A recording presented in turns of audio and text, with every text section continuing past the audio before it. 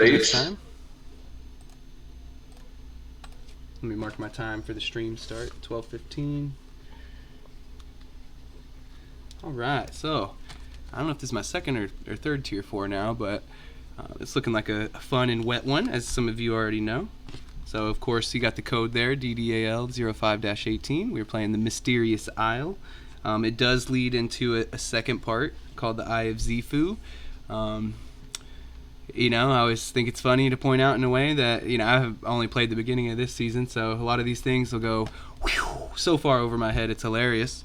But despite that, I'll do my best to represent it well, and should be a good time. So without further ado, character intros will come slightly later than what they normally do, so I know we love that, so definitely don't get too demoralized when I don't automatically turn the table over to y'all, but it'll come up very quickly. And without further ado, you guys find yourselves in the hall of a woman called Seer. She is a Shu woman. That's Shou. It's essentially like East Asian in comparison for real life. She's from her lineage goes back to the Far East of Karatur and those lands. But these days, she's a spy master for the Lord's Alliance. So if some of you are of the Lord's Alliance, you may have a direct tie to her and wanting to come help. Or the others, I mean, you guys are legends, not only of Toril, but of this point of the multiverse as it stands. I mean, the tales of your exploits and feats go beyond wild space even, and into the planes and beyond. So you guys are the top dogs of the world, as it were. And so, of course, she needs help, and she knows the people to call, and that ends up being you guys. So the five of you find yourselves there in her presence. You can tell just by being in front of her that she's a withered woman at this point, but still contains great power. She has a lot of respect as an operative for the Lord's Alliance. And it seemed like if you met her before, she may have looked different. She kind of is always changing up her appearance and things like that to, keep her mystery alive. And at this point, she appears to be kind of a bit of a more withered old woman, and you could certainly see the Far East features in her face. And so the weather here is fine. There's light clouds drifting over the blue sky and the sun beaming down, and the Seer stands with her back to you, contemplating an ocean view. "It's out there somewhere," she says, her voice hushed. "It fell from the sky many years ago, but my agents tell me that Baron Rajiram has located it. He's moving to claim it now.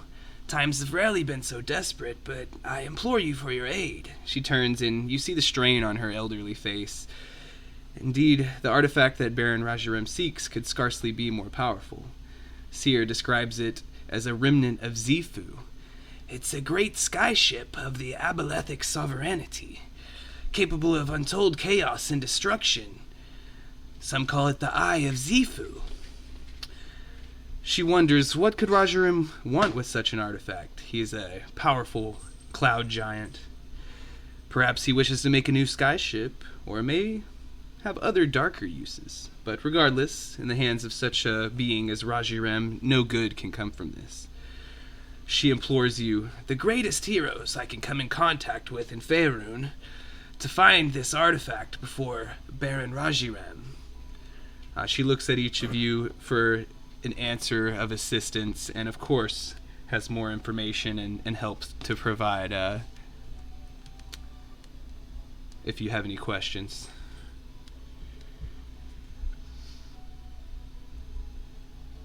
Uh, what's our job here exactly?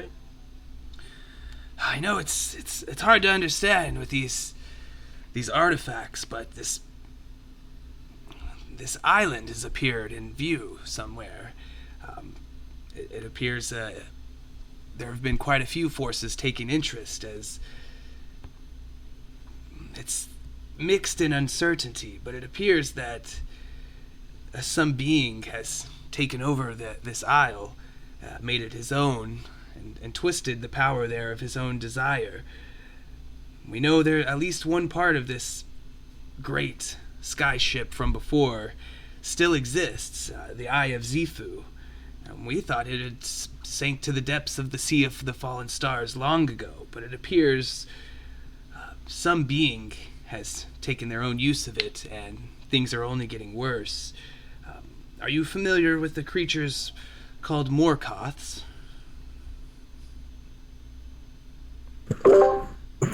I am. Had a little bit of experience with them. Well, perhaps you can help me in explaining to those that have not, as they are a rare beings to encounter. They're an evil race of cruel aquatic predators with hypnotic powers, but Alex, what do you know about them? Well, I haven't really experienced. I've never interacted with one directly, but I've heard a bit about them. They tend to kind of. They're greedy creatures. They like to hoard stuff. I know they don't really like other people. And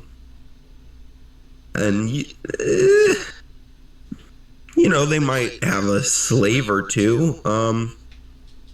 But I have heard that they do tend to respect those more powerful than them, such as like krakens or stuff like that.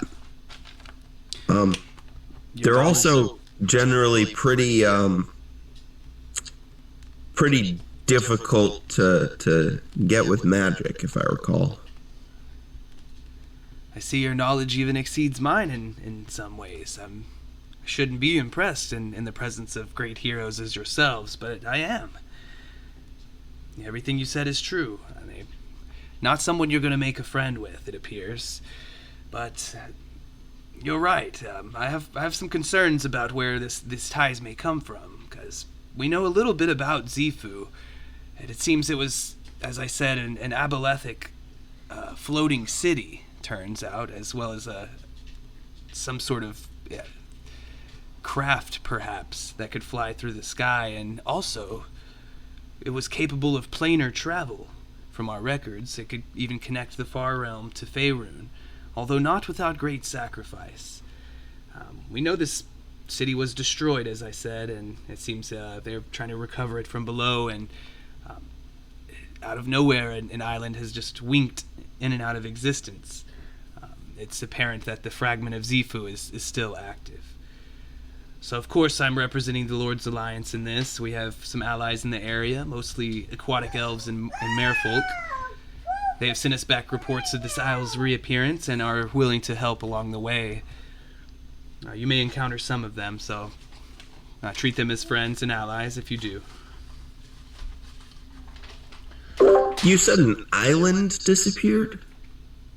More like it has reappeared.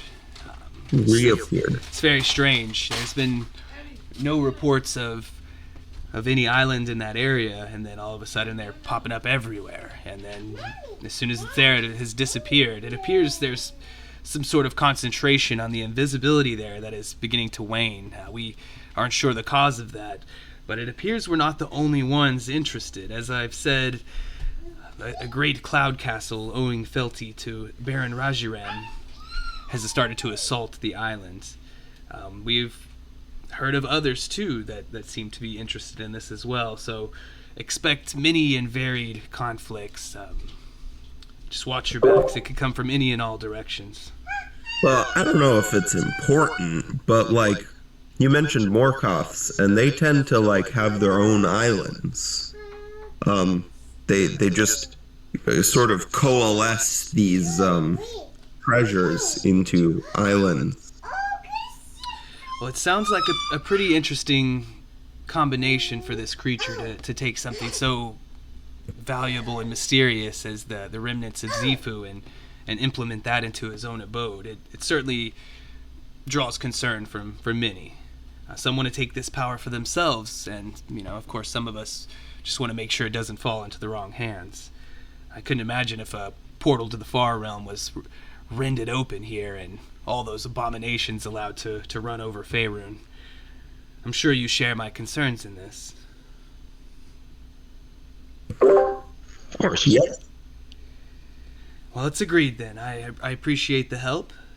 You see, she kind of a little bit of the stress hiding behind her withered face is kind of lessened as she knows that things are going to be on the right path with you guys. She says, to begin, I can give you some magic to travel beneath the water if you need. It appears that some of the locations on the island may be submerged. Of course, it's a pretty good stretch of ocean there to get in the first place, and however you decide to do that is up to you. We do have a rendezvous for you to meet with there. Princess Iridansa of the Sea Elves. She should be able to give you the current information of the scene. Yeah, as far as it is slightly mysterious of what this thing can do. We know it has ties to the far realm, definitely. And I'm sure some of you have seen the destruction that can be wrought from the far realm infiltrating ours. Our minds are just not equipped to understand the things that happen there, and it's the things of nightmares, I'm sure you know. And with that, she pulls out a big old Santa sack, and she says, "Of course, I could not leave you without a reward for your service here, and I fear you may need these in the coming battle." And with that, there's a handout here. A couple of you are already going to know how this works, of course. A couple of you don't. So what it is you get to choose your magic item from a list. You're going to have to tell me what it is, of course, and then I'll write it down, and that'll be in the session logs for you and you only. So this one's a little different to where, like, you know, you're going to get your own unique magic item that, like, let's say, Alex, you might take the +3 something, where Dexter, you may not need that, so you're going to take, you know, the Horn of Valhalla or something like that. So just let me know what y'all each decide. You can type it in the chat or whatever. And what's the table? Ah, there it is. Yep, I was working on it. And then for the more mysterious items, I did include the description as you scroll down for like the robes and the ring and the harp and all that stuff. So yeah, no rush or anything. But Ogrimar's quick. In my opinion, I think this is kick-ass. This is a really kick-ass way to do it. I like how we're all going for the +3 weapon. I actually like the +2 armor. That's a good one too. I mean, there's all these items are really good, so it's just whatever your character needs. Yeah, I'll take +2 studded leather. My character doesn't wear heavy armor, so.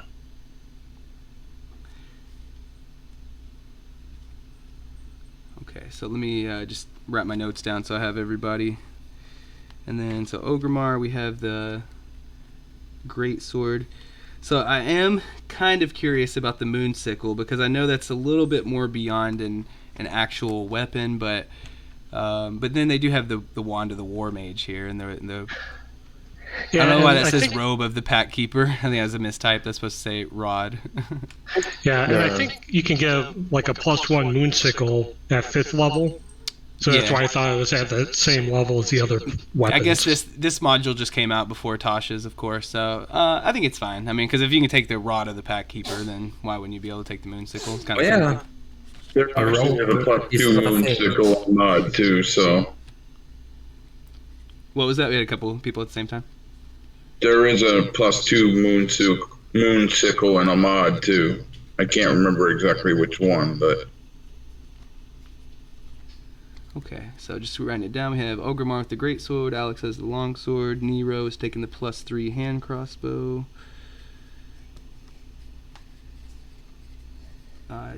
Dexter's taking the Moon Sickle. Like, I wish I could be more creative, but my attunement slots are full already. Oh, wait. Hold on. Let me double check something. For sure. I think I actually already have the long sword. Give me a second. I know you had just said it. That was Core God. You took the +2 studded leather. Was that it? Or what was it? +2. Yep. Yeah, you can only get +2 armor, so. All right, Stead ability +2. Nice. So of course, you guys, if attunement is needed, you can take the time to do so. If you just need to equip it or don it, or however, you can definitely take the time to do so. So if you need to make any adjustments to your character for AC or any of your attacks or anything like that, feel free to do that real quick in the background and stuff. And Assuming I can't get a second one for my clone. fortunately not. Yeah. Okay, cool. Yeah, I was pretty hype about that one. As one, they give it to you right off the bat, and two, you get to choose what it is, which I think is really cool. Okay, Alex sticking with the longsword. So yeah, she pulls out each of these weapons, and you can see how aesthetically each of them almost seem to be destined for you in a strange way. And of course, you know your characters better than I, so if you want to give a description at some point of how it like tailors and reflects towards you, you know, it's a magic item that definitely matches your aesthetic and stuff. Definitely feel free to throw that out there. But she's more than happy to provide you with these very powerful magic items, as she knows they will be needed. And as she hands those to each of you, suddenly a pseudo-dragon flies in through the window. You can tell by his milky white eyes that he's most definitely blind, and he lands on Seer's shoulder, and you see several shadows kind of passing over the window. Seer looks to each of you and smiles. It seems that Hsing here has been able to acquire some mounts for you. I'd hoped he would be persuasive. And coming to the window, you see several large metallic dragons, the sun shining brightly off their bronze scales.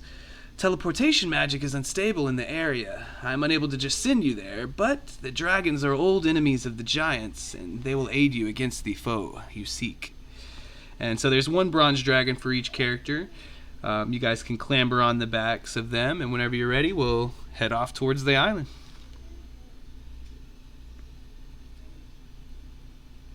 Is it the time for character introductions? Almost. Okay, then. Almost. It's actually right now, but it'll come about more of a role play-esque, but as long as everybody's good to go. You fly across mostly islands and water as you make your way deep out into the Sea of Fallen Stars there. The dragons are very friendly, and more than that, they're very interested in you guys. And this is definitely where we'll turn it over, as each one of them, as you guys kind of fly together, they have conversations with you, and their deep rumbling voices. They inquire, they of course want to let you know that they're more than willing to help. The giants have long been our enemies, and well, we've heard of the exploits of each of you, and it's an honor to carry you into battle. But please, if you know anything of us dragons, we like to keep a hoard, and sometimes it may just be of tales, of knowledge. What could each of you share with us? We got a little bit of a flight here.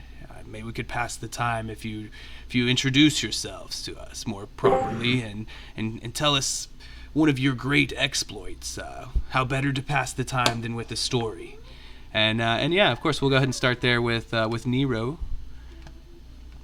Hey, so Nero is a young man who has short silver hair and blue eyes. He's wearing a trench coat-like studded leather armor. On his back is a modified bastard sword with something that looks like an artificer contraption attached to the handle. He's also missing one of his arms. He has a robotic prosthesis. And he has a bunch of different robot arms, and that's how I flavor my spells. I don't know, fireball, he'll pull out a flamethrower arm or something along these lines.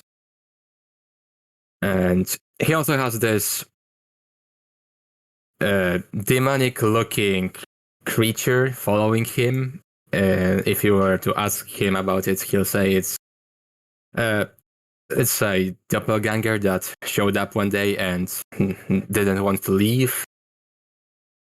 And to his dragon friend, he would tell the tale of how his demonic father, a couple of years back, returned after a lifetime of not seeing him and ripped his arm off. That's how he lost it. And ever since then, he beat his ass, but they made up, so it's all good now. And now here he is doing all this mercenary work for higher level threats.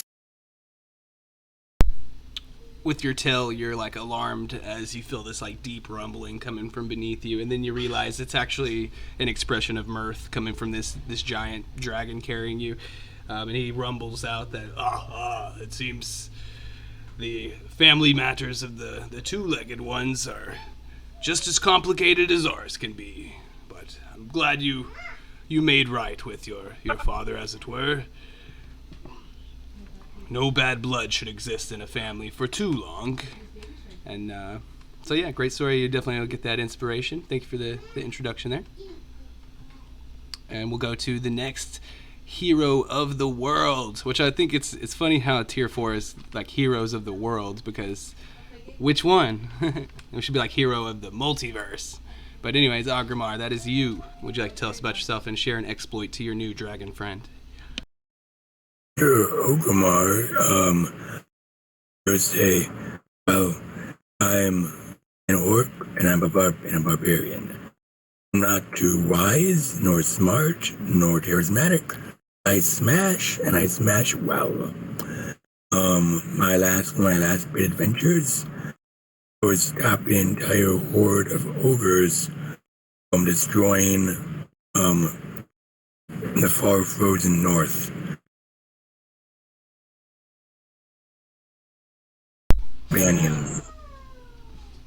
Well, to know your strengths and your weaknesses is perhaps wiser than any wizard or magician of any type, if you ask me. Perhaps you have a bit more in there than you think you do, Agrimar.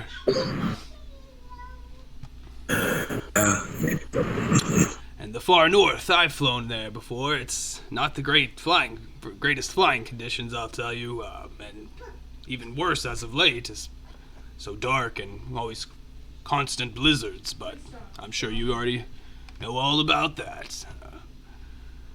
So very good inspiration there. We'll go to Mr. Alex. Hi there, Mr. Dragon.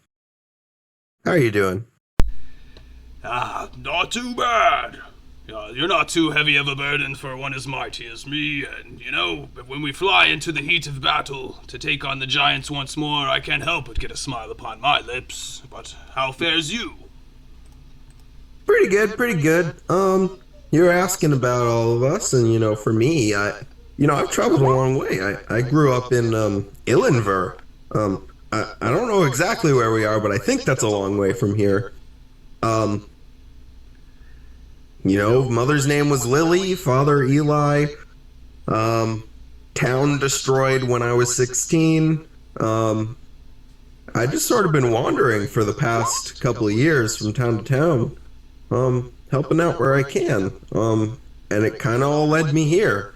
I like fighting, and I can't die. So funny. Damn it, AL. Can't die, you say? Yes, Sally. That is a challenge. Sounds like a very interesting rule set for life, if you ask me, but, it's perhaps a little over my wings, as they say. But a tragic story seems to be behind us all. What was it that destroyed your town? And I hope it wasn't one of my kind. We can be a bit temperamental, you see. It was just some bandits. Human interconflict. A hate crime for the ages, it sounds like. Always a shame when one turns on themselves. I never thought of it that way, but yeah, I guess you're right. Dragons don't tend to do that. Well, unless you're a different color, but, I mean... let's not get into that, it's not very appropriate in the end, but... Sorry, I digress. But thank you. And yeah, definitely take some inspiration there. And if I could give you an extra one for get me to say that, I probably would.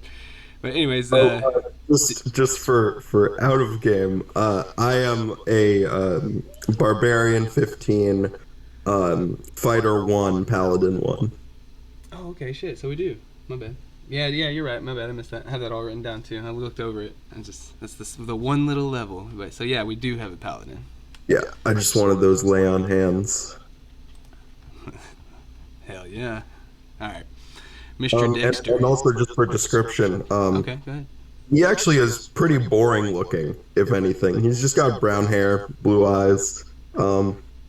His equipment is obviously like decked out to the max, but as a person, he just sort of looks like a guy. Definitely some levels there. You can tell. Like an onion. All right. Now, without further ado, I gotta say I am curious. Dexter, would you tell us about yourself? Yes. When I was young, my clan had kind of abandoned me, so I grew up in the streets of a large city, and kind of hung out with the thieves and rogues, but ended up going out to nature and seeing my my true calling. I tend to feel more comfortable in some of my other forms more than what you see here, but when first meeting people, I tend to show myself as I am. As far as stories, not long ago, Seer was actually kidnapped by some undead, and so myself and several other members went through and had to do a great deal of battle with several undead creatures that just took over her mind. And it was quite a fight, but we were able to save Seer and let her continue on with her journey. But let's just say I've grown a little bit of a displeasure taste for the undead and vampire and banshees. So hopefully we won't meet into any more of them. But if we do, we know how to take care of that. Wow, this is a wonderful tale you have shared with me. And to save Seer like that, she must owe you a certain debt. And here you are yet again, out to do her bidding. I can see why Hsing was so persuasive to get our help, when it all leads back to the strength that I see before me.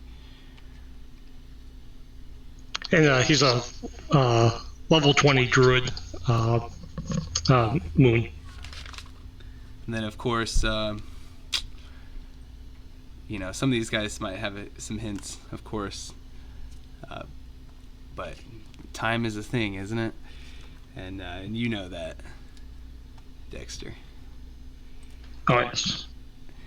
And some of you may have an idea as well from other things. But anyways, last but certainly not least, Core God. Yes, Core God is 8'2" bugbear. He does wear an eye patch. He's only got one eye, but he can still see pretty well, just from many years of battle. He does carry a great big glaive. He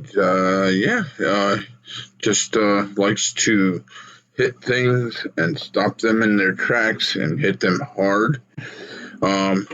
He was been up against a whole lot of giants.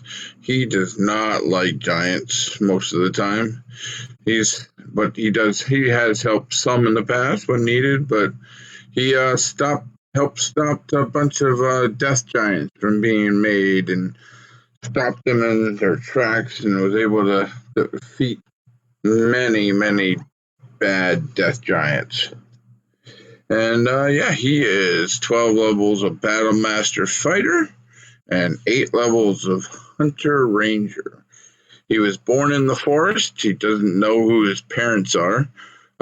He was found by a bunch of druids. So, yeah, that's where he learned how things about nature and just learned how to be one with nature and nature and protect himself. And pretty much that's how it is.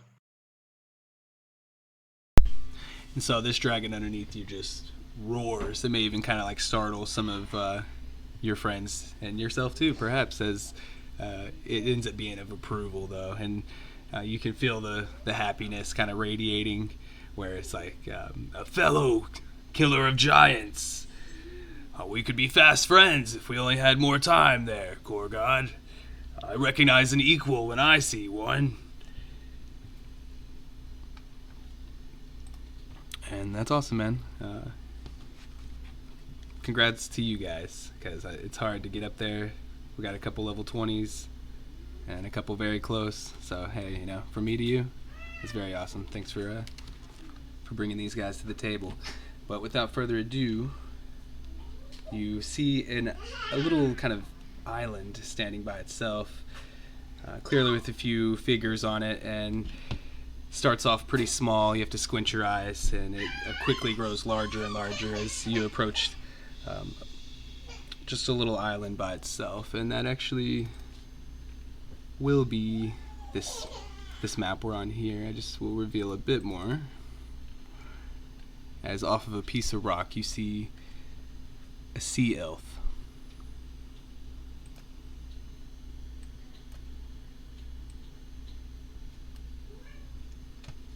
And you guys can move yourselves down closer, as the area around him is pretty shallow enough that you can stand in. And he kind of hails you over.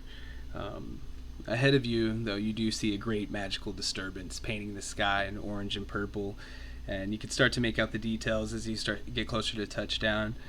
There's a very great cloud castle just floating over a small island in the distance. The magic energy is causing great displays of light all around both of them. In the ocean below that, though, you see various ships. There seem to be dueling in great battles. If only someone had a giant warship to ride into this. But there's also shark-riding humanoids and stranger creatures just visible as they come to the surface of the darkening sea. The dragons descend towards this wave-lashed rock about a half mile from that island, and you can make out the forms of some elves, as I said. Some are huddling half in the water, and they watch you descend with anticipation. The dragon says, "I'm sorry, but we'd hoped to get you closer. We didn't expect that sort of magic. We'd probably be disintegrated before even getting there. But we can scout around until we see a chance to help you." And they try to drop you off roundabouts over here. If I could. In the bottom right corner.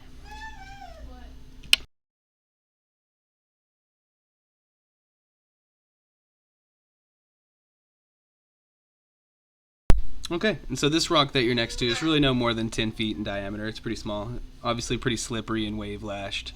The shelves of rock kind of protruding around it underwater, and the shallows there enough that you can stand in.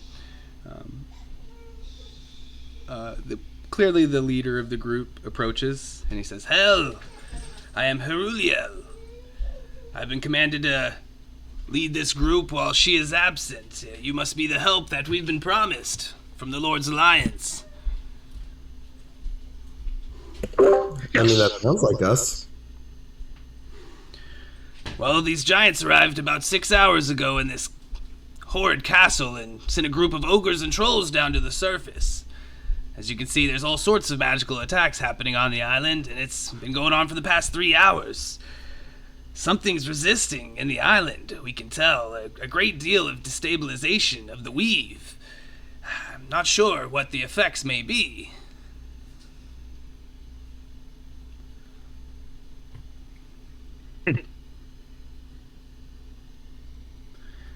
"Well, I can tell you more. There seem to be a few different forces here. Those ships beyond actually belong to some called the Kraken Society, a third party, if you will, and they're causing havoc of their own accord. We've also spotted several of those Aboleth abominations and several Sahuagin as well in the area. We're trying to fight alongside the merfolk to prevent any one of these forces from gaining supremacy, but it's been tough, as you can see. Yes. We'll kill the giants, okay? I'm afraid it's a little bit more complicated than that, because I'm sure you were expecting Princess Iridanse here to welcome you, and I wish she were here. I, unfortunately, am just her trusted lieutenant. Well, she tried to sneak in there. There's two entrances we've discovered, one underwater, the other on the surface, and the giants are gathered around the surface entrance pretty heavily. They're being opposed by both of the forces, so it's probably the most dangerous place. However, the second entrance doesn't have seemed to be approached directly by anyone in particular, and so our princess went on a scouting mission. Unfortunately, she and her scouts have not returned. That doesn't sound good. Oh no. It's my job to be composed, but I am of the utmost distressed for my dearest princess. She is the jewel of our people. Do you want us to try to find her first? It's just nothing I could ever ask of a stranger, and you can see that he was really hoping that you would offer. It would mean the most to my people if she was saved, and he kind of breaks a little bit. And to me, myself, you can tell he's actually pretty beat up about it, but he's really trying to stay so composed. But he goes on to say, no one seems to be making a move on that side, as from what we can see, and I can give this magic to you to allow you to breathe underwater for 24 hours. If things get desperate, I can give you enough for another day as well, so just do what you must. And he gives like 2 doses of this magical cordial. Taste light and fresh upon your lips. But yes, there's 2. They both last 24 hours. Like 2 per person? Two per character. And it's not like a potion of water breathing necessarily. It's just kind of this special magical drink. Totally not Right. a potion. Right, that should be plenty enough. Do you know the generic direction where we should go? And as you say that to him after he distributes these drinks, you see his eyes kind of look off in the distance a little bit, and he kind of ignores your question to be like, "Oh hell, it appears we have some visitors. People, get back out of the water!" And to be honest, the way this rock is that like you guys would be in the water. That's just so it's very you'd be standing though and stuff. I'm good. Can I quickly cast a spell? It's gonna be low level, so don't worry. I'm not breaking the world yet. So Just wish. you can see the people that are a little more attuned to the water are kind of able to like just hop up and like fin back on the rock, and so his few people in the water kind of jump to safety, and they look to you very expectantly to try to help out here. And let me get that initiative out, of course. So can I cast a quick spell? We'll just roll it out from here. This will just be we'll be in combat now. Oh, it doesn't matter, but okay. So, oops, my bad. There it is. So, Nero is acting fast, and the Doppel. Nice. I am acting not too fast with the shark.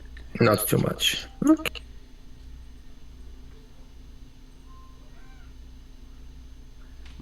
Tragic. Alright, let's see. Think we got everybody else in, right? Are we missing one? Oh, I forgot. Hold on. Sorry.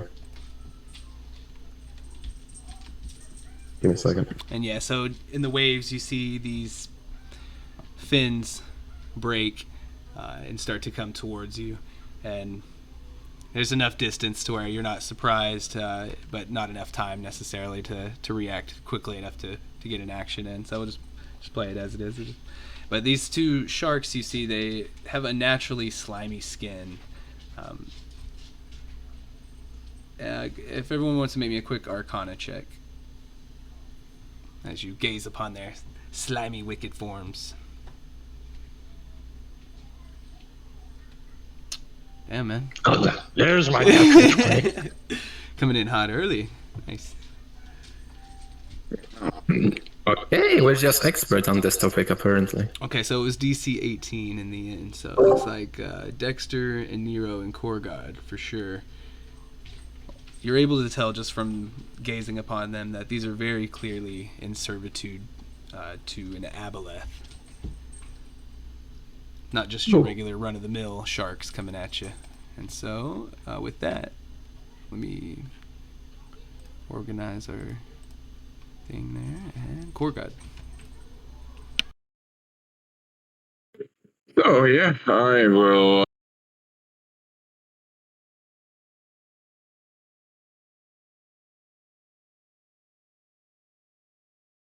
I will. Just come out here.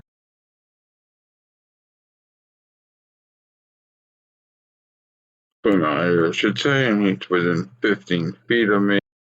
And I'm just gonna start clobbering at this.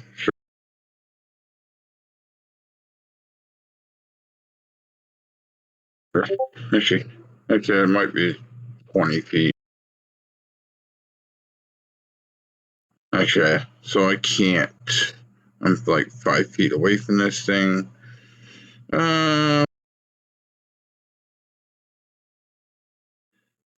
Yeah, I would just have to put my cloak on and pull my cloak over my head and just, which I think is an action to use.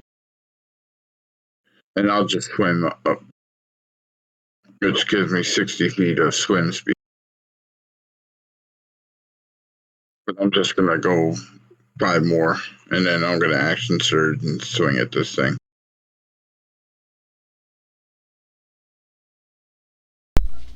Okay.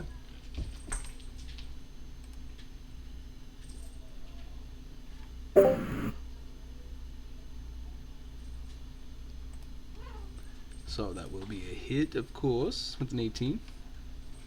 So, and another. So. How does Bugbear's surprise attack work? Is it once per turn or? No, it's any time before in that first turn of combat. If you go before it, you get it on every attack. It's insane. And then I will bonus action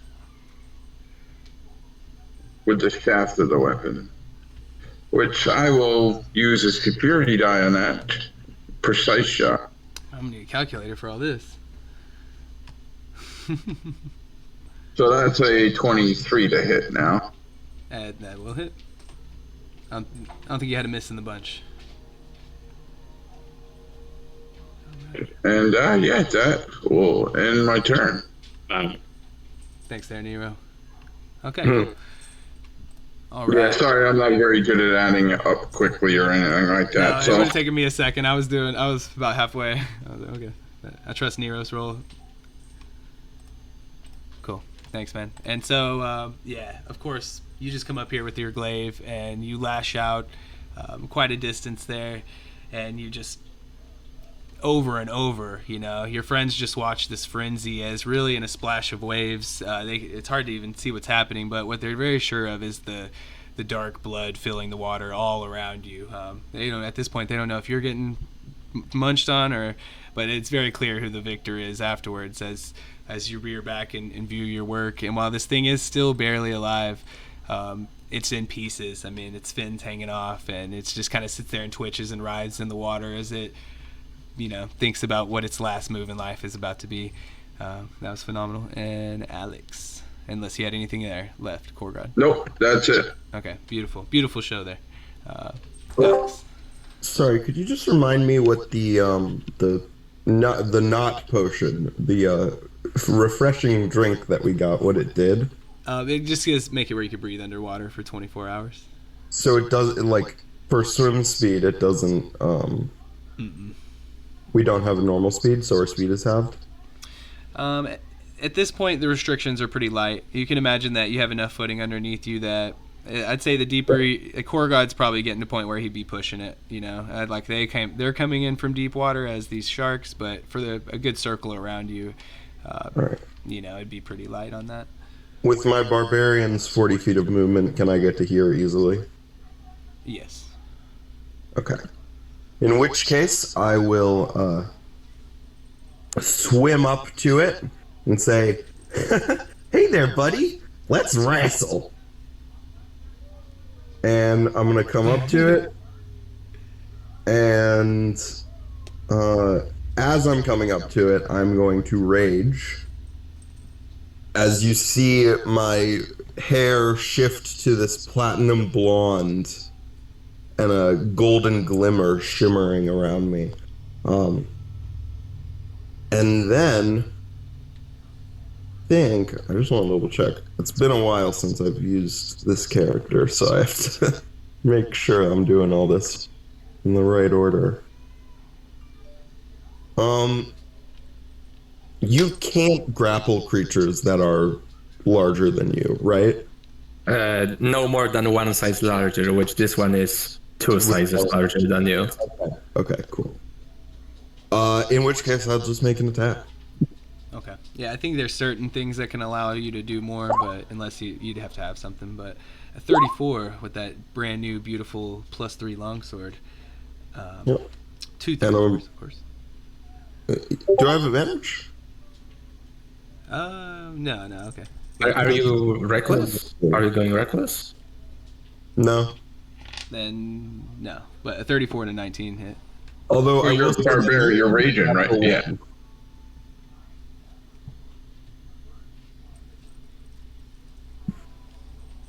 The 19 is a natural 1. Wow.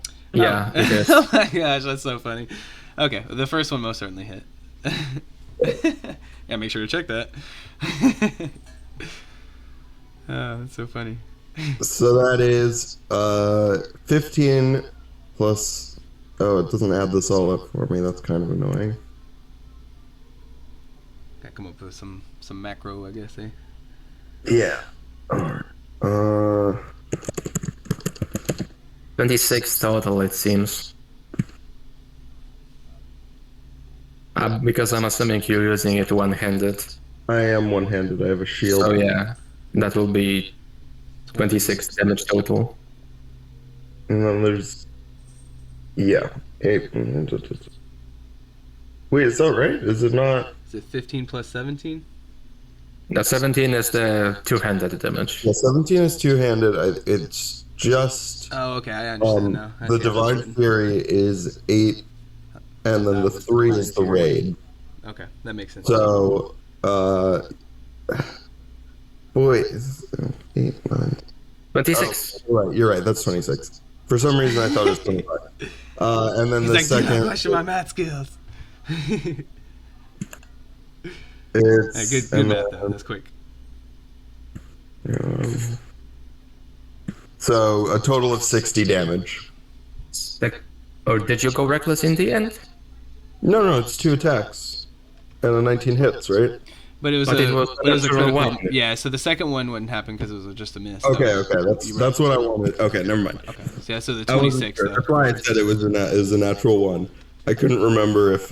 I know. I would have. Yeah, I was fooled too with that high of a number. So that's why I'm thinking. I gotta at this tier. I gotta make sure to hover over and check. I definitely will. But that's what. Oh, you're right. Divine got a Fury. chuckle out of me. I was like, damn. Okay. Doesn't matter. It's just 26. Okay. Nice. Good chop off of him. All right, and that'll be my turn. Okay.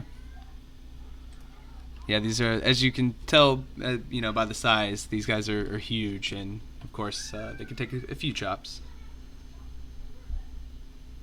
And Nero, it's your turn. All right. Oh, boy. Let me double check the distances. 65, 55. I'm going to. Right. Nero's gonna walk forward.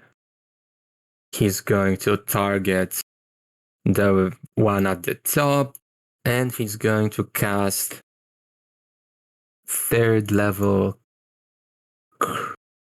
Wait, no, 2nd level chromatic orb. And he'll choose lightning damage. So he'll quickly pull out one of his robot arms. This one blue in color with like electric paint finishes on it. And he'll just blast it. Like Mega Man. So yeah. Light. There you go. 15 to hit, I think, is iffy. Oh, but it's good enough for these huge things just swimming there. Nice. So yeah, 13 lightning damage to his face, not too much, but it's a low level. And that was my action, so I'm going to use my bonus action to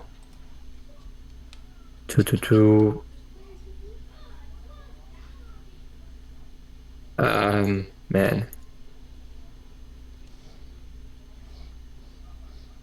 I mean, I have so many blade songs, I may as well activate one of them. Sure. Okay, so blade song on, electric ball hits the target, nice. This will be it for now. Okay. So that's it? That you're into your turn now? Yep. Okay, yeah. So as you pull out your strange device, it almost seems like the sky kind of like darkens as an arc of electricity races across the water as far as what most people can see, and then strikes true. And in that moment that the sky darkens too, you can see the magical energies from a mile off, and the island just kind of thundering too. That there are forces awaiting. But with that, we'll go to Dexter. All right. And just so you know, there's a thunderstorm coming through. So if I cut out, just skip over me to go through that, because I've lost connection like 3 times. Okay. But Keep us posted. Yep. But as a bonus action, I'm going to turn into a giant shark just to match them. And we'll swim up. Swim speed of 50. Oh, there you go.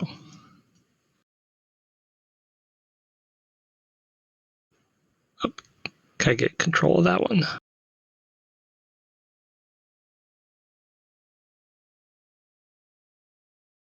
She's all yours, mate.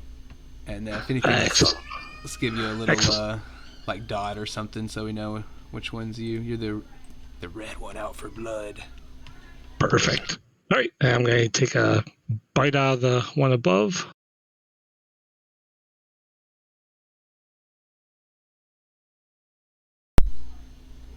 Not the best damage, but 20 points. Not too bad either, though. As Alex, you're astounded to see, you're getting to the point where you're almost waist deep or so, and this huge shark just thrashes through the water and dips down into the depths, and you're, this is like a battle between 2 Goliaths in front of you underwater. It's incredible. All right, that's my turn. Can't say too many get to see 2 sharks fight it out, but Armor, you were. Did you roll with advantage? No, I was going to mention that, but here, I'll try it again real quick. Just in case you crit, Yeah. No, I read that too, but I was going to let it pass, but thanks. So, no crit on the second one. Okay. With my orc ability, I'm able to effectively move my movement speed towards someone I can see. So I will then move effectively 80 feet of movement. I assume I can get to here. Yep. Seemed like you'd be able to get where we need to get. Starting to get a little more in the water. You could tell any deeper, and you'd be more in like underwater combat territory. Okay, then I'm about to ask, but oh god, I hate that. No, combat. Oh God, Okay, yes. a free reckless rage. So it's 26 to hit. All right. With WM and reckless. You're making Both are- sushi as you realize another little chop it a chop, and you're gonna be able to feed the group after. Well, then again, with the slime, maybe not. Okay, then I'll do another one. Same GWM. All right. How do you want to fillet this this fish? 15 hits. Fair enough. Okay. Then yep, I will just do it right through, like upwards through its mouth, and yeah. All right, beautiful. And it's just that it tattered and in pieces after, Korgad, sorry, he kind of gives you like a pat on the shoulder of like we did it. Then I am done. Beautiful. All right. Doppel. That's my token holder over here, so I'm just gonna move him over. Here. All right. Okay, so it's Doppel's turn. So Doppel's... Oh, wow. One of them is dead already. I just went to a washroom for a minute. Okay. So yeah, distance is a little bit too much, so let's get slightly closer. And yeah. First, we're going to fire the brand new +3 crossbow. So that's a 24 to hit. Dead eye. Boom, 12. Okay. Now, gonna load a special freezing bolt, which is just casting a cantrip Ray of Frost because I'm a blade singer. Boom, 17 cold damage. And bonus action because crossbow expert. Let's fire one more time. 30 for 13.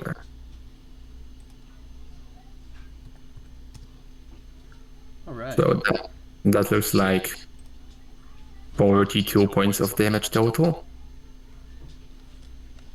Okay. And Got it all that's- down as what seems to be a clone of Nero jumps forward and just unleashes hell in a few different ways. Alex, you're front row view for all this. As it's just out from DM perspective, it's interesting how the first shark y'all just unloaded. That was quick, boom. This one's like slowly peppered down, but it is definitely, in fact, bloodied at this point. A little more so, as you realize you're doing an effective job, and it kind of seems a little desperate, but it is. I'll say it'd be locked in this struggle with this other shark. It just got attacked by one of its own, and it would feel personally offended by that. And so it flips around and tries to bite back at you, just like you did to it. And with your AC as the shark, would a dirty 20 hit you? Oh yeah. Okay. Can I do something to that? Don't worry about it. Oh, I was just gonna sentinel attack. Oh, got it. Am I good to do that? As wait long as for it's the within attack to go parameters, through. then yeah. I mean, you want to? I'll wait for the attack to go through, but then I'll sentinel attack. Okay, that's fine. All right, so it's just a bite towards you. So we'll see the dice there.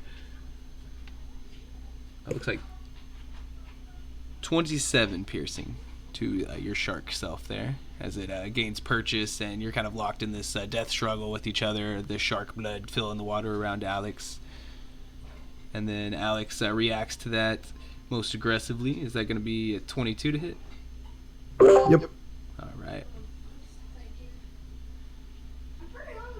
28. Yep. Thanks for the quick math. Mm-hmm. Okay. Got it. All right. So just one more chip away at this creature, as it's not long for this world. It might only be 20. Can I use Divine Fury on my reaction? I don't think I can. First creature you hit on each of your turn. So yeah, it has to be on your turn. Okay, I'll give it Yeah, back it's the. only 20. Okay, cool. Good check there. shoot, I'll be learning things in these games for sure. And oh, I'm so sorry, I just skipped you there, but it's you, Core God. Let me bump you back to the top. Core God. Little distance there, but what you got?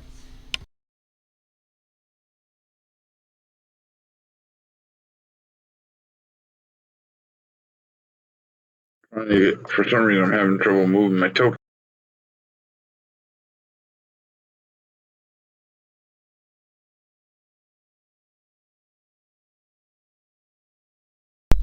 I'm going to swim within 15 feet of it and then just attack the shark.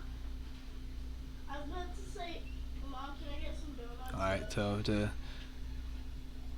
you can't move your token? That's me doing it right now. Oh, there I go. So, After you yeah, I I guess have at a that point you 60 swim speed at the you'd be moment. kind of slipping into some deeper water, so you might just keep that in mind. But you could probably go this way, right, and do the same effect. Well, I have 60 movement right now. Okay, I'm just saying that you're gonna be in kind of treading water at this point on the other side of the sharks. You're like would be in underwater combat territory. Yeah, it doesn't matter with me. I have a swim speed anyway. Okay, well, carry on.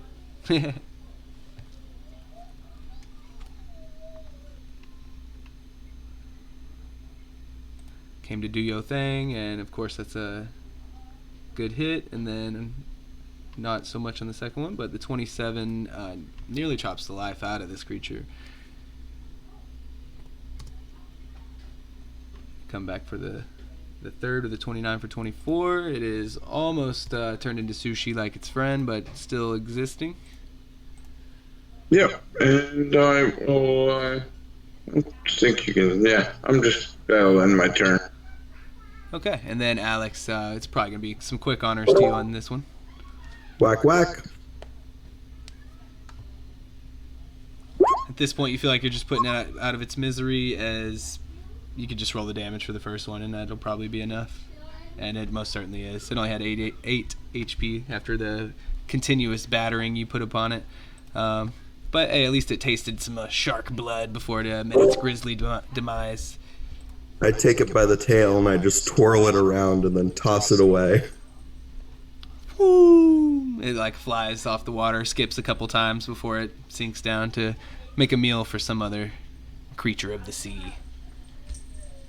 Alright, so we'll go ahead and clear the turn order there. And you guys turn back to see the sea elves there. Hiruliel approaches, and as he does, you see what's clearly more a mage of his group. He was just having conversation with, and with a nod, they kind of turn, and he motions for you to come back and kind of resume the conversation that you were just having before it was interrupted by those foul sharks.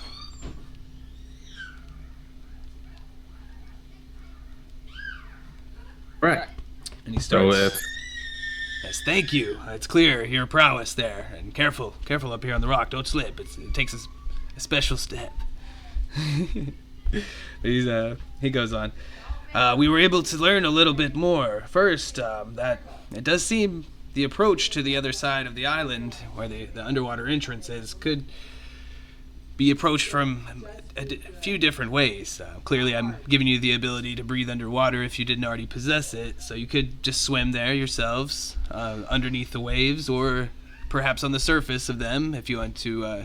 You could swim there, or take a boat if you have one. And of course, if beings as mighty as yourselves may possess the abilities to fly, and that always is an option too. But however you get there is in your hands. And the best I can do is fill you in a little bit more with some details I learned from our mage here. Very gifted. We've learned a little bit more of these effects being put on. And I'd like to share this with you before I say adieu. And please, Iridanza desperately needs you. So there's one more handout. There's just something to keep in mind. Definitely something that I don't mind sharing with you guys so we can kind of all work together to stay on the same page with this. It's called Magical Disruption. So, of course, the efforts of the Giants are penetrating the Morkoth's defenses to acquire this Eye of Zifu. And it's fucking up the weave, guys. Come on. Teleportation magic is bonky, as you can see there, and concentration is a little more difficult to maintain. Any saving throws to maintain concentration are made with disadvantage, so spellcasters, keep that in mind.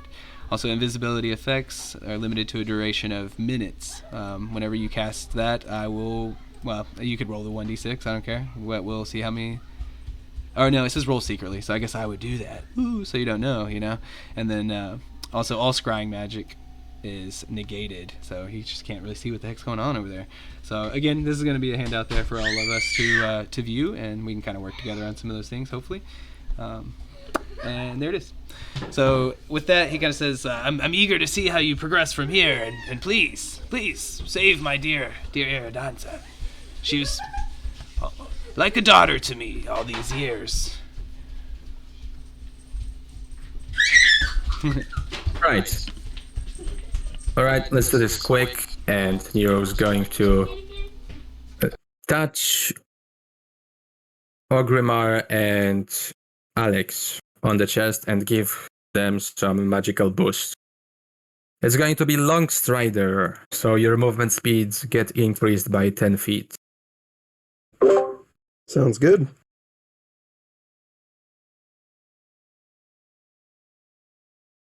And with that, well, unless anyone has any other means of transportation, I think we should go scuba diving, if you will.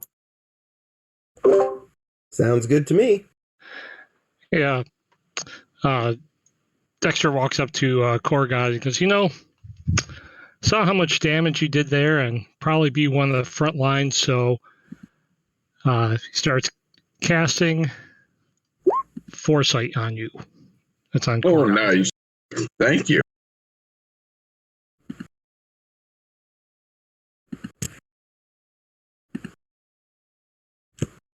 So there's a description for that. That's a good one. Oh, that's a great spell. I figure it'll be more beneficial for someone that can hit 4 times than someone like Druid.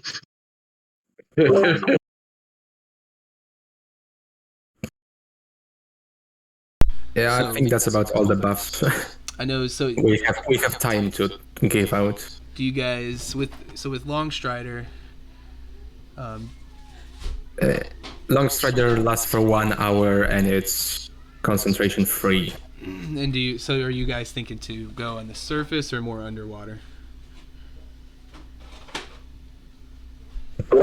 I'm good to go underwater. Our movement, I think, will be hampered either way, but All right, and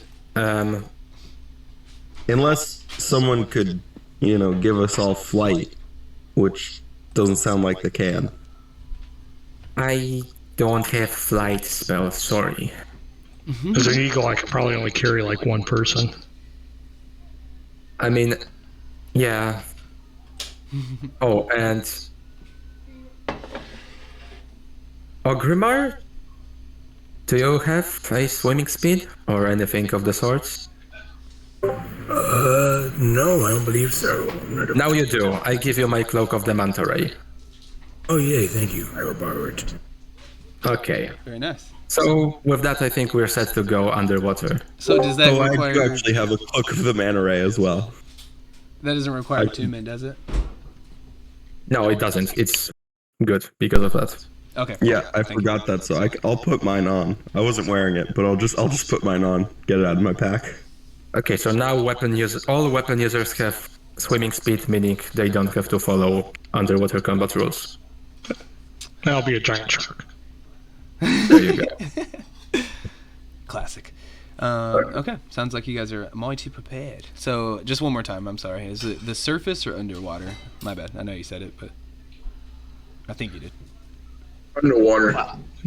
Oh wait, underwater would also come with some dark vision problems. Maybe we should just swim on the surface for now. And so one thing is too is you can change. It'll take about a couple sequences worth, I suppose, to get there. So if you can go underwater for the first part, and then you could go on the surface for the second part. So you could kind of, if you need to or want to shift up your plans, you most certainly can. As a shark, I have blind sight for 60 feet. if that helps. I can't see shit. Not good. Wait. Cantrip. The doppelganger has a cantrip for that. He will touch your sword and cast light on it.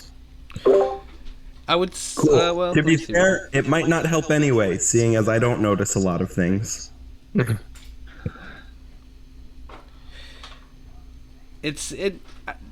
The light down in the underwater is not necessarily going to be an issue.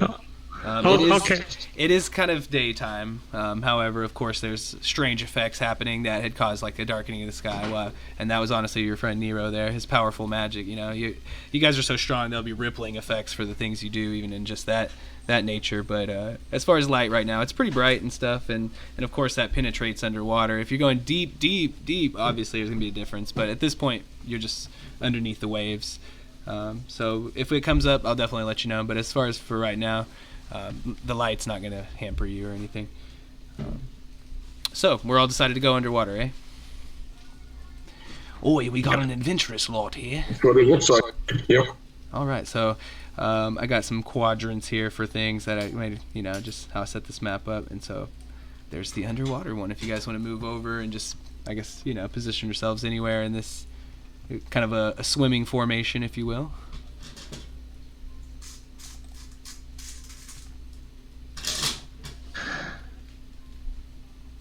I'll swim ahead as a shark. I would try and stay within 5 feet of as many people as I can. Did something happen with the token there? For your shark self? Oh, I probably deleted it. Sorry. No worries. Let me give you this one, and then you can just hold on to it. And if you think you may use it, you could just move it over off the map or whatever. Yeah. No big deal. So let me give you that guy real quick. Alrighty, he's all yours. And so yeah, we'll just move Dexter over here by the underwater thing there. You can move the shark. This one. There it is. Yep, I just had to find it first. No problem. Alrighty. Okay, so let's get started with that. You guys dip below the waves, leaving the sea elves at your back, and continue on. The sandy bottom underneath you, it starts to extend a little further and further away, and it does get a little dark and more murky towards the deepest of depths. From 900 to even double that. You start to come across some kelp forests, or 900 feet away from the rock. I'm sorry, should probably finish that. But from about 900 feet to 2,000 feet from the rock, the sandy bottom's kind of replaced with these kelp forests. Seems like there's some cover down there if it was desired. And there'd be the kind of odd rock formation here and there, such as the slippery rock that had barely peeked its nose over the waves that you just came from. And even you even get to see the sights a bit as you lead on, and you see even some shipwrecks.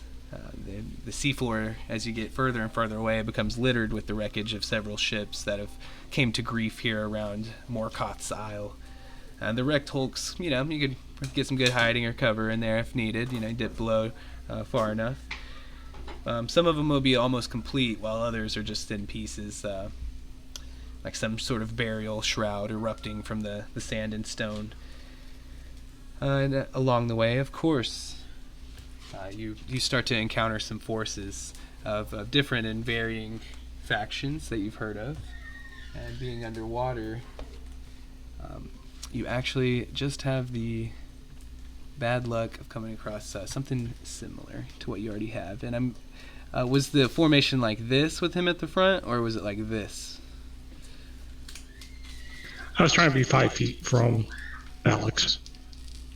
And so this is the front of the procession? Everyone's Yep. agreed? Okay.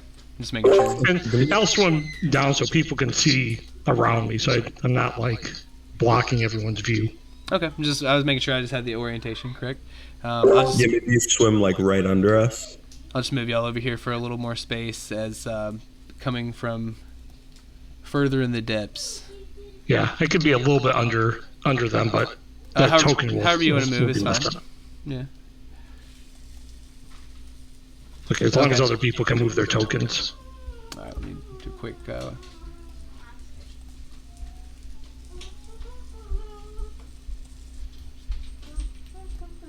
1 second on there. Just gotta get positioning of these folks.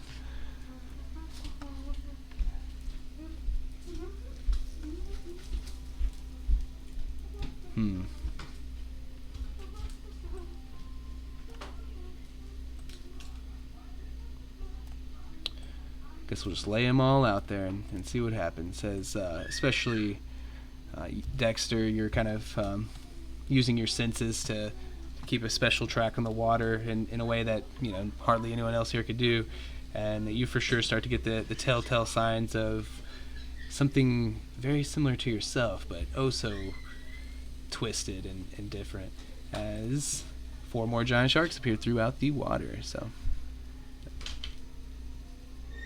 we'll bust out that turn order. Roll initiative. I guess if you want to roll with your character, Dexter, I know the initiative might be slightly different, but that might just make it easier for tracking, because whole lot of sharks.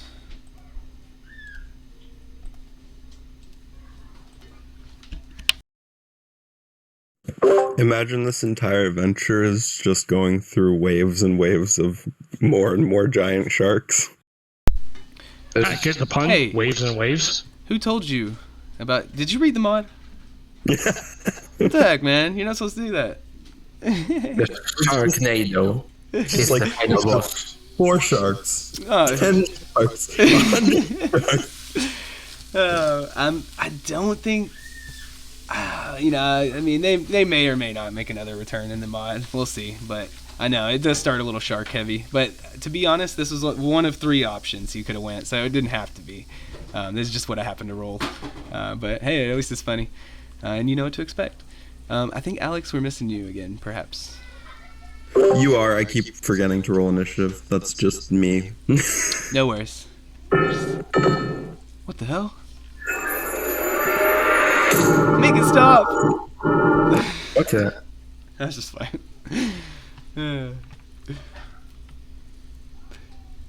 Now this is just perfect. Oh, wait, it didn't work. I rolled it and oh, I see why. Hold on.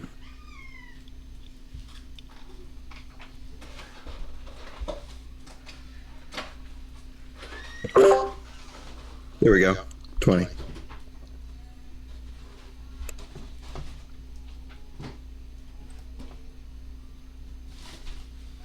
All right. So, Core Guide, this is looking familiar. You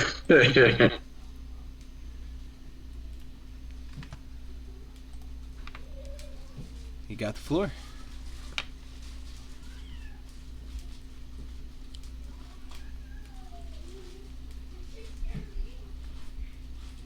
And yeah, I'm just gonna swing at this shark here in front of. No, wait, that's your friend. Oh, never mind.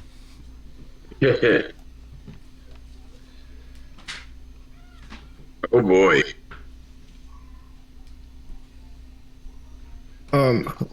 So, do you I'm just have gonna- advantage?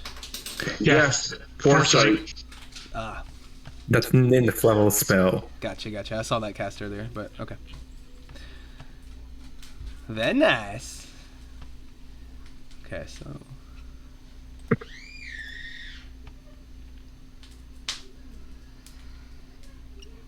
Alright, there you go. No, yeah, that'll Not my a turn. miss in the bunch for 157.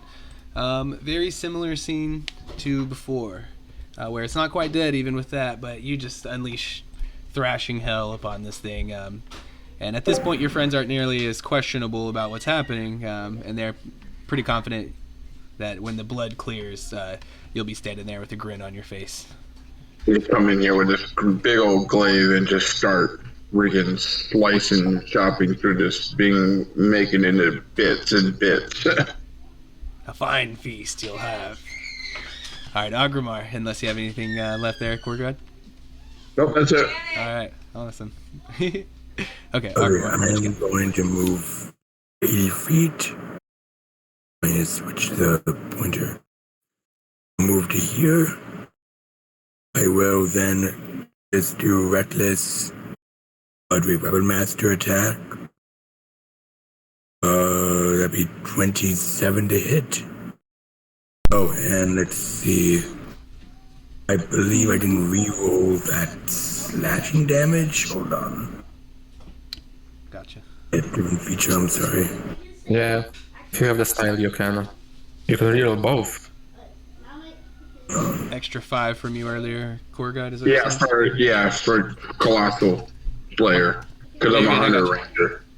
Okay. He's still Oh, kicking, sorry, barely. sorry. Flipping, I guess. I'm sorry. But I do still get, okay, I'm gonna use its speed. No, so since I hit it with an attack, and then bonus action, knock him prone. Okay, so real quick, hold on. Did you, I mean, honestly, either way, he's dead with that first attack. Oh, he's dead? Oh. Even if you re-roll that dice. Okay, no worries. And I will then just move. I mean, I haven't do that. I will then just, for my, I have 35 feet of movement. I will then use my bonus action to move up. Sorry, move down this way then. Whoops, not on him. I will then use my second attack with him. Oh, large or small. I'm sorry, thank you. And Canero, and I will just do that for 30 with a 23 to hit. And then I am done.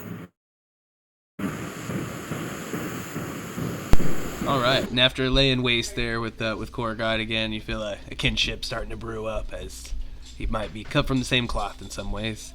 And beautiful follow-up, too, with the second one. And Alex. It's almost like a direct repeat. Yeah, I rush in, and you see just like a trail of bubbles behind me as my cloak magically propels me through the water, assisted by the long strider. And I just... Of course, those bubbles are the cloak. And yeah, I just cut him up into pieces.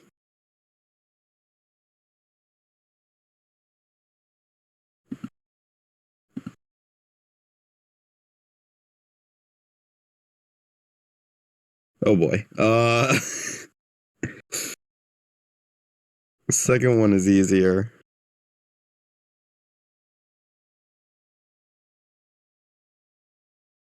Okay. Sure. Yeah. Yeah. Do I add my rage damage both times I hit? Yeah. Okay, so 65 total. And I did count Divine Fury once.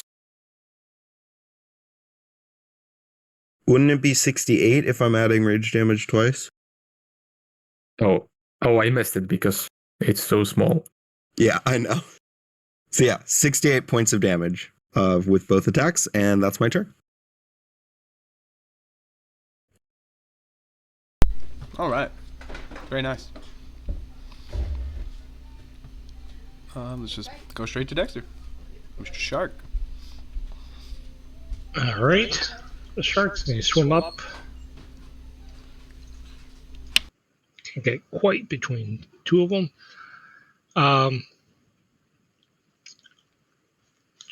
Yep. He'll take a chomp out of this one.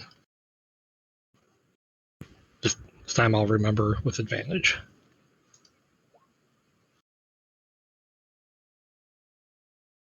So 21 on that shark.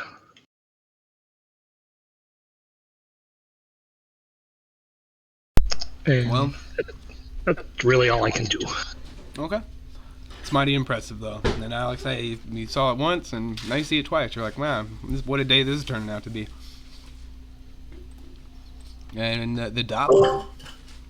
It's just a shark fighting day, I guess.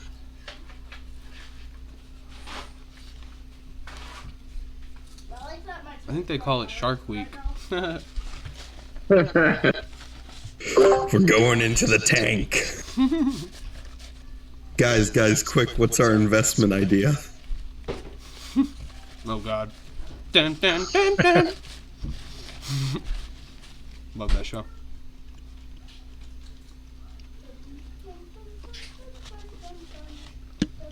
Sharks, today I present you with the Eye of Zifu. Alright, so Doppel gets ready to use that fine hand crossbow the seer gifted, quote unquote, him. Alright, 10 and 23, so 33 total.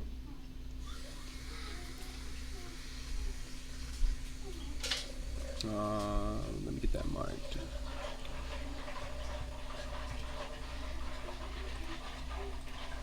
Okay, and blood starts to fill the water around you, Alex, as this shark is most certainly bloodied. You also feel a little frigid as the water kind of reacts to the cold beam blasting through it.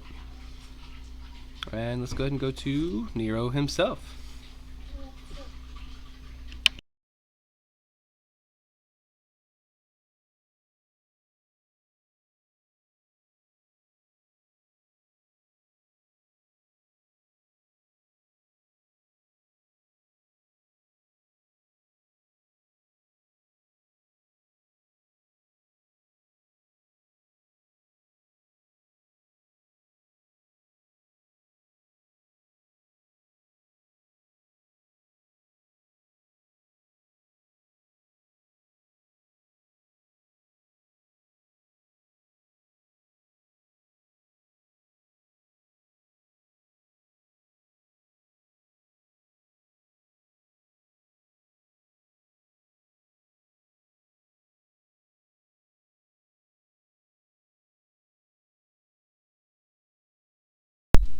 Okay, 23 is Blue Rose.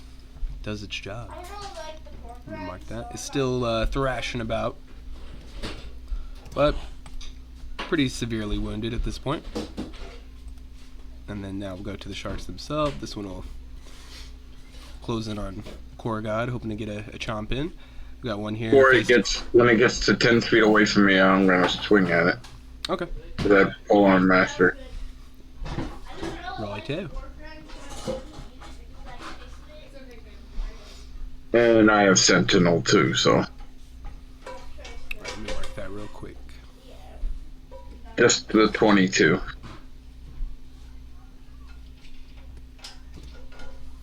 Okay, I got like it. tropical punch. And then, yeah, they're all pretty much in. This one will come back a little. I have cherry or tropical. All right, let's see if we can hit some. So with Core Guide, you have AC 20. Let's see. I don't think that is going to do the. Does it I have think a the 10 shark's foot range? Yeah, the shark's 10 feet from me. Yeah, we're right here, right? Right, but with Sentinel, I think the shark stops moving, doesn't he? Yeah, he stops moving and has 0 movement. Oh, okay. Yeah, I haven't used that one myself yet, so you just have to remind me. All right, well then, yeah, okay, he's not going to. He would have missed anyway. So, but good call on that. So you want me to Then on Ogrimmar, we have a miss. That's terrible. And then for Alex, a 25. No crit or anything. 25 to hit. Okay, so I guess like one gets through, and let's roll that out real quick. Yeah, 25 will. Yeah.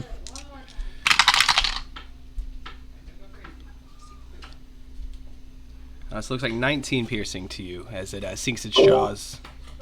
All right. Is that? Did you already have that with my rage or no? No, that's just 19 piercing, so halved will be, what, 9? Yeah. Okay, 9 piercing to you there as it tries to get a little taste of your flesh. And then we're back to the top with Core God. Poor slow little sharks.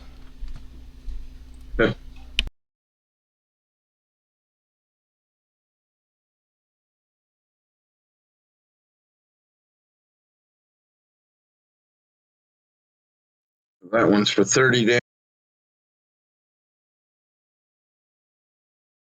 So 52 is what we're looking at.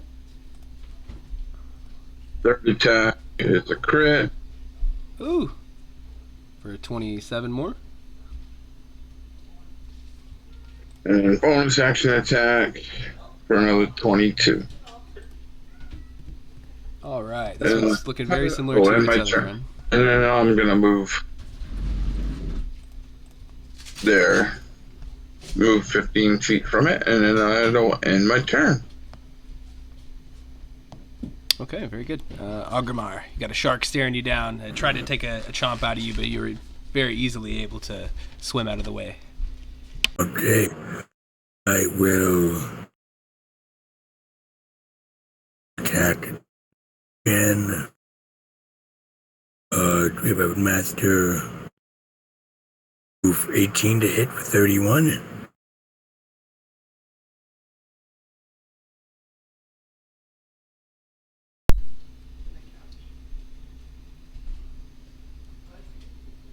And I will do another one for 32 damage.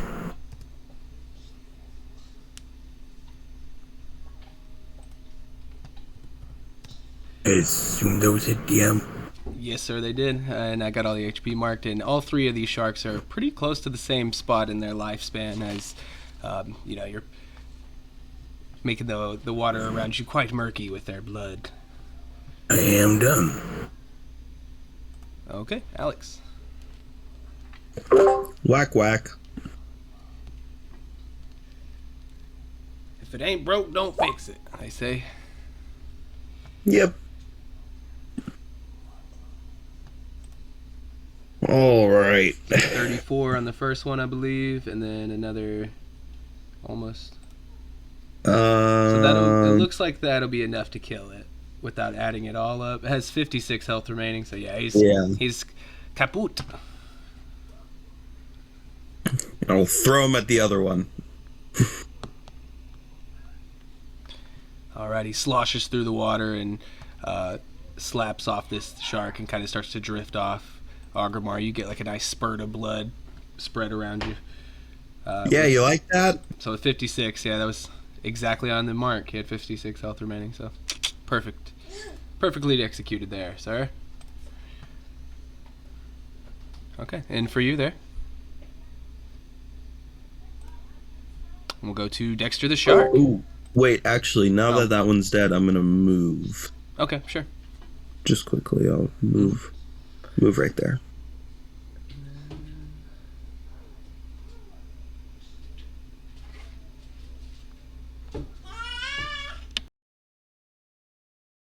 Great. I kind of swim up underneath a little bit, loving the blood in the water, and take a bite.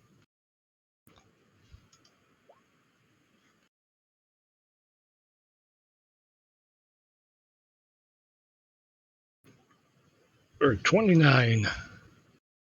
That's pretty good damage. Yeah, not bad for the shark. But unfortunately, that's all he can do. Okay, and that's a little more than half of what it had left, so very effective as you come from below and you see the now tiny diminutive forms of your friends swimming above you. And with that, we'll go with Doppel. Right. Gonna get close and same thing I did last time. No need to waste spells on these guys. So crossbow for 14, Ray of Frost for 21, and crossbow once again for 12. And remind me which one you were targeting, I'm sorry. This one. Alright. Agrimar's friend. Alright, with a 14 and a 21, that alone.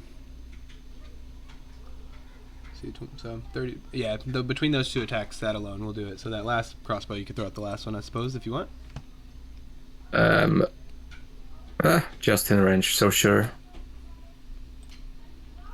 Okay. It is still alive, of course, but it not as close to living after that, of course. And then we're going to Nero, or you got anything else for Mr. Doppel? And that double is done. And Nero's gonna swim slightly closer and cast first level chromatic orb. And let's make it lightning again, sure. So first level chromatic orb.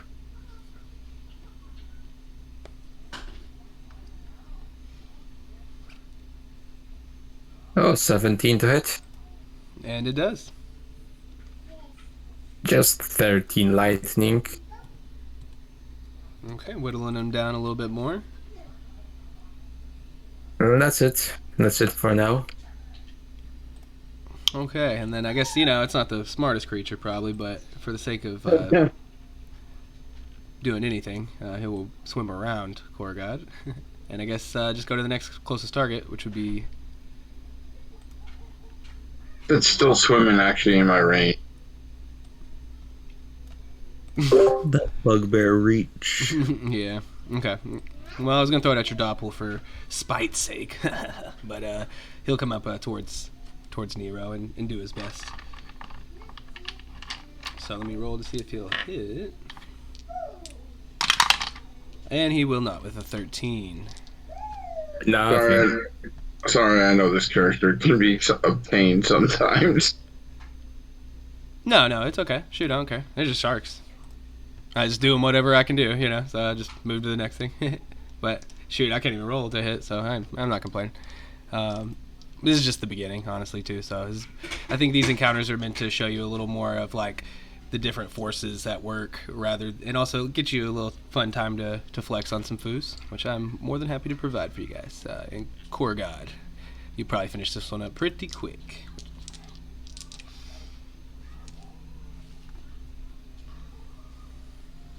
And you do with those first two. It is mincemeat, I guess would be a good term for it.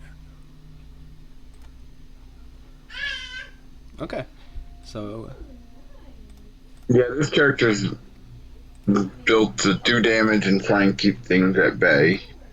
hey, it's doing a great job.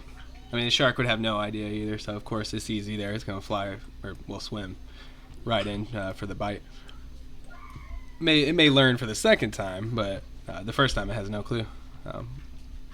But anywho, if you guys want to regroup in swimming formation, and you could also, of course, communicate with each other and, do anything that didn't look like anybody's really too hurt. Alex took like a small scratch. But whatever you guys want to do, and then we'll move on to you got a little bit more distance to go. You can tell you're about halfway there to the island from where you're at now. Waves getting a little bit turbulent as you pass over or under the occasional ships at fighting. You realize not every fight is worth your time as you continue on with a bigger target in mind.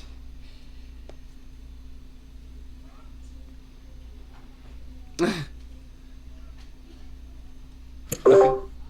So, just any kind of prep or anything I want to do before moving on? I know probably not, honestly, after that. It's not, but just to check. I can do pass without trace to make us all stealthy. That'd be cool. So I'll cast pass without trace on us to give everybody plus 10 to their stealth. All right, so if that's the way you want to progress as you swim on, it does seem like you, after a few paces or half a nautical mile or something, you come across what seems to be some forms off in the distance. Friendly or not, hard to say, but perhaps this would be the time to slip into stealth mode if you so choose. Right then. So this is Nero's stealth. 27, and this will be Doppel's 29.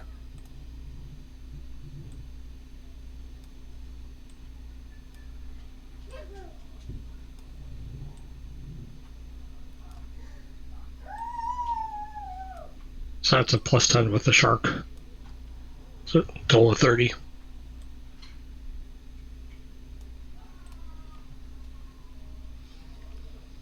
I could do with heavy armor. I don't know why I did it. So my stealth is 40. Because it's not with disadvantage. So you have advantage on stealth.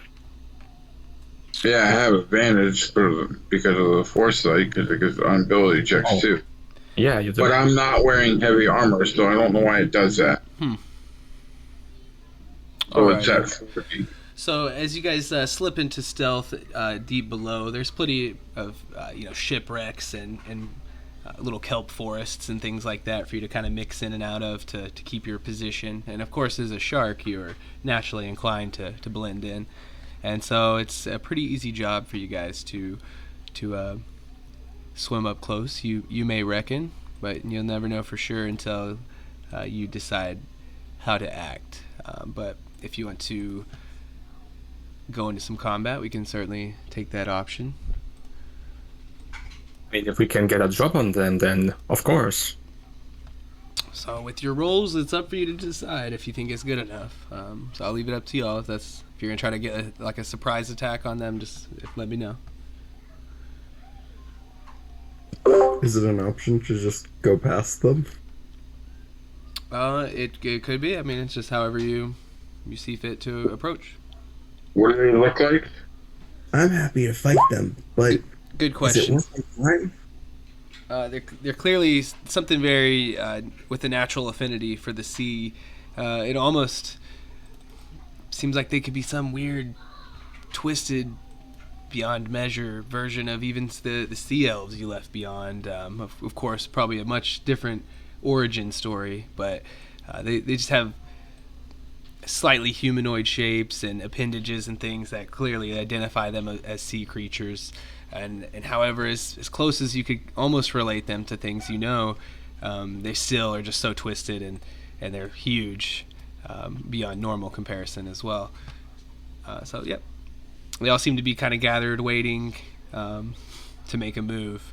And, of course, whether you think they would see you or not is up to y'all's displeasure. And you can let me know what you want to do. I think we can try and swim back and get past them. That's what everybody's agreed on? Yep. Shark nods. Okay then. And sure enough, it actually was good enough. Augermar, you cut it close there, bud. But you guys are able to swim under and beneath these foes and save your energies for perhaps a stronger fight later on. So let me just get these guys out of the way. I'll just move them way over here. So,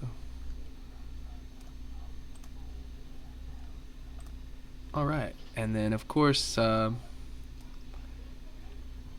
guys persist throughout the water. You avoided that one pretty well, and you realize you're impending upon the island now at this point. Like you kind of see the bank start to loom in front of you, and you feel a little more gleeful as this is honestly not the worst trip underneath the waves, but you're just not feeling like you're in your natural habitat, despite Dexter, who feels so much at home here, and he's loving it.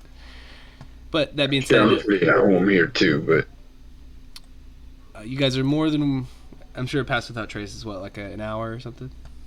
What is that? Yep, 1 hour. So that would still be in effect, and just to give you one last hope for something here, I suppose. There was a third part of this. I guess just a peek behind the DM curtain in case you're curious, is they would all these encounters could potentially layer upon each other depending on how fast you complete them. You guys are like halfway through the time on the shark one, and if you wouldn't have done it in time, then the Marrows would have showed up, and then it's kind of cool too, because based on their factions and things like that, they may not work together. They could be fighting against each other or all against you, or you just have to see how it would have layered out. And I was rolling for all that stuff, so that's what I'm talking with this mod. It's pretty variable on the situations that could happen, but with 4 sharks, that's pretty easy work for you guys. However, this time you do see some foes again up ahead in the water. You can see a couple humanoid-looking figures kind of surrounding something that is clearly a little different, but from this distance, it's hard to say perfectly. How would you guys like to approach?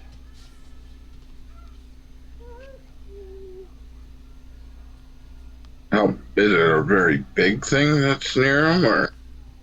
It seems it's hard to make out, but the shape is most certainly not humanoid, and it does seem to be a bit bigger than yourselves. Perhaps not as big as your shark friend there. Well, if Password Out Trace isn't still active, we could try sneak stealthing again.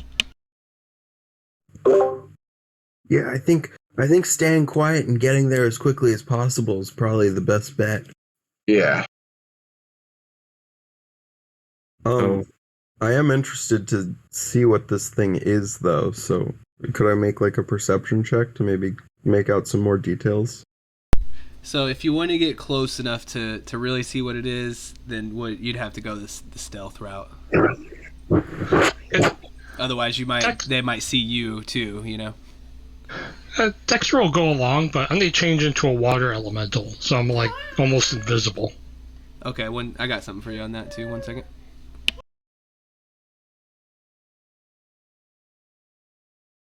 Oh, yeah, at your level, you get unlimited changes, don't you? Oh yeah.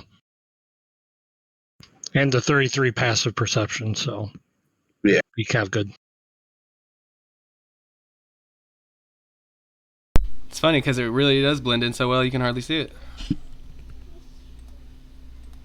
But you have control of it. It's right there in front of Alex. It really does blend in, like incredibly so. Is it just on the DM layer? Am I? Let me double check. Yeah, because we don't see anything at all. Oh yeah. Okay, it is. My bad. It's slightly more visible now. Yeah. Oh yeah. That's hilarious. Yeah, slightly. Yeah. But yeah, you can put the HP and stuff in there as you did before, and I'll try to make that visible to your friends. Yeah. I'm not sure, but I think the water elemental, the description does say that I think it does like actually benefit from invisibility if it's in a larger body of water. Yeah, it says it becomes nearly invisible. So I don't know why they put nearly. Either it is or it isn't. It's pretty ambiguous, eh? Alright, so you guys are trying to stealth again, is my perception of the situation. Am I correct? Yes. Yes. Okay. Well, please. And does I get advantage on that if I'm considered invisible? Shoot, I'll give it to you. I mean, shoot, I can hardly see you myself. So 29. So 32. 21 lowest, it seems. Wait, no, 29, right? Because you're heavy armor, I think. So, of course, this can always be treated as a group check, but I think just for the sake of any danger here, it would really just have to take one person to kind of to goof it up. And it really is going to depend on... Oh, shit. Never mind. So this creature here in the middle has a passive perception of 20. So you guys are most certainly seen as you approach. Not all of you, of course. And we can, if you need to use that stealth to your advantage, let me know, and I can. It's passive of 20. So if you rolled over 20, then you would be unseen. But is it the lowest 23, DM? Yeah, I think we all rolled over 20. Korgod had 19 there, right? No, Then it's 29. plus 10, right? 29. I'm sorry, I didn't take that into consideration. I don't have the plus on. 23. Well, fuck. Okay, never mind. That's good, honestly. That's impressive. I saw that passive perception of 20. I was like, holy shit, that's pretty high. Passive trace is one hell of a drug. I know, it's a good one. And if it is, it's no skin off me or anything. It just save us a little time, I guess. So however you guys decide to proceed is up to you. But as you get a little closer, you see what is unmistakably an aboleth. There's even kind of this mucus cloud that hovers around it. His minions here seem to not be affected by that naturally, and also are able to swim and things like that, where they look probably a little more humanoid than they should. But they are his little lieutenants there, I guess you could call them. Weirdly twisted and adapted by the far realm to be able to exist here underwater, just like you guys in some way. But yeah, that's the aboleth itself seems, as you look upon it at first, your mind can almost hardly even behold what it is, and in some weird kind of process, you feel like the synapses kind of creating something of your own device. Like you might even each kind of see something slightly different, but you all just see this horrible eel-like version of something where it's tentacles coming from places and a huge gaping mouth full of teeth and such. And you can certainly see those effects on the what poor humanoids that have been corrupted around him, or it, I guess I should say. And so, how would you guys like to proceed? I mean, you ever wanted to kill an aboleth? I agree with Alex. And It's I not guess personal. just for sake of it, you could see that you'd be able to like move into the cove. Kind of, there's an opening in the island bank up just a little bit past this that you'd be able to move right into if you wanted to just go past them, I suppose. But of course, if you have an itch to kill, you could certainly have a pit stop. Aboleths are evil creatures. We definitely need to kill it. We cannot afford to bypass this. Exactly. Okay, seems like at least 3 of y'all want to kill, and that's the majority. Yeah, what if it corrupts more of these creatures? I'm sure they were innocent at one point, and not evil cultists or something. One looks at you and nods, and then he smiles, which kind of you don't know. You're like, how did he even see me? Nope, he's just deranged. All right, so if you guys do choose to attack, you could just position yourselves honestly in any way that you see fit, because these guys can't really see you, as long as you're quick about it, and then roll into initiative, and there'll be a surprise round in your favor for everybody against these poor foos, and we can see how long this will last. Should be fun. Let me go ahead and get their initiative in there. So yeah, this is another one where, kind of as I was saying before, like with the Marrows, if you guys did fight them, and it lasted, more than a few rounds, then these guys would show up, and then it could kind of exacerbate things, perhaps. But it's always a pleasure to see how different obstacles are tackled. And yeah, pass without a trace, man. That's a freaking spell. Yeah, Also, freaking spell right there. it also can help with making you decide if you want to attack something or not, or need to attack something, or if you don't need to, you can just move on. And unfortunately for me, you guys are probably going to get like 2 attacks on these guys. I don't know if I just need to start fudging my rolls for initiative, but I usually don't play like that. But yeah, these guys are doing pretty bad.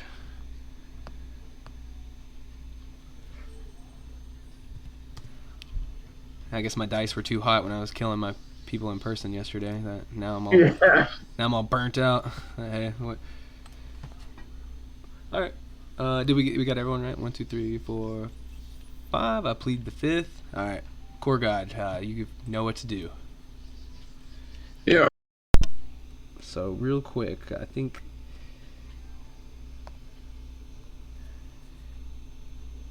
Okay. Yep. Go ahead. Whatever you want to do.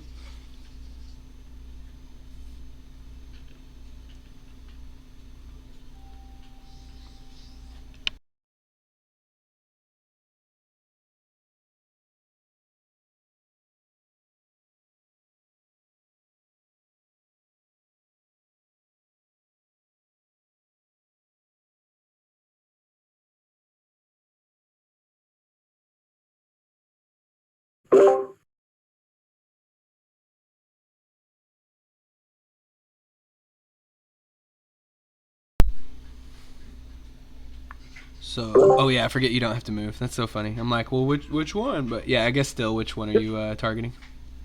Yeah, both. Are you sure? Are you sure? Okay, go ahead and make me a Constitution save first. Oh wait, never mind. No, I'm so sorry. Never mind. No, you'll be present from that. Looks like. So it'll just. Okay, cool. Not the most complicated stat block for this guy, honestly, but let's see. So yeah, we'll just add all that. And that'll be the end of my turn. Yeah, because you have the advantage. So it looks like every single one will hit. Last one was close. So let's. You got surprise attack for all those 2, of course. So I'm doing the thing. Okay. 139. Feeling fine, though. Feeling fine. Alright. So. Yeah, it was kind of low. That's the end of my turn, so. Okay, so this. Does anyone here speak deep speech? No, that's kind of a specific one, but I actually did take it with one of my characters recently. That's a ranger who hunts aberrations. Actually, Dexter does. And so, yeah, Dexter, you just. You hear this cursing go forth, and it almost like seems to grate over your mind. It's most clearly deep speech though, and it's not too much intelligible, just like some like curses against you, and you can feel the surprise, maybe not towards you in particular, but yeah, it's just like, what? You know, you can see that it was about to make its entry here, and okay, yeah. I'll leave it at that for now. But I can't tell everyone else that.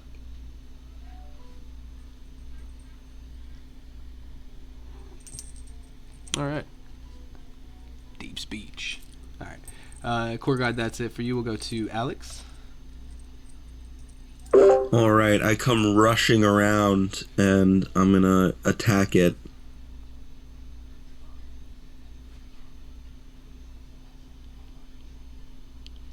Rushing around.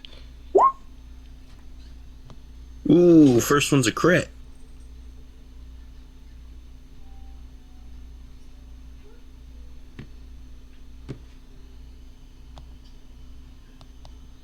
Is this... I don't think this crit is actually counting my brutal critical, so... Oh, roll a d8, yeah. I think... Let me double check it. This level, I think it's just one extra. I mean, what barbarian levels are you? I'm only barbarian level 15. So you should have +2 extra dice. Is it +2 or is it plus Like one? two extra dice. 2 extra dice on a crit. Okay, so I think I just need to roll one extra for because No, it's you only damage, so it's just one extra d8 to the total. No, you roll 2d8.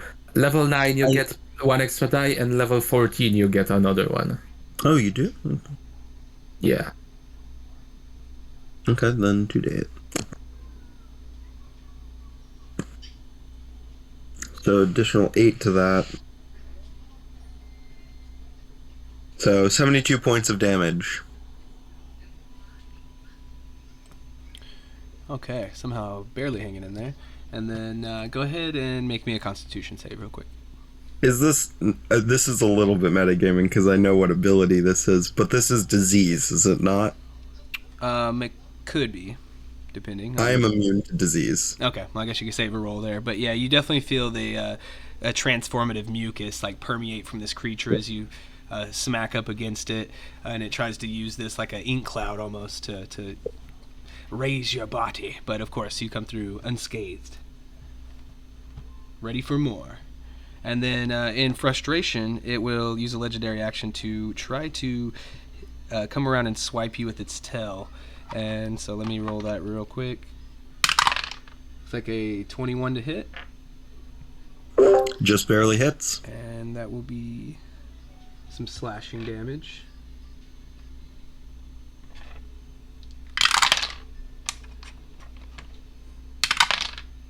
Damn, I rolled poorly.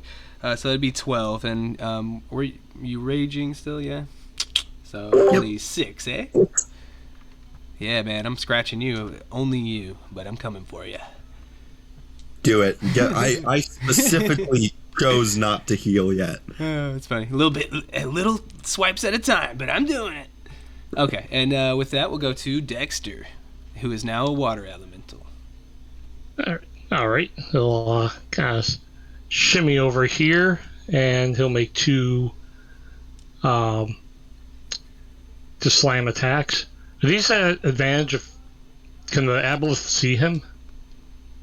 I think everybody was starting off with like a surprise stealth, so at this point, I would say until you reveal yourself, no. Okay. So I don't know if that would have been giving everybody advantage or something there too if you didn't take it earlier, my bad. I think you did though. Okay, so first slam. And second slam. And this is towards which you're kind of. Oh, sorry, the aboleth. Let me see. Boop. All right. And actually, it was quite low on health, so the first, or I guess your only slam. My bad. Sorry, I was looking up a little on. Oh no, that was twice, right?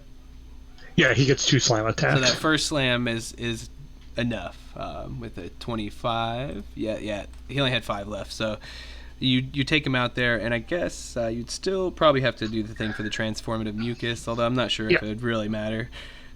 But just for fun's sake, I guess if you want to roll a con save. Nope, you're able to resist that quite well.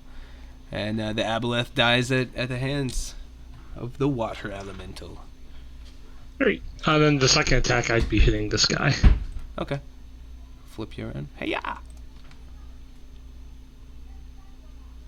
And that will be my turn. And so, you could see where earlier you had fought some sharks that had been serving aboleths. But however, the 4 sharks you ran into earlier were more like regular ones that were just frenzied beasts in the area. And again, now you're fighting some aboleth controlled people and an aboleth, and you see the different forces that work around you. Of course, the ever looming cloud giant castle shows that force up there too that you just not quite going to be able to interact with here. But anyways, let's see, a good old 18, and that will hit.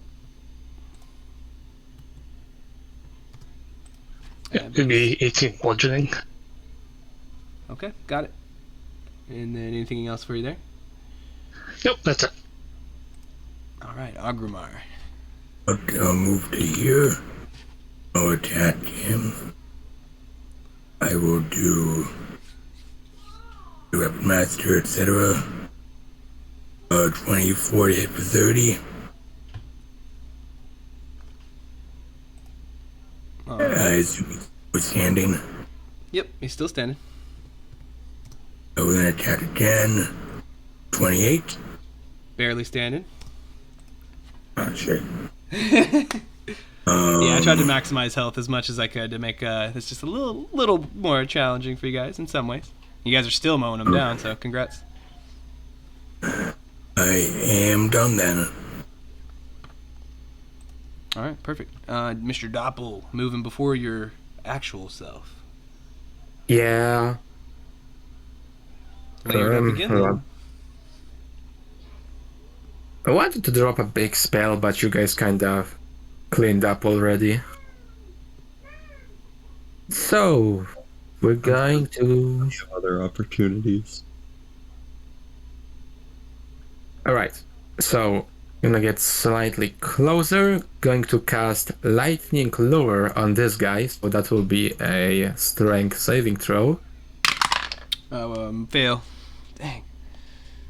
Yeah, so 12 lightning and get pulled towards the Doppel. Alrighty. He sure does.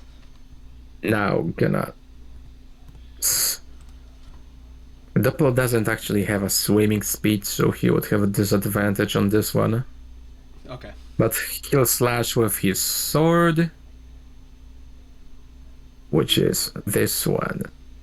I feel like I might not get hit this time. Got a good feeling. Listen, Bullshit. Yeah, that's dead on, man. Good hit. I'm not doing It's close. any of the Nightlife Stealer thing, just slashing normally. Okay. 12 slashing. Gotcha. And now for a bonus action, I guess.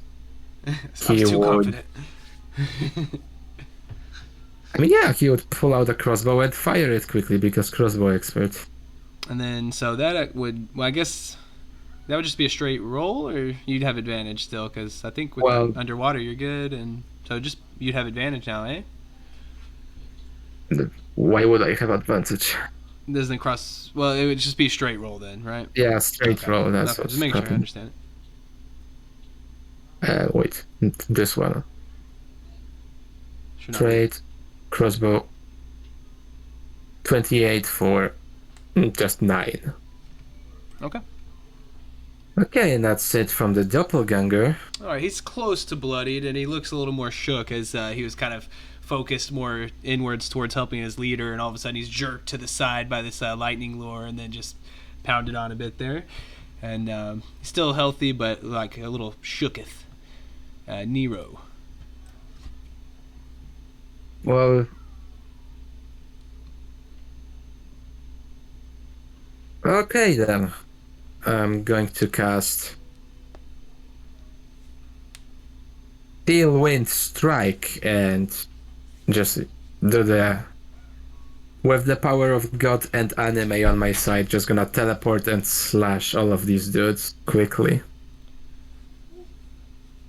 So... Nero's... Okay, so the first one, the one next to the doppelganger, will be... where is it? There it is. 19 to hit. It does. It does indeed. Oh wait, of course, would have activated Blade Song first, because why not? Okay, gonna mark everything. There you go. Okay, so that's 50 force damage to this guy. Oh my gosh, he's barely alive. He was like, he wasn't scared before, or he was a little shook, but now he's just like rocked. I mean, he's barely got a thought rocking around in his head on death's door for sure. Cool. Teleport. It's like Dragon Ball, just zipping around the screen. Now the one next to Instant Alex. transmission. Yeah. 17 to hit. And it does. 55. Whoa! Holy shit, dude. The one next to Ogrimmar and the water elemental. So It used to be 27 Dexter. for 55 again. And he is eviscerated by that one. And the final one, 24 for 59. Keeps going up. Alright. Okay. That guy's And alive. I'm gonna appear here. And that's my turn. So for your friends, it just seems like every second and a half or so, it's soon Nero just appears in a different spot in the water, and you just hear the clang of his blade ringing true, and a cry out as blood just fills the water. And especially this dude over here, his body starts to just drift up a little bit before the oxygen, completely escapes it, and he, meets his end at the bottom, where he will rest for all eternity. All right, and his friends in the meantime are not too thrilled about that.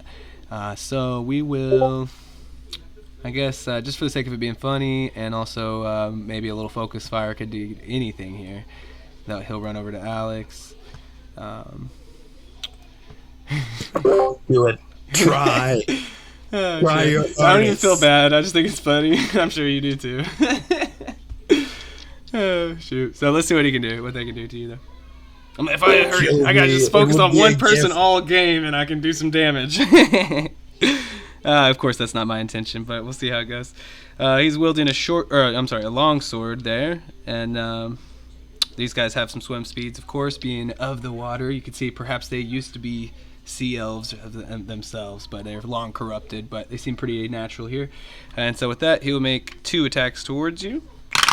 We have a 21 and a crit. Wow, okay, I guess I am coming in hot now. Shoot. So 21 and 25 there, I guess. And then All right. let's just roll for the other guy real quick just to see. A miss and a miss. So I just got the 2. I'll roll the first.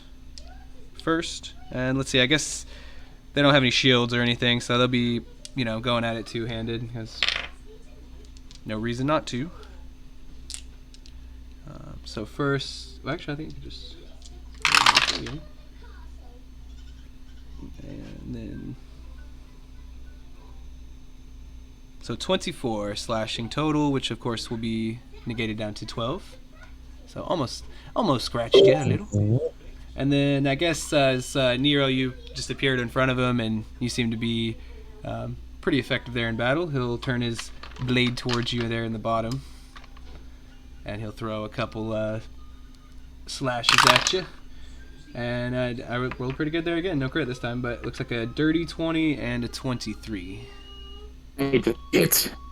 Both of them hit. All right. Wow. Okay, damn. Looks like that'll be 10 slashing even. So. I mean, neither will hit. With my blade sunk, I have AC Oh, of neither 25. will hit. Okay, well, you negated 10 damage there, so efficiently done. And Core God, we're back up to the top with you as a lot just happened in 6 seconds.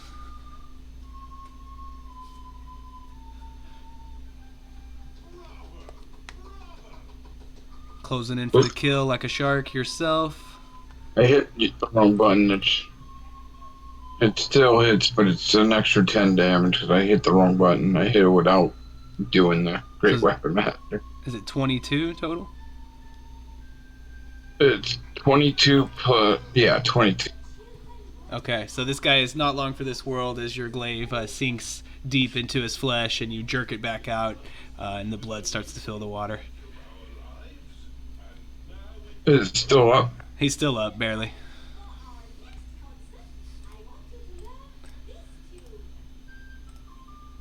You got 2 of them that are like on death's door now, and the other guy's bloodied for sure. With that, he will meet his demise. If you want to top us off with a flourish.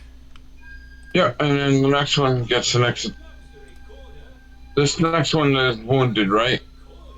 He's healthier than the other guy, but yeah, he's wounded. It's World Book Day tomorrow, and we have to dress up as someone from a book. That sounds exciting. Who are you going to be, Peppa? And so is it, you still have advantage from foresight? Yes. Okay, so that will definitely hit. And is it the full 30 with the Slayer there too? Yes. 'Cause Okay, he's he had wounded. 30 I had to health. use- Yeah. 30 health remaining. Damn, I don't think you were going to get that one in this turn, but you did. He is also dead. And because I killed him, I will do a full attack on the other one. Damn, dude, that's pretty impressive because you're about to get a 3-fer as he is also dead. I mean, your friends definitely put you in a position to do that, but you came and sealed the deal as, yeah, the Core God, the Thrasher, comes in and just inserts his blade in one, and then the next, and then the next, as if it's a clean execution, honestly. And that's that. The water elemental tries to clap, but there's no sound or anything. The eddying of currents gives you a little kiss there, Alex, as it's almost comical. Alright, that was awesome. Good job. It's cool using an aboleth. I knew I wouldn't, obviously you guys had a huge advantage to begin with, but it was cool to see what it could do. I could have tentacle slapped one more time, but it's all good. You never know. You're always holding out for that charm, so you never know. But use... hey. Abuse is more like it. But good times. And with that, it kind of comes to the close of this first set of encounters here as you guys approach the chamber there and can make your way inside. You can see a lot of it is going to be flooded, but that's not really going to be an issue for you guys in any form. I think this would be a great time to take a quick break, though. If you guys want to meet back in like the next 5, just let me know if you put a little X in the chat, and we'll get ready for the next section here. So, honestly, that was a lot of fun. You guys did really. It's really fun to see that. How many minutes has passed since I first got damaged? I have a ring of regeneration, so every 10 minutes I heal. I would say you could activate it now if you wanted to. That'd be fair. In that case, if you had 10 minutes of spare, I would ritually cast the telepathic bond, because I forgot to do it at the beginning. Okay, sounds good.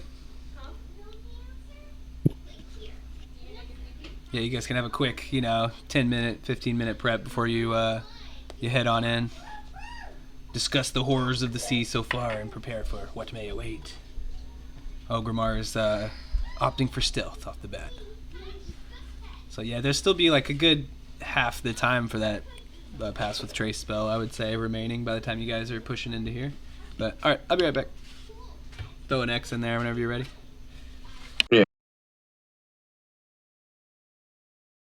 And I wasn't hit either, so I still got concentration.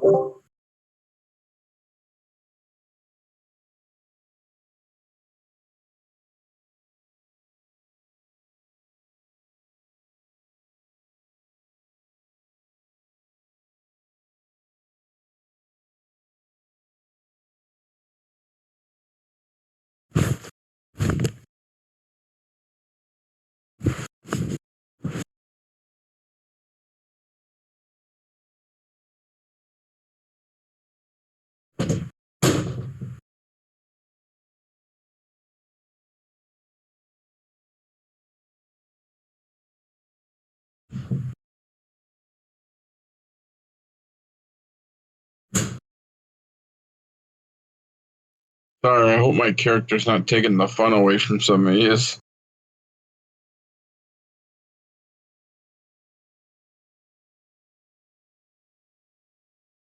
Not for this one.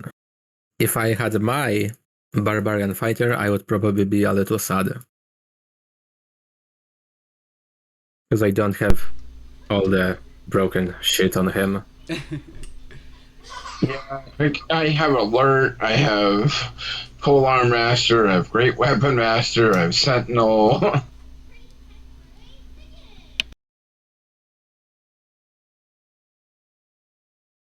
Part of being mostly fighter. I think it's pretty cool to see, and that's what you deserve to do at this point. It takes a lot of games to play, and precise calculation to get to this point and be able to do these things. So from a DM standpoint, all I can do is just like sit back and be like, because it's shit. I don't care. I mean, well, there's definitely ways to kill this character too. So it's just my rolls have been pretty piss poor too, and that does affect the game. Like and there's been times where, like, let's say a lot of those guys had like AC of 17, and you guys were nailing like 17 on the dot. But if it was just one lower, then it would have been a miss, and then things can kind of go and trend a different way, and just like yesterday, I'm like over here killing people and feeling terrible about it, but it's this, I gotta be more impartial either way. I realize that. So it's, if I should, I'm just gambling along with you guys. Maybe it'll go in my favor, maybe not. And plus I have precise shot too, so even if I do miss or have a chance of missing, I have a chance to still hit. And honestly, it makes me excited to play my strongest guy. He's at level 16, so he's not, because tier 4 is 17, right? So he's on the cusp of being tier 4, but I just think about like multi-classing is cool and all, but when you do get to that high level and you unlock that like special ability at like level 14 or whatever it is for a warlock or something, like you could just do these crazy ass actions, and it's like just descriptively is like so badass, and like what you actually can do with it power wise is like so badass, and I'll look forward to playing another high tier game soon myself. Yeah, well, this is like one of 8 tier 4 characters I have, so. Yeah, I'm stuck in the middle, and I've been doing Adventurers League for a good year or two-ish now, and I have like the bulk of my characters are on tier 2 by far, where I really haven't created as many tier 1s lately because I just I already have so many tier 2s, and then I have like a couple tier 3s, and that's it. I could easily bump my main guy to tier 4. I thought about it too. If a tier 4 game comes up, I could easily do that, and he could play in it. But it's all about the journey along the way. I got a high level half orc barbarian that's a totem, bear totem too. So I think I have a barbarian who's like level 4 or 5 now. I think it might be 4 or 5. I got like 40 or 50, like mid 40s amount of characters. So shit, I'm honestly very close to that, but you'd be astounded by how many of them are at tier 2. I'm talking like almost 20 tier 2 characters, where like tier 1 I have like 5, and then of course I only have like a few for tier 3. But it's like I gotta play some tier 2 games.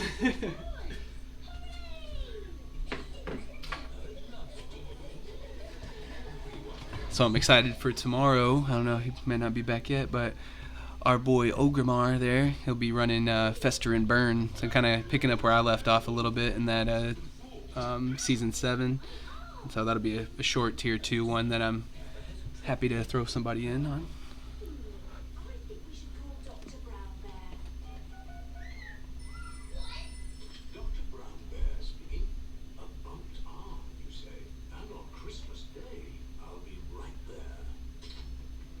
I got like 13 tier 3s and.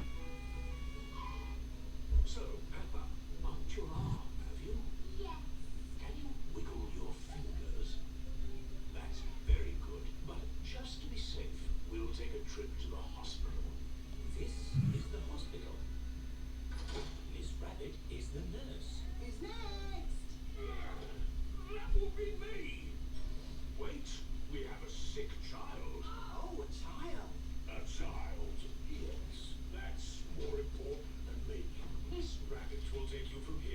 Yeah, I stopped leveling characters in the tier 4 and keeping most of them at tier 3 because I don't get to play a lot of tier 4s. So Hello, Pedro. Why are you here? I bumped my arm. I banged my leg. And they put a sticker. Wow. Sit yourself down and tell me where it hurts. Here on my arm. Can you wiggle your fingers? A little. Alrighty, so we got 3. Waiting for Ogrimmar and Alex. So we'll give it a couple more minutes for them, and then we can ease into it, of course. I think we are about midway through our time, give or take, and I mean, we're probably about midway through the mod, give or take, so I think worst case we take up the 5 hours and go to 5, but probably wouldn't expect too much more than that.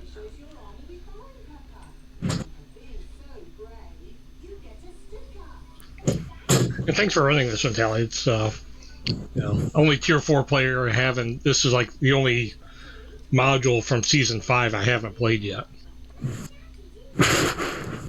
Dude, no problem, man. I appreciate you guys too for helping me. You know, I know I've just trying to keep learning a lot and stuff, and this is all a pretty grassroots effort to begin with. So, you know, of course, every bit of money I get from Patreon and stuff, I just turn around and buy modules, or this time around I put some money into like the Discord side of things and stuff. So I really don't take a cent of it for myself, and it might be like $40-$50 a month or something, but yeah, you know, I have the whole Spelljammer set bought on Roll20, so hopefully myself can run it, but also, you know, if somebody else wants to, of course I can create a table and they can have all that at their fingertips like instantly.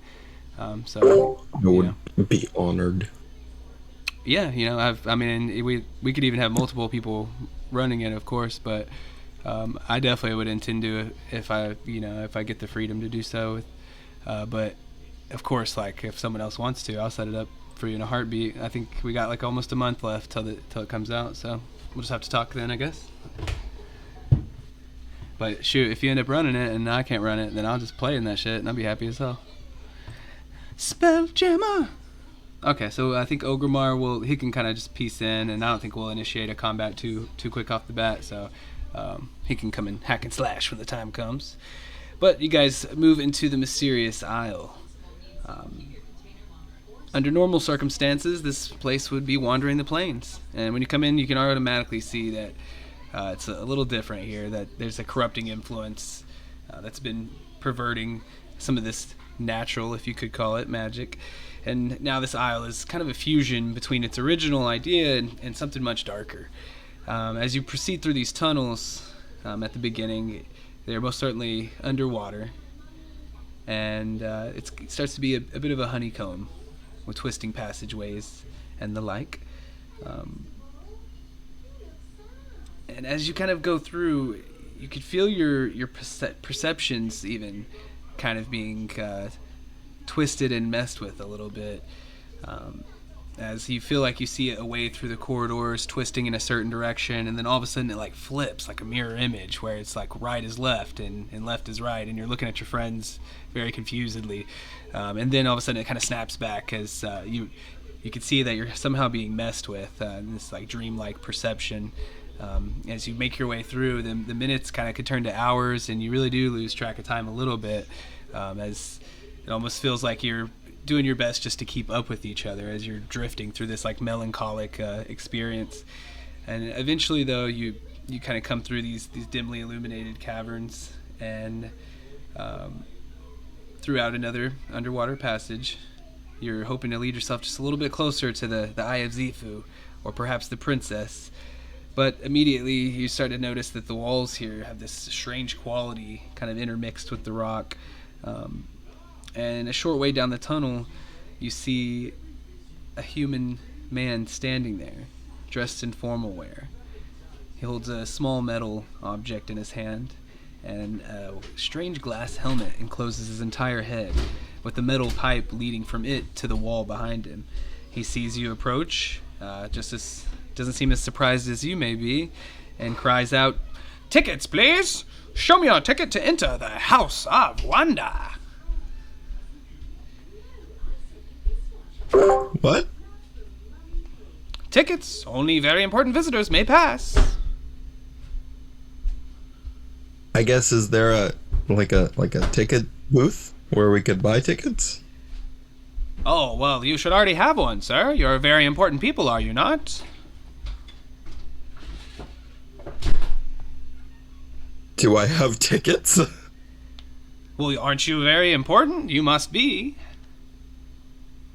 Yes. You can see how he's even hungry for a bit of an admission there, to where perhaps there's a different sort of entry there. And he kind of stands a little straighter and he says, well, Wonko the Magnificent cannot let anyone into the House of Wonder unless they are a very important visitor. And if you want to pass, you must show me your ticket. Guess if you could make an insight check and I could just spell it out, I suppose, or you could take a stab. No worries, Ogremar. We just kind of jumped into the first little part. It's more role play, I guess. He might let you pass if you just could give him some sort of detail of yourself and perhaps a past accomplishment, somewhat in the vein of the dragons earlier, in a sense, honestly. But maybe you could mix it up and tell him something a little different. I mean, you could even embellish it a bit, but he wants to know something that makes you the only very important may pass. And I guess we could flip it this time. I guess, Alex, you were initiating, so if you want to start, and then we'll hit the back of the list. Well, I mean, I've said it once, I'll say it again. I can't die. I think that makes me pretty important, I think. Can't die? I mean, hey, if you want proof, you can try it yourself. I don't mind. Ha ha ha! He kind of looks at you like scrutinously. He's like, oh, violence. Not a fan of that, sir, but I'll have to take your word for it. Perhaps with a little reinforcement from your friends, I may be convinced. That is a very important feat, but are you a very important person? And he turns towards Korgod expectantly. Yeah, because I'm very strong, so I'm very important. And you gotta be strong to be, to help out with things, and I can easily do tricks of feet. I would be interested to know what are these accomplishments or tricks you've performed before? Sure, I could pick you up with one hand and just hold you up in the air if we were on solid ground. Oh, well, we don't have to do that, but I'm getting a sense of how very important this party may be. Then he kind of turns and looks towards Dexter in the form of a water elemental, and he says, I'm not sure how to address. You must definitely be a very important person. Seems a little confused. Dexter almost like he does like a whelm on him, but not like to damage him, but just to force him to like move around inside of him to prove that he's important.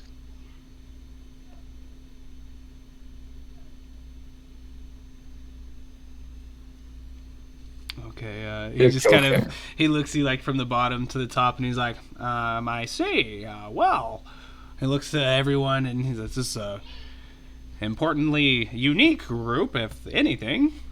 Well, I'm very interested. I want to hear something big. Something big. Impress me. Ogremar, tell me, you look like you've done great things. How important may you really be? On my last adventure, we killed a singing dragon, and there were cultists, and he paralyzed them down to death. Now that is what I'm talking about, people. A singing dragon, a tale for the ages, I tell ya. Man, that seemed like that'd be a fitting show here. In the place of wonder. Great. I can see you for sure are very important. But, you there. Strange look on your face, but what's on your mind there? How? I need to see your ticket, sir. And he looks at Nero. Right, so, you're looking for important people, huh? Well, I've been running around this world for like 6 years at this point, fighting all kinds of demons and devils that try to overtake it. And while I don't really like boasting about it, I guess this is what I have to do if I want you to let me through.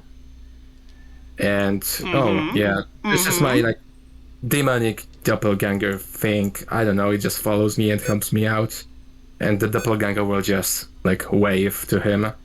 Ah, I see. I see. Well, I think your ticket is accepted. Well, Oh, also right, my grandfather was like a big deal in the demonic community, but I don't really want to call out to his name, so well, I'll just take my ticket, thanks. sir, I already accepted your ticket there, sir.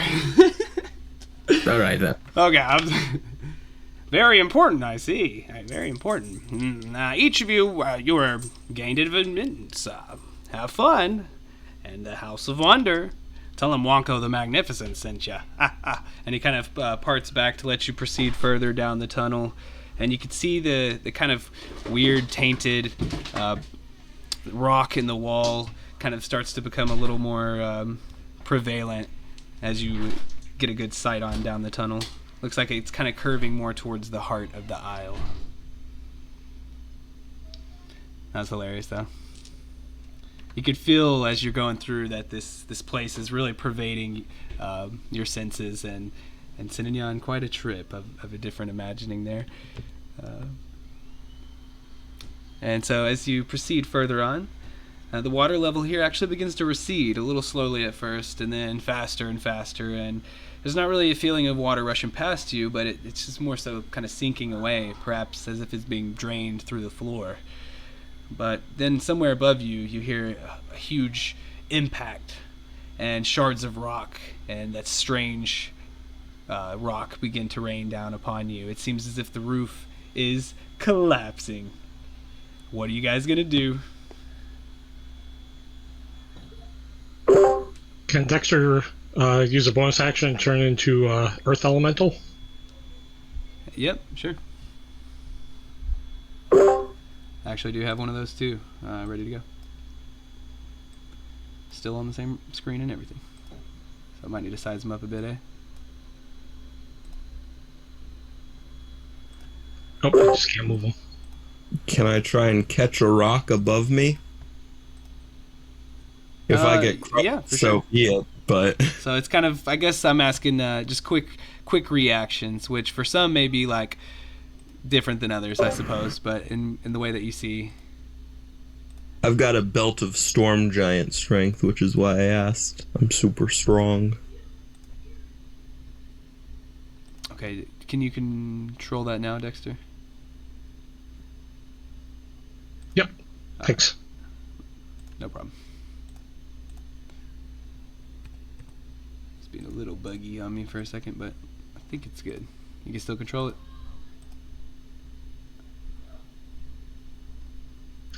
Yep. Okay. And just add the hit points. Alrighty, cool. Okay, alright, so what's everyone's reaction? You turn into an elemental there. Alex is getting ready to try to block or catch anything falling down upon him. How about the other three? Pretty much the same thing as I'm running through. Are we trying to dodge stuff? Because I have advantage on dex checks, assuming our dex saves when see stuff happening. Okay, so it looks like everybody is going the deck save route, which is understandable. Sometimes, some people can do something wild and different, so I was just asking. But yeah, if everybody wants to go ahead and give a dexterity saving throw, that would be fine. Oh, and that's asking if it would be just possible to teleport myself out of the harm's way. Yeah, you could certainly try, yeah. I mean, I can, so with Misty Step, I can teleport up to 30 feet. I don't know if that's enough. Yeah, that'd be enough. That's what you want to do? Okay, so when Nero and Doppel both just teleport away. Alright, I hate to do this to you, my friend. But as you do so, you will take 66 force damage on both of you, and you'll be deposited randomly, I suppose. You could still... I'm not too concerned with that. You just deposited... That's for teleportations beyond 50 feet. It just is limited to a range of 50 feet. That means And you could... any attempt to exceed... exceed from that those range. people- Oh, okay. Now you're good. Because you're going like 30 feet, right? Alright, almost thought I had you. Damn, almost thought I had you. Okay. I remembered close. that. Alright, damn. A trap within a trap. Oh, it's at you. All right. So okay, you're safe to do so. You know deck save from either of you guys. And then we already have them from everybody else. Alex, do you have advantage from Barbarian? Yep. All right. So it looks like everybody is able to dodge or fend off or teleport out of the way effectively. And you realize it kind of still seems to press down upon you. Like as you dodge the rocks that you saw, somehow, almost out of like the corner of your eye, there's others there, and you can see that it's somehow not natural. And unless anybody is immune to psychic damage, they will take this amount of damage that I'll just roll into the chat. It feels like bludgeoning, but it'll be half, so it's 13. Unless you're and it's psychic damage. If you're immune to that, then no worries. But nope, I am immune to psychic. And then right after that happens, Dexter, as you're standing there in your rock self, you all of a sudden see these huge jaws come snapping towards you as a giant shark swims into view, and it senses potential food, and its jaws are open wide as it tries to smash in. And would a 23 hit you? Oh yeah.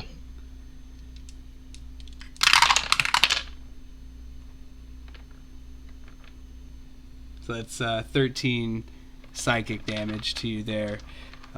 As this thing rushes past you, and your friends look on in horror and get ready to fight and get into conflict, and then realize the shark is nowhere to be found. And these were all just some strange illusions pervading these tunnels that, despite doing your best efforts, it's starting to take a toll on your mental state. As you continue to kind of regroup there and find your way back forward, essentially, go ahead and everybody make me a perception check.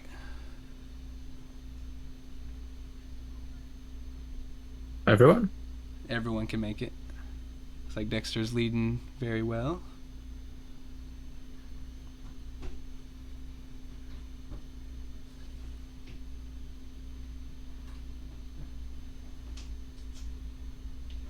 My cat is like figuring out how to open the door. She's so desperate to get outside.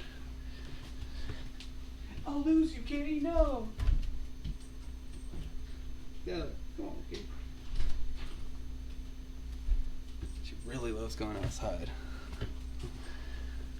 Not too much. But okay, sorry about that. I'm gonna make sure she didn't get out. But as you guys look around, it seems like the DC for that was 15. So in the end, it's Core God Nero and other Nero. Oh. Both Neros and Dexter too, of course. You see, kind of embedded into this rock in the tunnel that seems more kind of corrupted and dark than natural the further you go in. There are these small purple crystals that you could probably pry out if you want to. They seem to be long, slender prisms of a translucent purple mineral of some kind.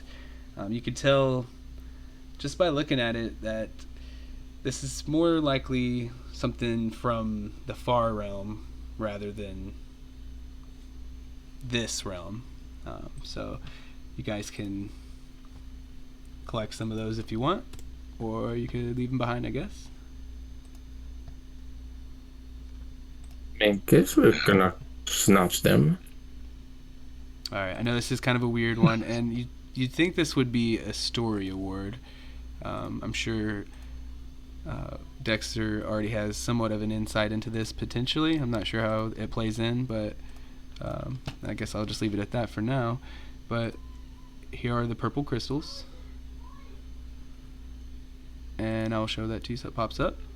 You can see that there is a price to pay, that if you're going to carry one, you will lose any resistance or immunity to psychic if you had it, and instead you now become vulnerable to psychic damage.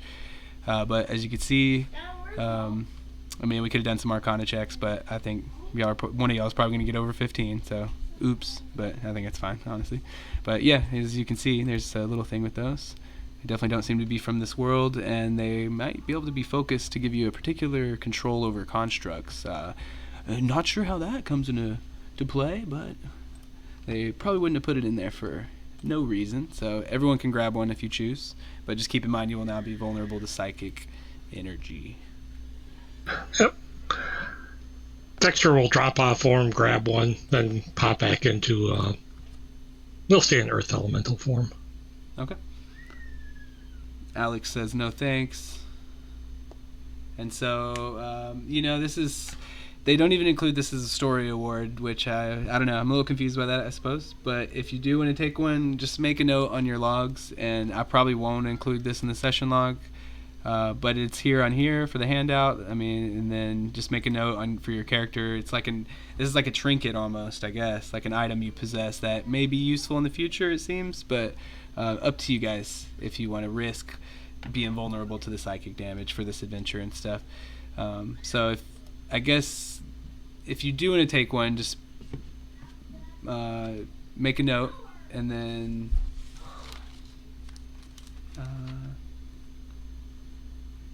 I guess I can write it down real quick so I have a note. So Dexter says yes. Anybody else going to take one?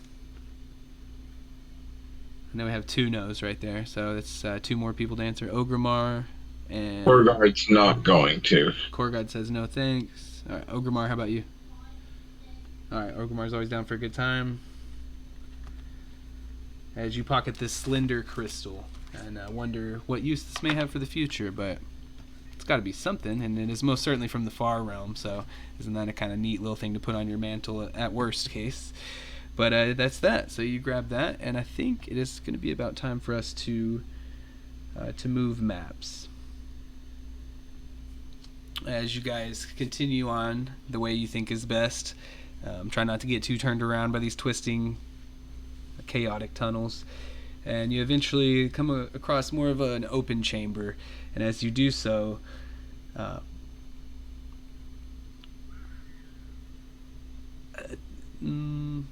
ripple kind of passes along the surface in front of you, and suddenly a portal limed in blue and purple light erupts into existence and then vanishes again, but not before depositing a group of Sahagwin foes.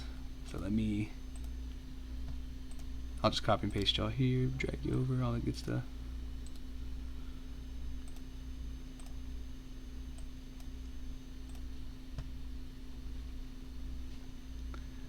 And so if you guys want to form some sort of battle formation here in the open square, and then of course all will be revealed.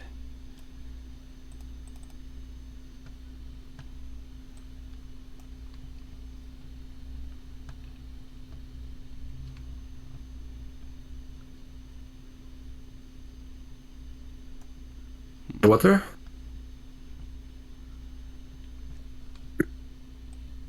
Okay, so as you kind of ready yourself for battle, you see that just far space enough around you, 3 portals kind of activate, and the Sahagwin dip into them, and just beyond you can see them like almost like a mirrored reflection of sorts. So you can see that it's some sort of water pocket being created here, and these creatures are kind of hiding out in it. And as they do so, you can see some fins and jaws of sharks kind of waiting in the wings there too. And so we'll just roll initiative, and then I'll reveal a lot, and we'll just play it out and see what happens.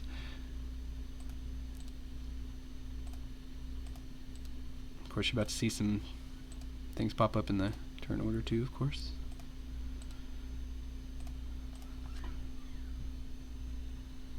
Are we still underwater?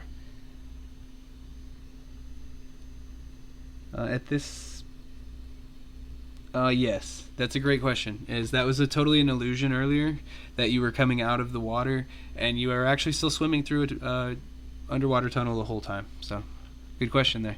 You wouldn't have really known if you didn't think about it. So it's pretty good that you did. It was all a trick in your mind. So technically, yeah, you're still be underwater right now. Let me get these guys initiative real quick.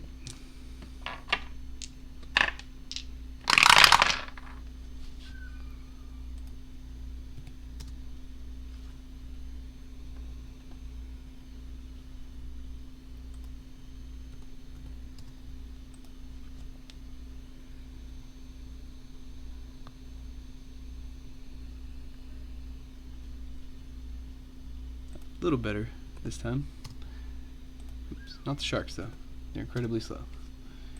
But everybody else is in. Nero, Gorgon, 2, 3, 4, 5. Alright, cool.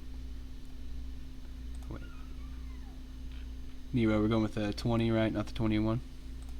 The 20 is Neuro, the 21 is the Topo. Alright, cool. Alright, let me go ahead and show you a little more so it makes slightly more sense.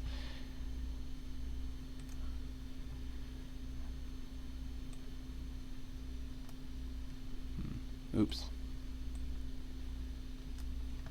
What the what?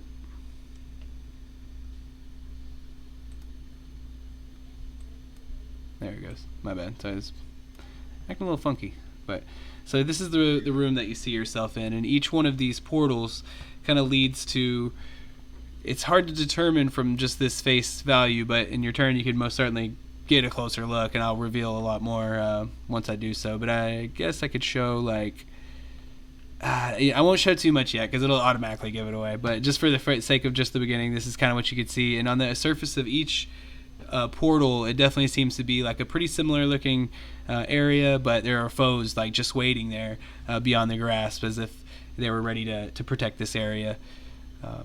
That being said, let's go ahead and kick it off with Korgod, and then I'll be ready to, like, if you want to run to any one of those portals, as you know, I can always reveal more there. Alright, so he goes to C, and beyond that you can see these foes within reach. Looks like you could just reach out and touch them. Nothing saying you couldn't, I suppose. You could always give it a shot. You can kind of see a little bit beyond it as well, I suppose. And what would you like to do? Of course, I'm just gonna attack the first one. Going for the Sahuagin?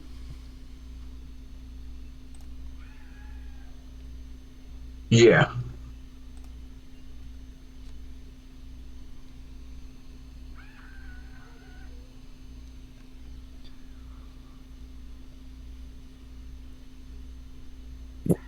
Alright. 25 there. Are you adding your surprise attack? Oh, yeah. I forgot to put that on, sorry. So, for the first one, 2d6 and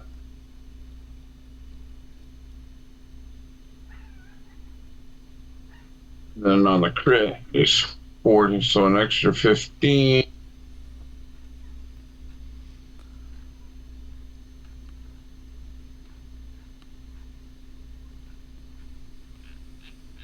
And so the foresight is what's giving you an advantage still, right? Yeah. And then that lasted like an hour from earlier? It lasts 8 hours. 8 hours? Okay.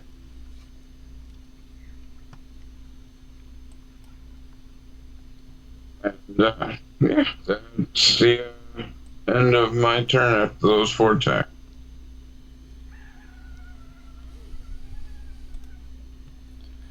Okie dokie.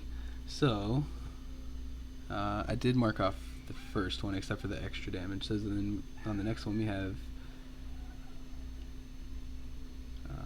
47,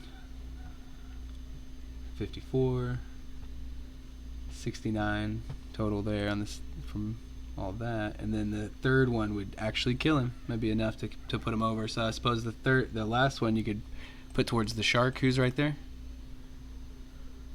Sure, yeah. I mean, not to give you any ideas or anything, but I mean that's probably what Yeah, I'm putting it against the shark. All right.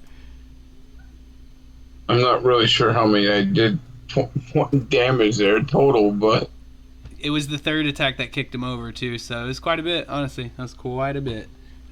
You can tell that wasn't necessarily the Sahuagin in command there, but he's a burly dude, and you chopped him down there, and with enough time to even kind of send your glaive through the portal. And as you do, you weren't sure at the first, but it really does just go right through and stabs him just as if he's right there in front of you. And that'll be it for you, I'm assuming. We'll go to the Doppel. Ever quick. Couple's gonna activate his blade song, and with 20 feet of movement, I don't know if he can even take a look inside any of those. You wanna get closer to one of those? Is what you're saying? Yeah. Okay. And as you take a peek through A, you see waiting beyond. Not. It's like confusing the reveal and the hide for some reason. I don't like that. It's a bit wonky. And so that's about what you're able to see from there, waiting in the wings for you. Well, in that case, going to cast something at them. What will it be? So if I rolled better on initiative, this would have been more of a fun surprise, but oh well. Hopefully still a little fun surprise.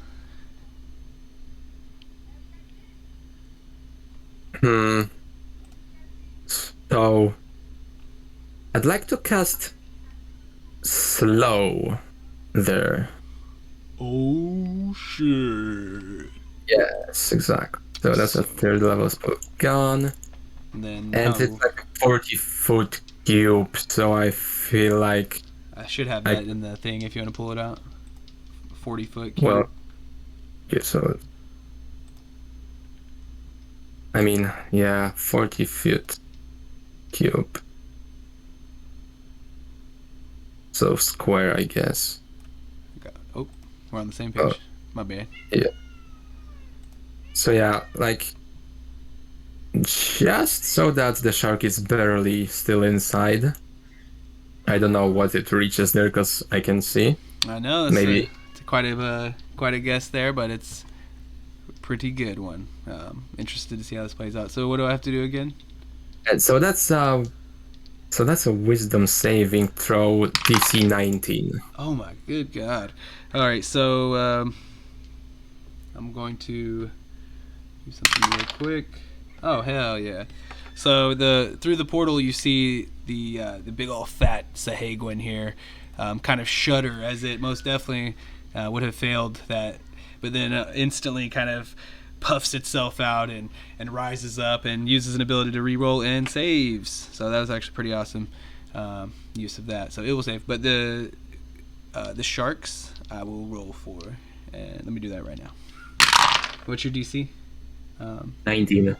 Okay, so I did hit over that with the Sahagwin just barely. That is a dirty 20 then.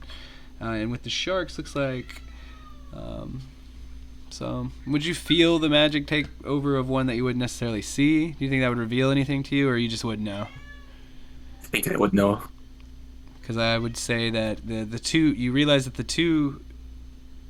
No, okay, yeah, I guess that's the way that would play out anyway. It's my fault, but you're not sure if there's anything else beyond the wings, the way that it rolled out, but you did most certainly affect the one on that you do see. Alright, so that's double concentrating, and that's Doppel's turn. You'll have to remind me a little bit of the slow effects as we go. I kind of got a mind of them, but of course there's a few there. But let's go to Nero then, eh? Yeah. It's kind of good that you get layered up like that. Interesting too. Alright, so... I mean... yeah, Nero is going to enter his blade song. We're just blading and singing, apparently. Can't take... And... I see these guys. I could cast something on them.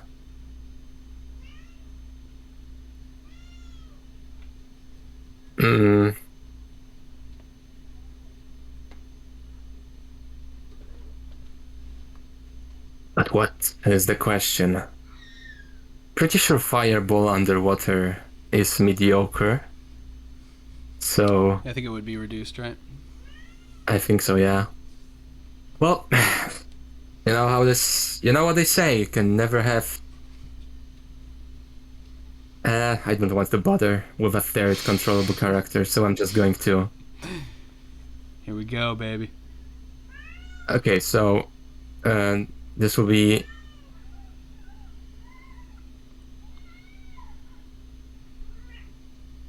Sheesh, I don't know what to do. I'm gonna. Oh,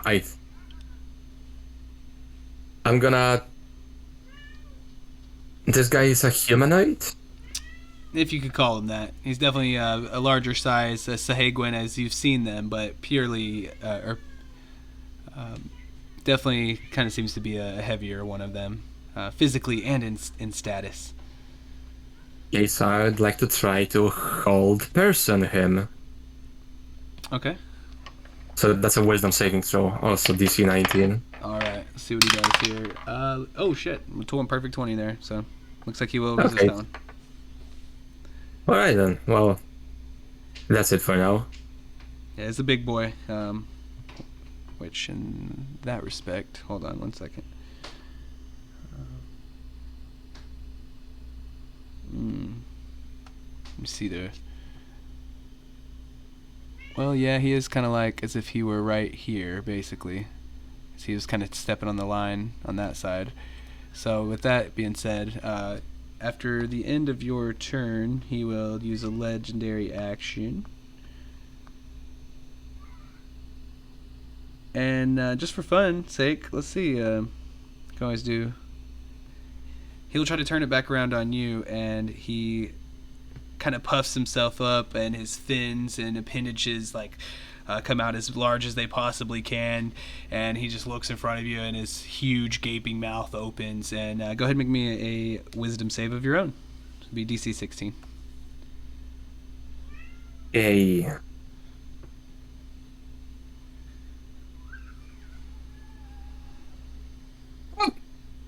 All right, and so he tried his darndest to give you a scare there, but it unfortunately did not work out as he kind of deflates slightly, and then I'm assuming, of course, that'd be the end of yours, so it is actually going to be his turn. All is not lost as you see him kind of heft up a trident in one hand, and the other with some grisly claws, and also his mouth is wide open, coming for you.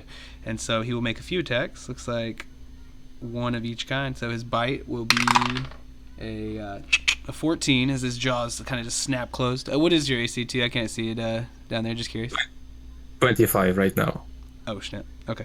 And then he comes back for a claw as his jaws snap at water, and that'll be another miss with a 15. And then he kind of puffs himself back and reaches forward with the trident, and that one will... Dang, I'm rolling low as heck. Put that dice away. 16 on that one as he falls short yet again with that. And then that'll be the end of his turn. And so we'll go to Alex. All right. So this guy looks to be a threat, right? Just from where I am. Very much. Nah. No. Yeah. And we're still probably. underwater, right? Yep. So. I mean, he is hostile. I wouldn't go as far to call him a threat. He tried his best. I'll come up over here, so I'm within 5 feet of both Nero and that guy. He's just sort of the first guy I see, and It's fair enough. what else are you gonna do? Kind of sharp So- snapping down at the sea portal, but yeah, you got a good clear view of this. So yeah, Are you reckless or? nope. I'll probably start going reckless because there's not really much point in not doing it. But I didn't call it out beforehand, so I'm not gonna go back and say it. Okay, so on this one, it's no crit, though. It'd be the 31 and the 26. Yep. Okay, so we'll just negate the... All right, thanks there, Nero. But yeah, okay. Definitely mighty effective as you whop away at him there. That'll be my turn. Make sure I got the health down right.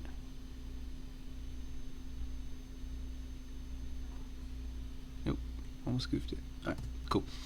Alright, so yeah, this is a big fat guy, and he takes those blows like a champ, and he kind of rears back towards you ready, and I will use, looks like his last legendary action for this turn, just for fun, to try to snap back at you slightly. See what his best option really would be. I guess probably his trident there, as he tries to bring that home towards you. And a little better success this time, probably with the 25. I guess that would hit Nero too. I just couldn't get it. I'm gonna do something special, Okay. and I'm going to, as I see this coming for me and is about to slash across me, I'm going to, essentially this burst of golden energy comes off of me, and I am using a feat. What are the details? The Gift of the Metallic Dragon, Protective Wings. As you can see, these golden wings come off me and give me +6 to my AC, so 26 Ooh. for that attack roll. Narrowly avoids it. How long does that last for you? It's just against the one roll. Okay, well, hey, that's definitely effective. And that's all he could do, of course, because it wasn't even his turn. So we'll go to Mr. Ogrimmar. Okay, Ogrimmar will do a one up here.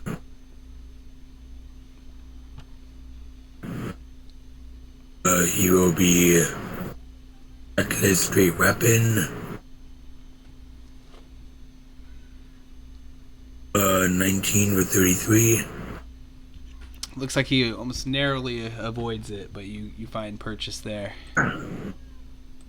He winces a little bit, but he's ready to come back from out. 25, 27. Definitely going to take that as well. Okay, then... Oh, he is large, correct? He is large. I will Scoot him over use a slightly. bonus action, not prone. And then 3 on his butt. And then I am done. I'll just give him the fisticuffs, but we know. All right. Very detrimental to his cause. Dexter.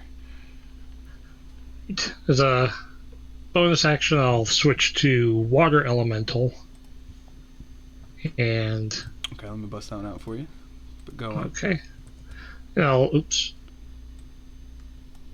I'll swim up over to here and do 2 slam attacks on him.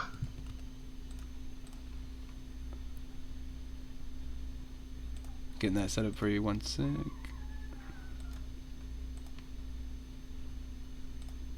Should be all yours. We'll just move Stone Guy over here in case you need him later.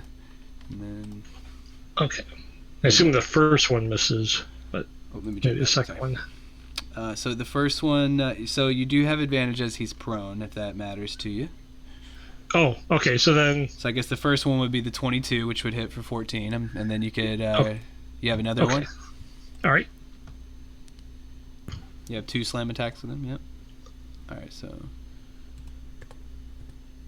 Damn, and then come with a 20 Moa. So a total of 34. Alright, I got it marked down as he's clearly a pretty big foe here, but getting close to bloodied, essentially, as you guys continue to pepper him down. And we'll move on to his minions, as they were. And let's see what we can do here.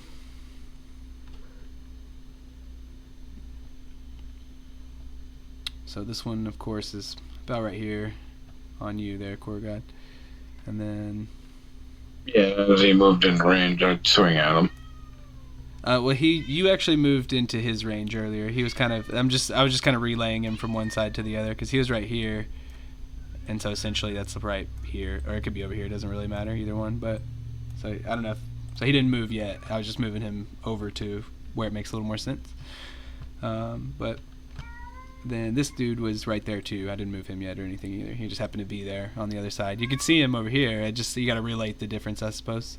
You know, it's Yeah, a little. I still would have hit the other guy. Are you sure? Alright, I guess that does kind of block me up a bit though, is the only issue. So I guess I'll have to do something wild and crazy. See my range here real quick.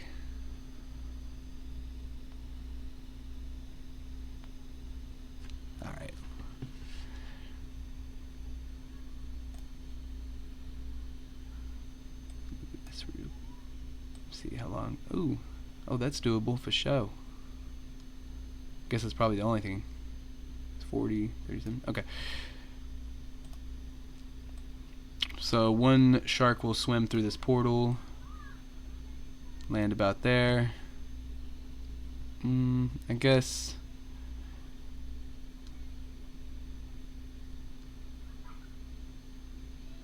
The one that's slowed will come through, but it's very much slowed, so it'll kind of just.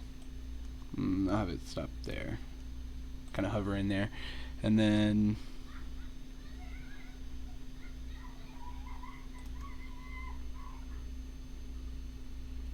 I guess I'll just have this one kind of swimming. Well, no, shoot. Okay, I gotta do something. My bad. Sorry, y'all. But yeah, he'll just kind of swim there in the middle there, ready to go one way or the other, I suppose, on his next turn. That's a dash to get him just pretty much as far as he wants. And all right, so we'll have a couple attacks here. Thanks for the patience there. We'll have one, I guess, coming towards your water elemental now. Ooh, that was terrible.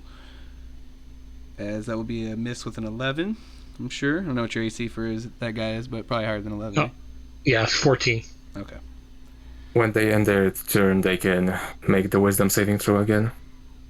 Okay, I'll do that. And then we have one more coming towards the Doppel there. It looks like ooh, that was a crit there, so I'll hold on to that for a second. And then we'll have one coming to Core God. It looks like a miss with a 14. And then I'll do that wisdom save real quick. Looks like a hey, pretty good actually. A 17. Is that a save or no? It's 19, wasn't it? It's 19. So does not save. For the other one too. I can make that. He fails as well. That's not good. Okay, so let me roll that damage for that crit to your doppelganger, and that'll be it. That's a lot of d10s.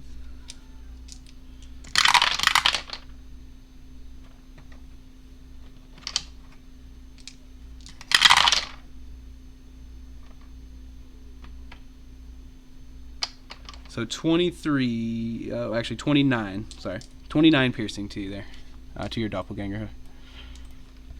And then that's it for them. Sorry it took a second, but Core God, you are up. I'm just gonna attack the shark next to me.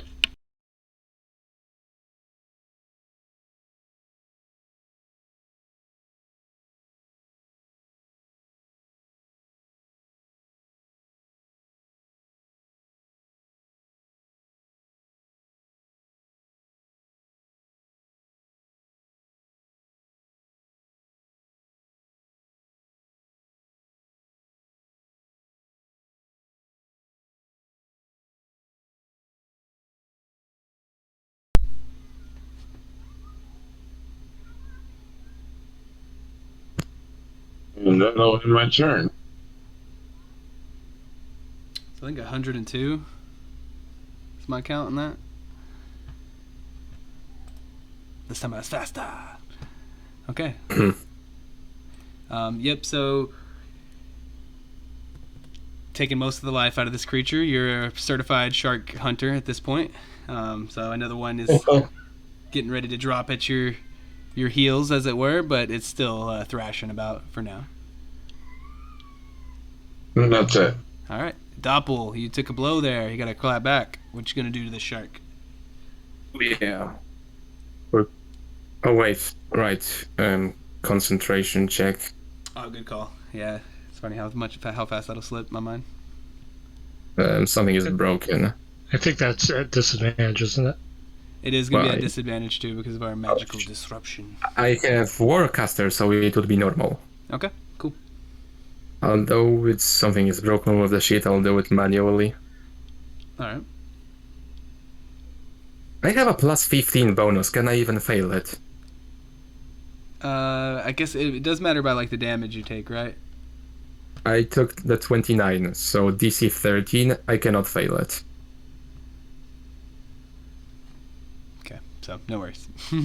Yeah. Guess I'd have to do like a whole. I don't know. So, first we're going to Let me take a look at the cantrips. Okay, I do have it. So, slash with a sword at this guy. Disadvantage goes underwater. So, 22 to hit for 16 damage. Okay. The second attack will be replaced with a cantrip, which will be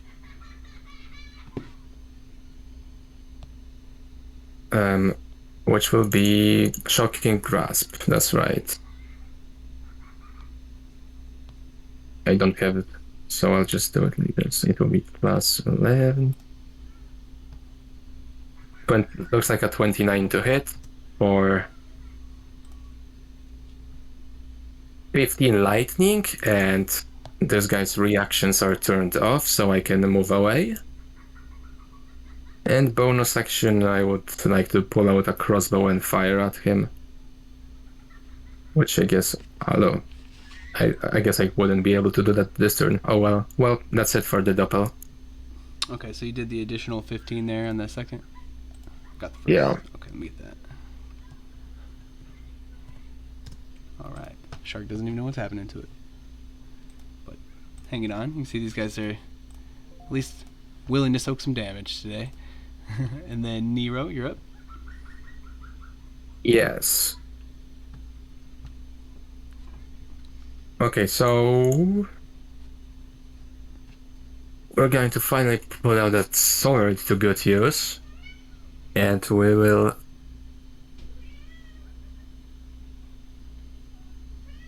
well, I mean, I guess I'll go with booming blade attack against this guy, so this will be 22 to hit for... So it would be with advantage still as he's prone, if that matters to you. Yeah. Well, I mean, we can try. It doesn't matter. So you take the 15 radiant, because it's technically a sun blade.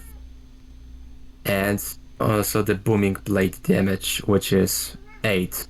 You take 8 thunder right now, and that 15 is in case he moves. Okay. Okay, so second attack will be normal swing, so... Oh, just 17 radiant. And bonus action will... Now I can fire a crossbow, so let's do that. Okay, slowly taking this dude down. 31 to hit with 13.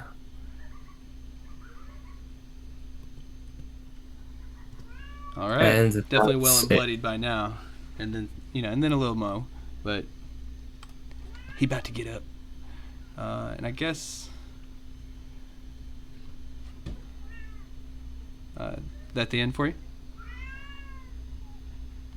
Yeah, that's the end for me. Although I think that because he stands up, that activates Booming Blade, because that technically uses his movement. I guess how is that worded? That might. Booming Blade.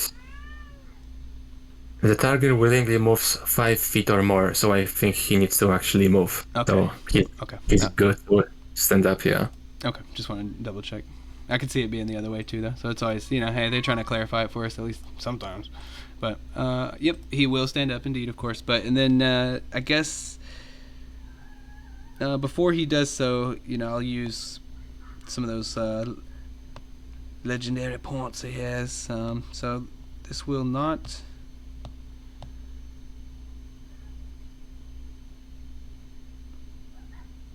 My bad, just making double sure. Yeah, so he's going to stand up for this. So he does the same thing where he kind of like he tries to seem like as much of a threat as he can on his back, and wants you to regret the day that you'll stand up to face him. And let's see, I don't know. You probably have done the most damage to him, but I guess I'll roll a d20. We'll see.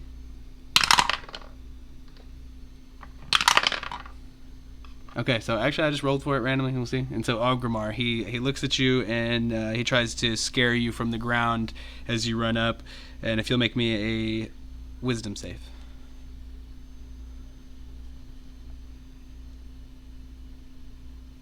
Oh, damn, the dice worked in my favor this time.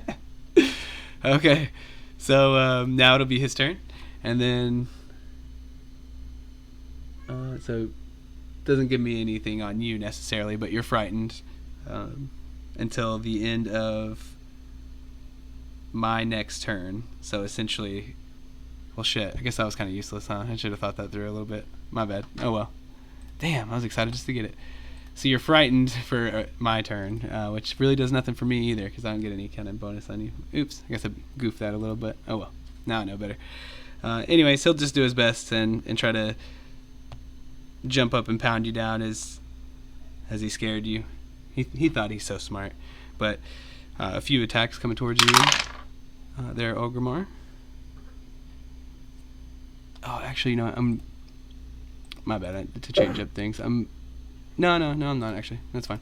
Okay, so he could see he's driven into a frenzy at the sight of your blood as well, and so that will help him. But first attack is a miss.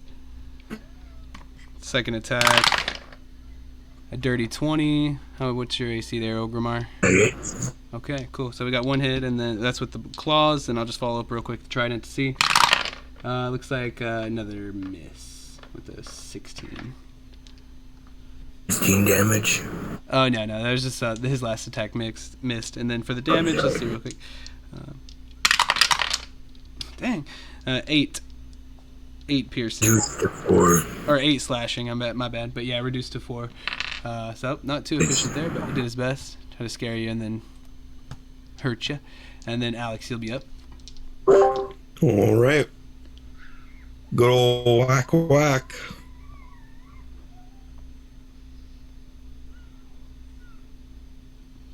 And this time I'm going reckless.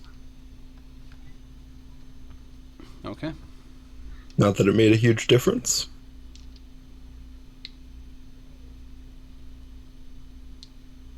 So that is... And the Divine Fury counts twice? No, only once. 31, I think. Maybe I'm off. No, I'm off. Sorry. Yeah. 31 for the first one. I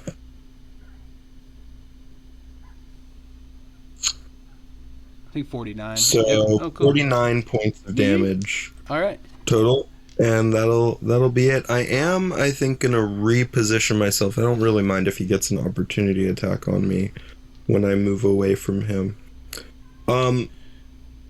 Has anyone moved through? We've only seen them move through the portal, right?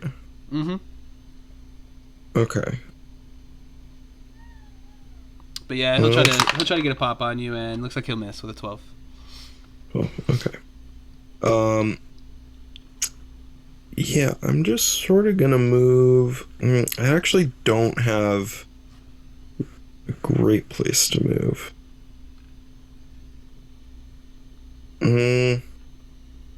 No, I actually won't move. It's fine. The opportunity attack missed anyway, so it doesn't matter. Okay. Cool. That'll be my turn. All right, and I guess at the end of his turn, he'll do one more slash out, and you're all like slightly wounded there, I guess. But shoot, I guess I don't know. He got a little hit on Ogremar, so I guess he'll try that again, but he will fail. Nope. And all right, Ogremar, you are up. Okay, we'll try and do another Creative Weapon Master, etc. Plus 27 for 27. That's funny. And then, oh nice.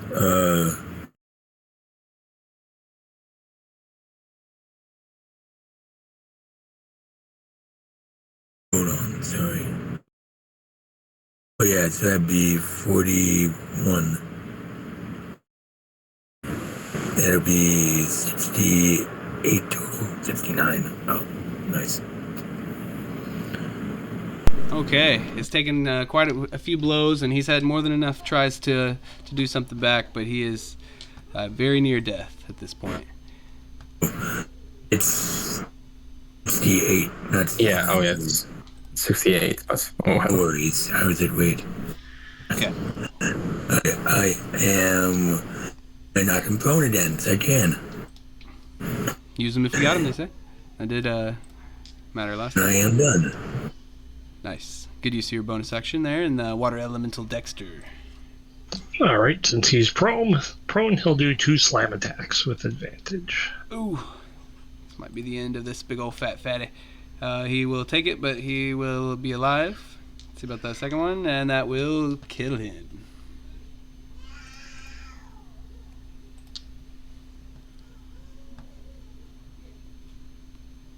Just kind of slaps him around, and then,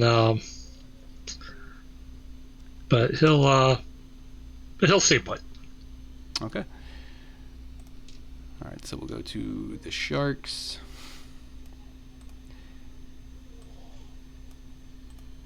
This one is still slowed, but I suppose it could shimmy on over and... well, yeah, I guess so. Why not? Kind of have a group up on Alex, just to make it fun. We'll see what happens. Do it. Kill me. It's like so far from happening, but it's funny. That'd be a bit of a trip. I guess just to mix it up, and I know what'll happen, so I might as well try to play a little smart here. And the shark's kind of injured. It disappears backwards into this the tunnel there. So we got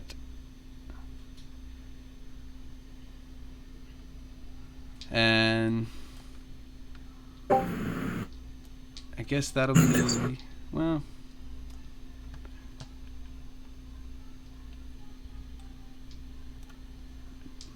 Yeah, I guess why not? It'll reappear out over here as it dashes, and it could kind of get a little closer here.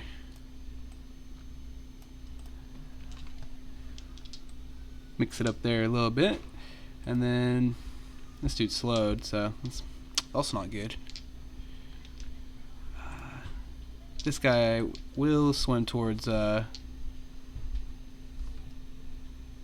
I guess I don't know. That's always one of those things where it's like, do I really do, you know, I know what's going to happen, but the shark probably would do that necessarily. Let me see what its intelligence is, and then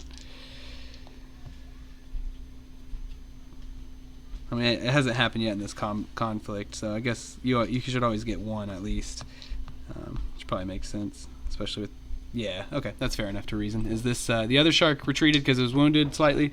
This one is full on, so of course it'll swim towards you. I guess it'll probably get stopped about right there. Yeah. Alright. And they are not the most intelligent creature, even with some other things kind of directing them, so unfortunately that's just what would happen. And then now they would recognize this, so may avoid it, but okay, leave that at that for that one. This one just swims forward a little lazily as it's still under the effects of the Schlare. And then I guess I'll turn it back over here, and we'll throw some attacks against Alex here. You can see again they're kind of filled with bloodlust over the wounds that they can see, and that kind of helps them direct towards their target. So this one, shoot, with the 28, no crit, but pretty close. You got me? And then the other one will try to do the same, although I guess with slow, it is slowed, so it would still have advantage, right? Let me see what you typed there earlier. No reason why not. Okay. That will maybe help it with the 25. Yeah, I'll go ahead and let that one hit. Okay, so 2 hits then, eh? Yep. Alright. Gotta let you damage me a little bit. Alright, if I thanks, wanna- man. That ain't that. It's the first one will do 16. And I mean the dice will decide in the end. That was pretty good. The next one's 14. So is that all 20 or 30 and then half to 15? Yeah. Okay. Not too bad. As then we'll go to Core God and make some sushi real quick, and got about one more encounter after this.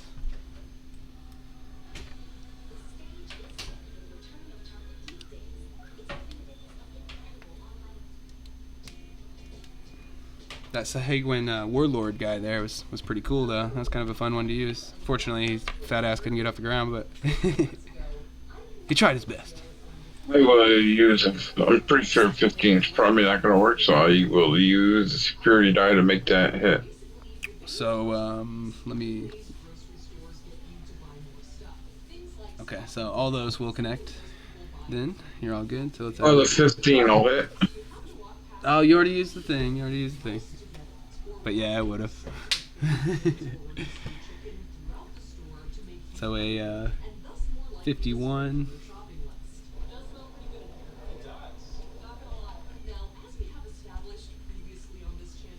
101, eh? No, 81, sorry. And then 109. And then 134, I believe, total. Someone can double check me on that if they want. I think 134, that's what I'm going with. As it is still alive. That's the second time it's been hit, kind of, I guess. More like the fourth and fifth time now with your rate of fire. But it's still alive. Wasn't much. Alright, if that's over for you, we'll go to the Doppel.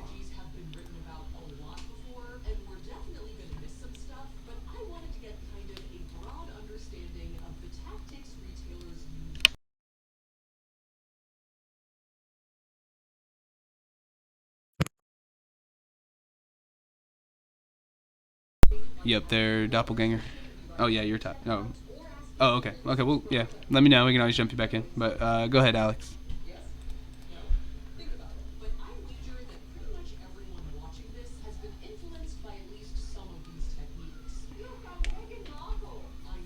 I know it was a quick jump to you there, Alex, but if you're ready, you can go. All right. Reckless. Ooh. All right. Well, I mean, I guess let's see how much damage the first one does. With everything, it's going to be against this one.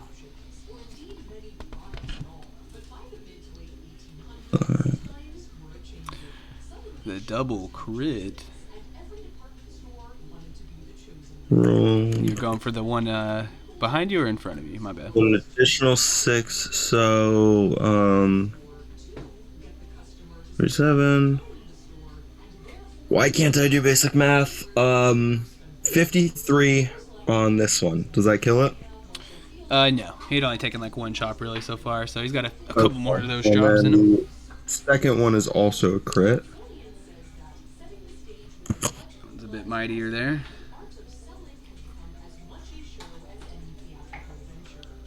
That'll be. I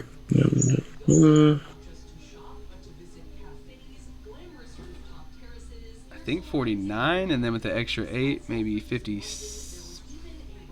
No, it's okay, only, okay, maybe I'm off. I'm counting too much. 26 because I don't get Divine Fury on the second one.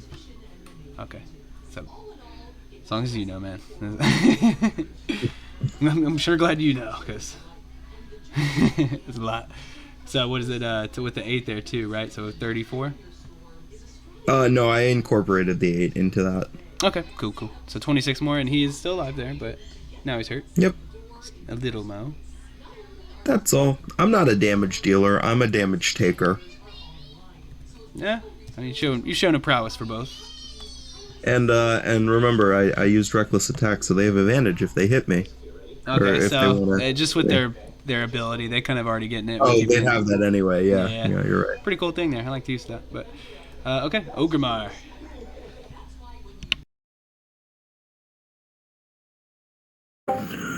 Ogremar will to these Sharkies devise the most hurt, this one or this one. They look equally bloodied.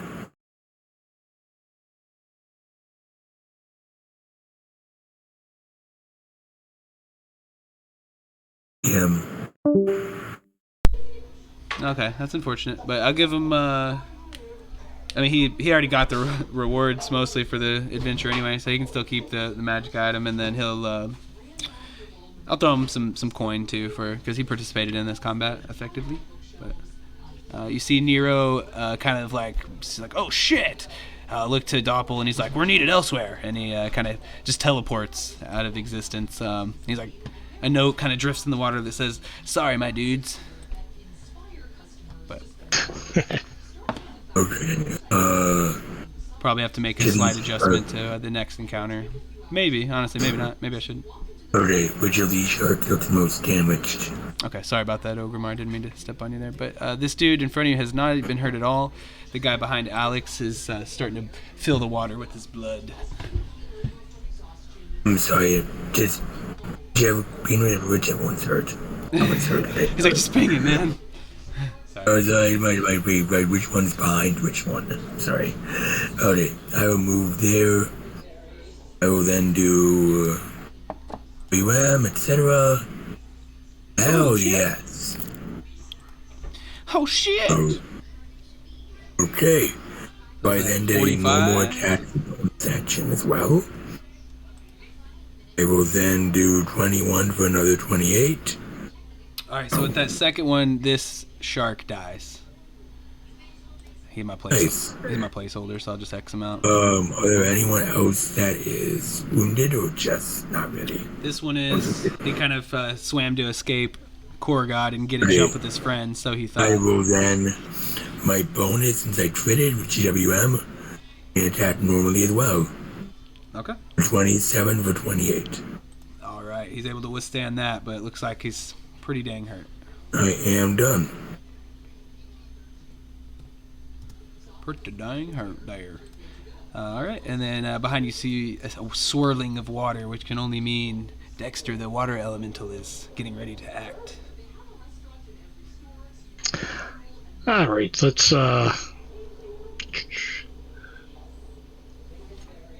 just try to finish this guy off.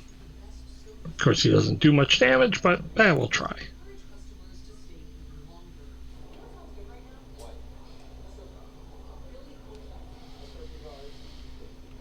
I assume that second one misses, but the first one's 19. So you, although I didn't roll for the wisdom saves earlier, that's my fault, but he just failed, and I think there was another one that had it, right? Or is he already? Yeah, he did too, and he just failed as well. So you would still have advantage against him, I believe, right? With him being slowed. So give you advantage? I don't know. Let me see. Thought it did. No, it doesn't. My bad. Sorry. Yeah, but it's easier to hit him. Yeah. I'll keep that in Yeah, mind. just lowers their AC. Yeah, it lowers it a bit. Okay. So with the lower, it still misses. These guys aren't the most hard to hit, but yeah, it's very shy with the lower in AC. Okay, so the first one hits for 19. Now let me get that on there. That's the first blow he's actually taken. And anything else for you there, No, he'll save one. Mr. Water Elemental? Alright, so the sharks still get to go. Let's see. Kind of finally close in there. Guess this one knows where a fruitful venture is, and it ventures back up here. They're going to try to three-way gang up on Ogremar this time, seeking some blood in the water. And I guess we'll see what happens. Get the old trusty D20s ready. So, shark number 1 on Ogremar, a 22. That will hit. And then, so second one is a 19. Looks like that will as well. And then, so close to a crit, but and a 19 without mod, but it'll definitely connect as well. So they all three will hit. It's just their one benefit they have there. But hey, it looks like I'm about to do some damage, baby. Oh, it's all gonna be halved though. Man, if it wasn't, this would be like a devastating wave. But let's see. The first one will be. I'll just add them all up real quick.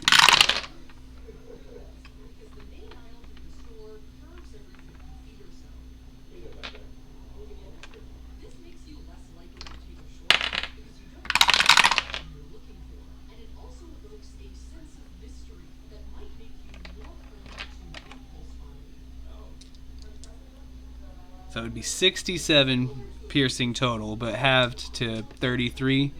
So still a good little chomp out of you there, Ogremar. The most damage you've probably felt in a good while, being such a warrior of your prowess.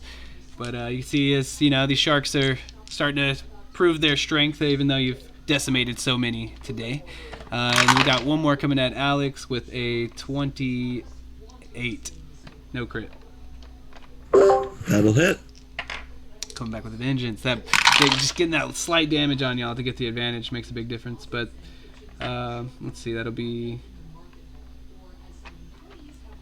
24 piercing, but have 2 with these damned barbarians. So 12 to you there.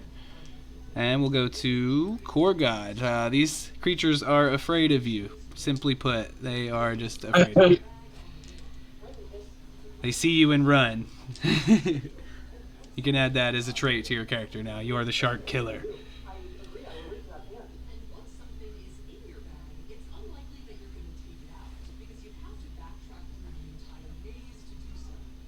So that one to my left. Oh, this is about to go quick and bloody, I have a feeling. It is now dead with the 25 damage. Had 21 remaining, so it is dead.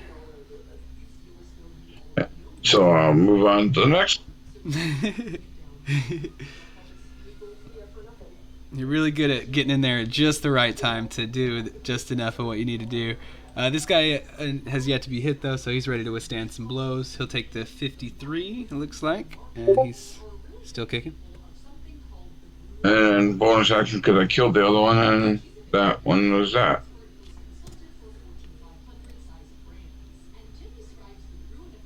So there, you threw another one on there at the end, right? Yeah, and that'll end my turn. Additional 25 says, you're becoming a sushi chef. Gotta get some cook utensils after this if you don't already have them. And Alex. Alright. I'm gonna come... Can I fit in this space here, or is that technically being occupied? Yeah. Some Okay. fine-tuning there will help you out. I'll go there, and I'm fine to take an opportunity attack from the shark if it wants to take it. A 25. That'll hit.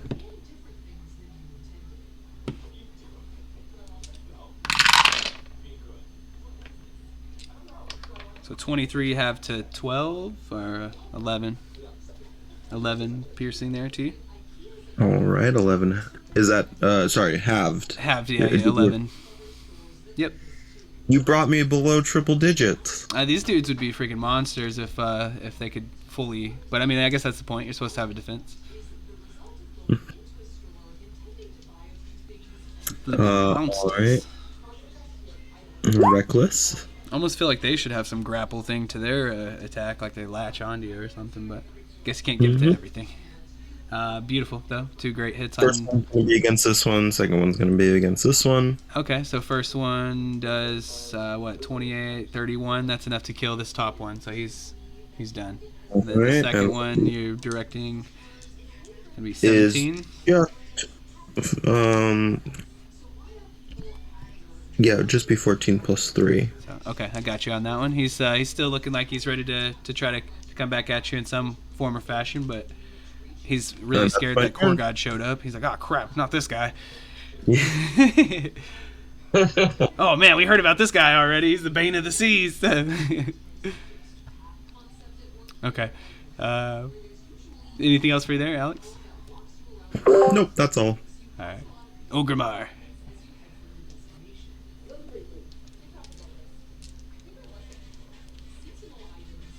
Okay, Ogremar. Just to create weapon master, etc. Alrighty.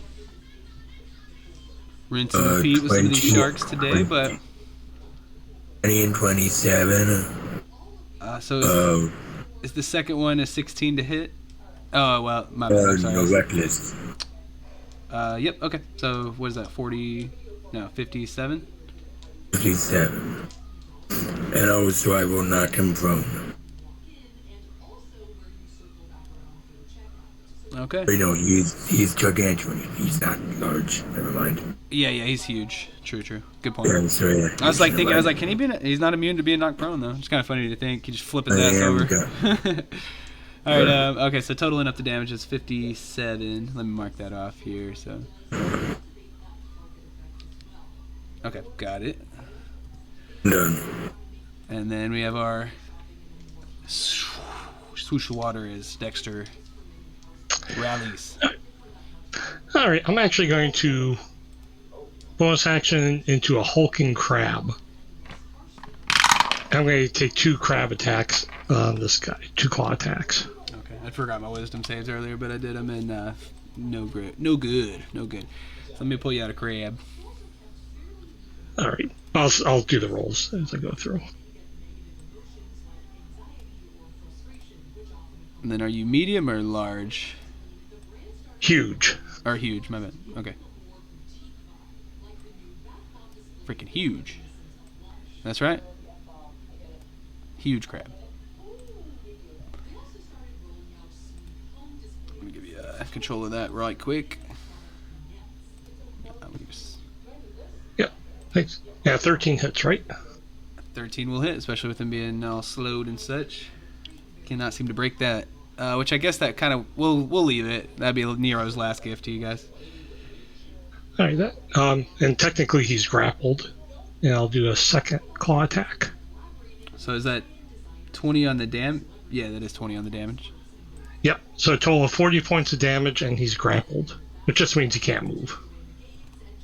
All right, and so half your giant claws there sticking through this portal to hold on to him, and you feel like you're essentially in almost 2 different dimensions at once. Pretty cool feeling, but a little strange. And we'll have so he can't move at all. Yeah, I guess the only thing he could do is just try to lash at you, just a straight roll, and it will be what's your AC as the crab? 17. It has 16. Damn it. Very close, but he's able to get past your hold on him to latch onto you with his own bite. On the flip side of you, though, you see this. Well, you maybe not, but you might be able to hear something. As the shark tries to come at Alex with a 19. I'm not sure. Nope. Just shy. And I think that's it, right? There's just the 2. Getting light on sharks, y'all. Okay, so we'll go to Korgod.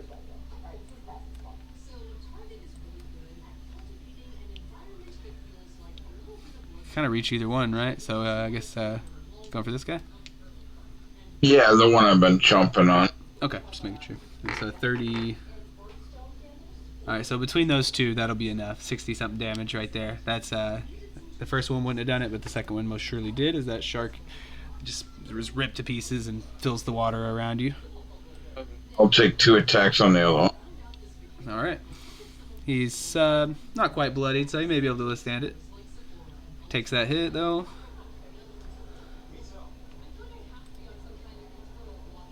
$55. All right, still kicking, but grievously wounded. And he's already grappled, right? He is. Yep. So there's no use to knocking him prone. Okay. Well, grapple just means 0 speed. Prone people would have advantage on them. Alright, so on that attack, I'll use a temporary die, and he needs to make a DC 23 strength saving throw. Unless they got some unimaginable strength. Let me see here. Which it is pretty good, but not enough. I made a 19. That's an extra 2 damage. And he's knocked prone. Alright, so he's prone. We'll keep that in mind, because I don't think this will take much longer. It takes extra 2. And Alex, that might be your cue to come and finish it. Yeah. And I will run up and whack. It's all flipped Reckless as sideways in always. the grasp of this crab, all twirled around and confused. It's a 20. That's a 30 on the first hit, I believe, and a 20 on the second, so 50 total, if I'm correct. I mean, that sounds about right. I'm just putting it into a calculator. I'm not even bothering trying to do anything in my head right now. Okay, I got that marked if that's what it was. Yeah, 50 total. All right. And so he's still alive there, but he's thrashing around, hardly there. Ogremar, if you're there, I know you said you might have to get up for some coffee, but yep, you're going to come get you a kill. All right, it only takes one. He's done for. Okay. I will at you BRB right now then, but feel free to do whatever. Okay. And yeah, we'll keep moving along. I know we're kind of on our back end of it now. As you guys kind of can regroup and do whatever you want to do in this quick moment before you move on. You feel like you could even take a short rest here in this this kind of like water pocket tunnel over here, if you so choose to do so. Don't know if y'all need that or not, but it's there. Yeah, I'd like to take a short rest. Yeah, so if that's what you want to do. It's all good. I feel like you I'm can down. safely do that. They vaporized Nero. I'm sorry? Just joking about how Nero's gone. I know, right? Damn, we need it now. But hey, just real quick, of course, I'll have all this in a session log and stuff. But you guys are able to find on the warlord, that fat old piggy, Sahagwin. He was wearing 2 gem-studded bracelets.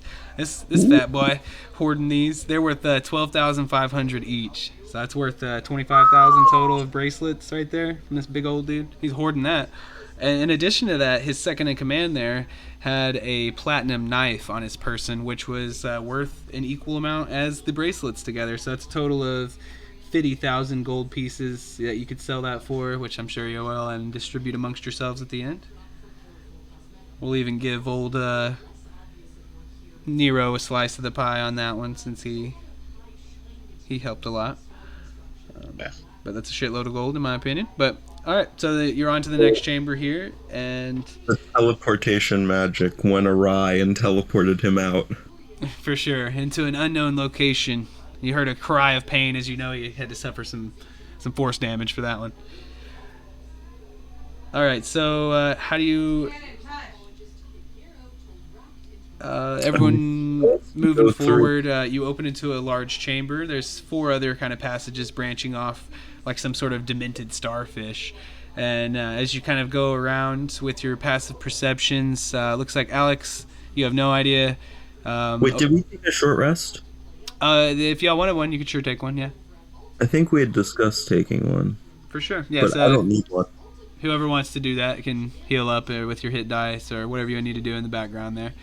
And I guess he can get you all grouped up here. We'll even throw in these guys, so we got them for the next map if we need them. And then let's get where's Mr. Dexter himself on the map? I think he was on the other map. We didn't get him over. Nope. Okay, well if we need him, we'll bust him out. But right now you're the crab, I guess, and so no worries on that. Let me copy you guys over, and so I'm sure you'll. It basically have to have a passive perception of 15 to notice something up ahead in the tunnel, which looks like Core God is going to have that, and Dexter, of course, sees it way before anyone else.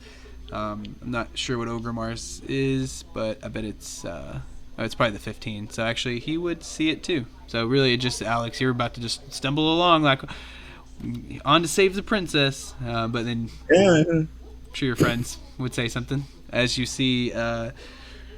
Some more Sahagwins up ahead. Seems like a few of them, and they're kind of surrounding a couple of sea elves who are tied up with kelp and such. They're kind of off to one of these passages on this map I'm about to pop you over to. It's not clear whether the Sahagwin are interrogating them or torturing them or what, but you do see a strange, large, massive, pulsating coral they've attached to the bodies of the elves, and that can't be good. So let me pop you over.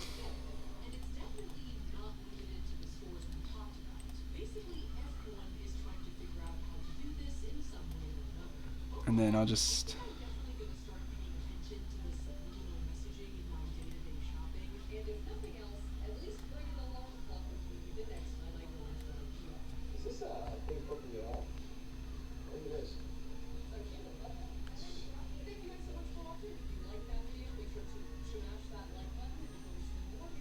Okay, so the option of stealth is there because you all, especially Alex, you almost, wouldn't have, but with the passive perception, you guys can kind of be there in the front of the room and see what's going on here.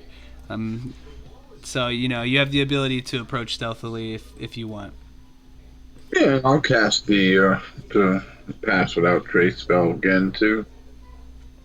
Okay, so as long as I know slots at this point are probably not much of an issue, but as long as you might get them off. I don't really use much spells, so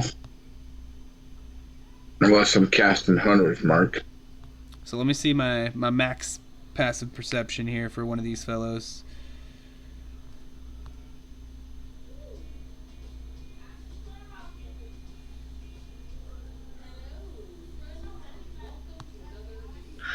And Dexter would be going in as a water elemental. So I guess I won't say necessarily. Well, shoot, you had that passive trace, so of course. Yeah, and I can't get less than a 21. So I guess let's see everybody's rolls. We have a 26 and a 30, and then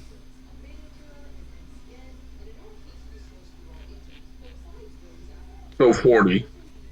sheesh. All right, there's 3. How about who do we? Oh no, there's only 4 of us now, so we're just missing Ogremar, and he said he had to. Did he go real quick? I think so, maybe. Wonder what his stealth bonus is, but I'll just roll my. So he'd have a 20 at minimum, and he'd probably have a little bit of a boost to that as well. Okay, so you can imagine how stealthy you may or may not be. So what would your course of action be here now? Oh, there he goes, popping in. So 26. Nice. Probably move a little closer, see if we can hear anything. And so you kind of hear kind of a feeble cry coming from around the corner there, and you can't necessarily see it, but you can hear them there, and you can imagine how many are there and such. You get a little closer, you can most definitely see it all clearly. But yeah, there's clearly the princess there of the Sea Elves and one of her comrades, you could assume, and they seem to be pretty beaten and battered, and she kind of gives a feeble cry of like, why are you doing this? And the Sahagwin just kind of stands over her and like guffaws. It's another one of these big old fat fatties, so you can imagine that. Oh, didn't it piss you off? What is he gonna do to this girl? Oh my god, you can only imagine. So All right. I'm about to get into some freaky hentai stuff unless y'all step in and do something. Oh no. All right. I'm gonna rush in. Does that sound good to everyone else? Well, I'm rushing in for the big guys, right? All right, cool. And I rush in. And so you can see how they were kind of posted up in their minds somewhat strategically to avoid detection, but unfortunately you guys, quite a perceptive bunch, especially the water elemental that swaggers in. See if I can turn you around so it makes a little more sense. Oh, no, man, you're still a crab. This guy, would he technically Oh, be considered an ally so I could move through his space?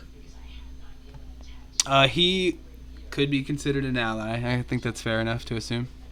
Yeah, I just want to move here instead, because I'm trying to get to the princess, but I can't quite, because, these guys are blocking. Yeah. Well, the water elemental got through because he can move through enemies. So, Yeah, but I can't. Yeah. You should try to be a water I guess probably elemental. with that we'd end up triggering some combat there. Of course, there will be a surprise round in your favor, the way it all kind of turns out here. So yeah, let's just, without further ado, let's kick it off, and then this, without being too obvious, I guess, is pretty much the finale, as it were. Well, I actually rolled low on initiative for once.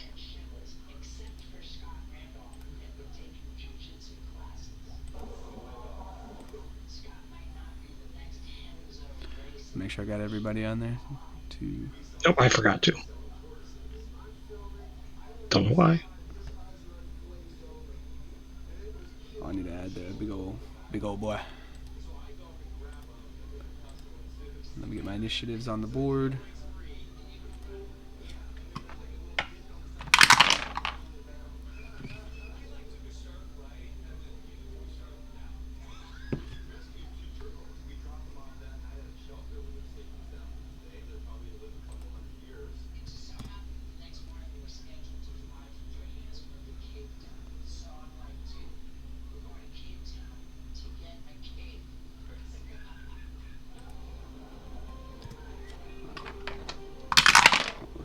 Ooh, I finally got a good one, and the worst one yet.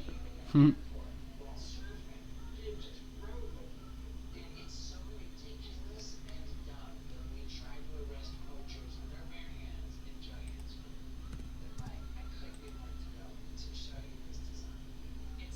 Sheesh, those guys are slower than the sharks. But all right, everybody's in there. I'm assuming we're down to 4 now, so it'll move a little bit faster at least, probably. But looks like actually first this time, Core Guide, where you at, bro? Where were you? I'm just playing, but you're a very fast man. Rolled a 2 and a 3 with advantage, so yeah. So you're getting a little tired now. You're doing a lot of physical exertion today. But all right, this guy standing here, he kind of all of a sudden sees you there, Alex, and an Ogremar as well, and he's What's a surprise? Alert! Alert! He cries out, and they start to try to defend themselves. And so, yeah, you're closer there. I think Ogremar is just a bit. I don't know, Ogremar. I'm kind of confused. You're kind of on the wall there. I'm not sure if you'd be able to sneak into that spot. Sorry. You might be stuck to be like right here at closest, but even still, I won't target you because that'd be cool. Well, isn't it a surprise round? Oh yeah, you're right. My bad. So let's go to Dexter. Good call. Thank you for that. I got carried away. All right, Dexter. He's going to cast. He's going to cast Wall of Thorns across here.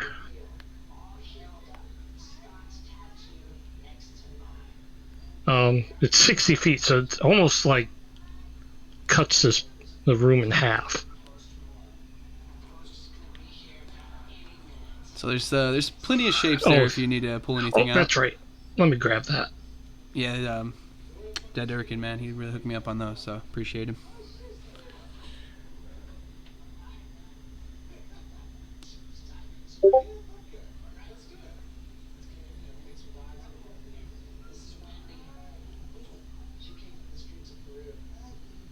I'm not able to drop that on the map.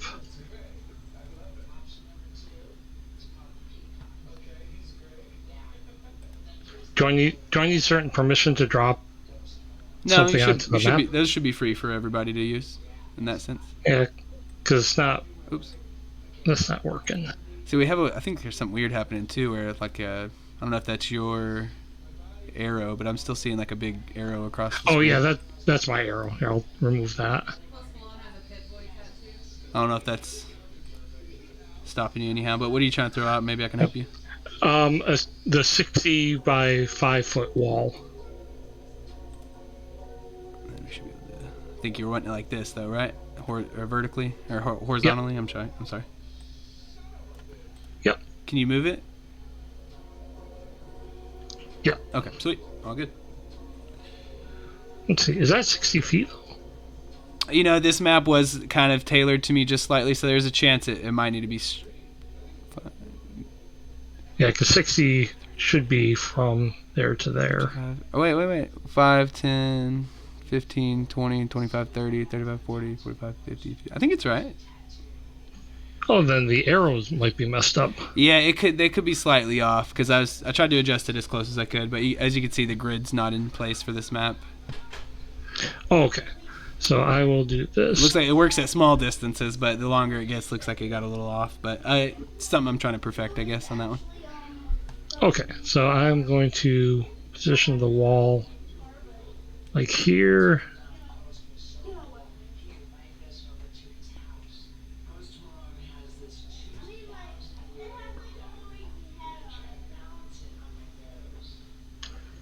I'll try to position it like that. So everyone who starts their turn here or ends their turn there has to make a Dexterity DC 23 save. Damn. Okay. Yep. Okay, is that it for you there? Yep, so as soon as it drops, I think these two and maybe this guy up above immediately have to do the save. Is it when they start their turn though? I mean, they'll have It's to. both. Okay. Here, I'll post a text.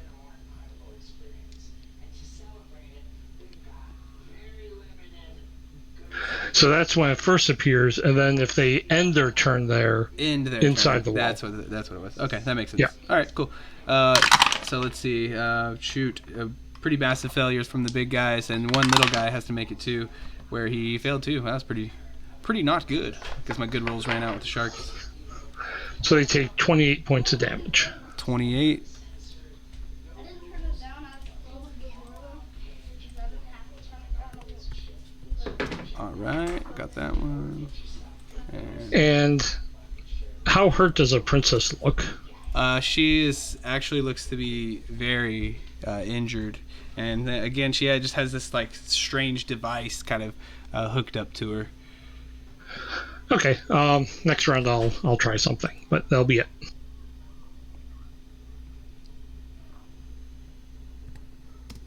Okay. All right, Alex, you're up. All right, this is the surprise round still, yeah? It is indeed. So, does that give us advantage on attacks because we're like coming out of stealth? Without looking it up, I believe so. I think so. Maybe someone else can verify, but I think so, right?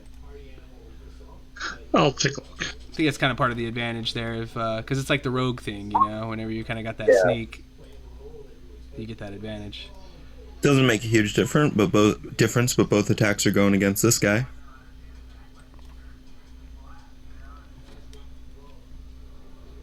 Going against the big guy, looks like. So 32 for the first one, and then another 17, so 49.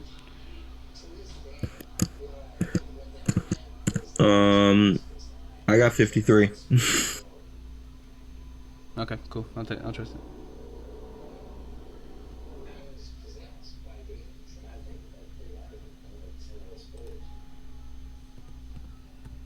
Okay, yeah, he takes the brunt of that blow or those blows and kind of guffaws. His Zifu will be ours. Sure thing. So it doesn't look like there's advantage on surprise. Okay, It's not. all right. From what I can see. It wasn't surprise, it was stealth is the actual thing, because we were coming out of stealth. Oh, so like almost like the invisibility. I think so. Here, let me see. Yeah, we can verify it. I think we were using it earlier, if I'm correct. It's like hide. That it's consider we use the hide action, and that's our stealth. And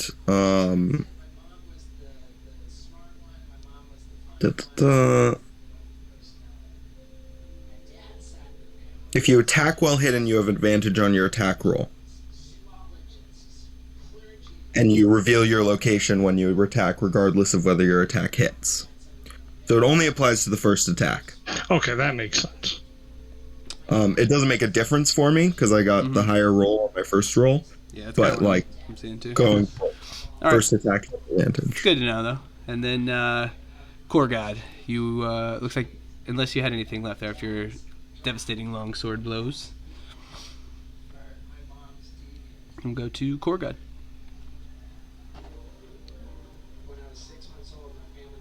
Here, I'm going to aim at the big guy.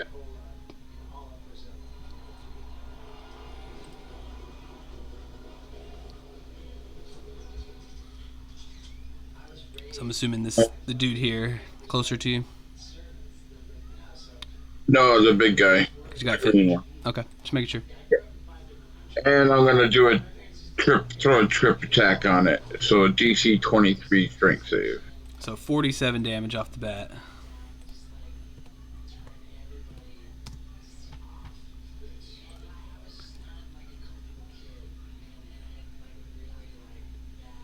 Okay. With that, The save was what was the DC? I'm sorry. 23. 20. Wait, what was it? 23. 23. Yeah, Okay. 23 strength save. Okay. I was like, whew.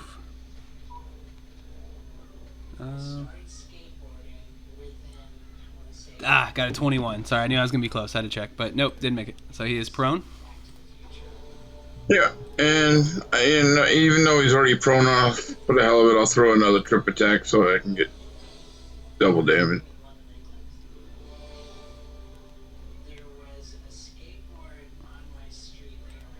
So with the extra trip, you did 2, and then so a total of 9 from tripping. I didn't mark those. So is that 9 more, right? 7 more. The other 2 is from the first attack, yeah. Okay, my fault. I didn't. The other 7 is from the crit attack. Okay, got it. Quite a bit of damage there. And I still got 2 more attack.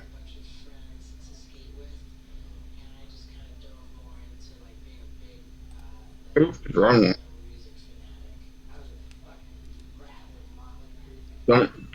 Don't use that one at all.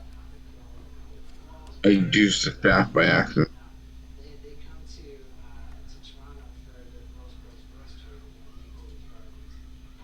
So 38 more, and then 30 more, so 68 more, right? Damn, dude, Yeah. this is like probably your most damage in one turn you've done so far. Then I'm gonna action surge and do it again. Shit, I don't know. Love it. Let's see. 1 second. Okay, so with that third one,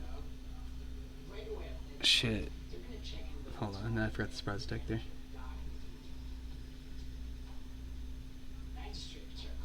Okay, yeah. So in the second one on that narrowly got him, but it will take the third attack fully to finally do it, and so that he's out of commission on that one. Shazam, dude. The next 3 attacks or whatever will be on the this other one.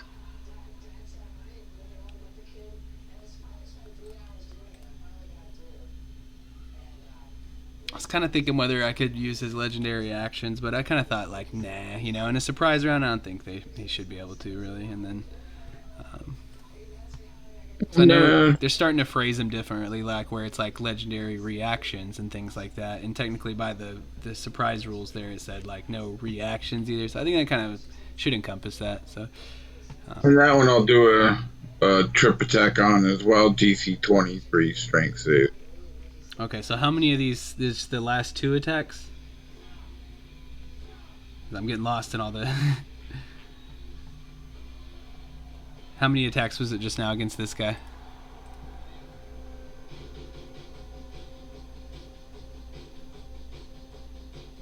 Well, you said that the action surge, I didn't need the action surge to kill the other one. Yeah, you had used every bit of that attack last time to get him, and so it's if you had more attacks to throw at this guy here, that's fine. I was just curious how many was it out of these? I had 4 attacks on the first guy. Okay. And which said it took that whole thing to kill him. Gotcha. And then with the action surge, I got another 3 attacks or whatever it. Okay, perfect. So 35, and then.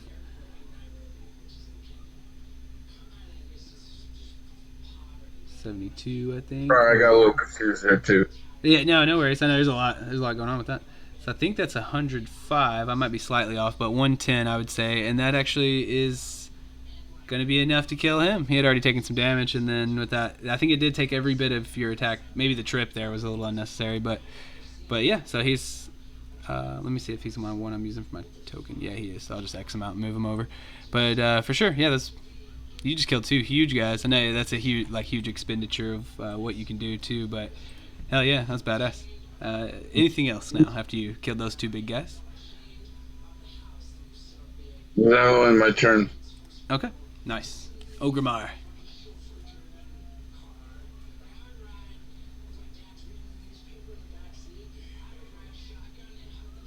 Sorry, I was muted. Okay, so wall barrier, we do not go past it, right? We do not go through it, I mean. Correct. Well, you could just take damage. Oh, then never mind, fuck that. I will see this enemy down here. I will move to it as a bonus. I will actually have my bonus doesn't move to it normally. And I will just do sword, etc. 7 for 28. You can see these guys are a lot smaller, probably the weakest of the foes you've come across so far, and that second one most certainly dispatches him. He's dead. I will bonus. I will move forward. I will bonus action. Since I killed someone, I can smack someone again as a bonus. Bop bop. 28 for 28. Okay. I am done. All right, took a chunk out of that guy as well, and we are going to go on to all of them. So what is that? Back to this. Oh, I skipped one. So hold on, let me reorder because we're back to the top. And the princess just like screams out in agony as you see this this strange device just pulsating over her. And let me see. She kind of convulses as she takes some damage from that, and perhaps a little concerned you may be, but that is what happened. And now we'll go to this this bigger Sahagwin who's happened to survive. He looks at Orgrimmar, who barreled up to meet his demise as far as he's concerned. He smells the blood on you and gets very excited, more excited than he should. It's a little weird, but he comes at you with a few flurry of attacks, one of each as it were. But the bite is going to be a 21.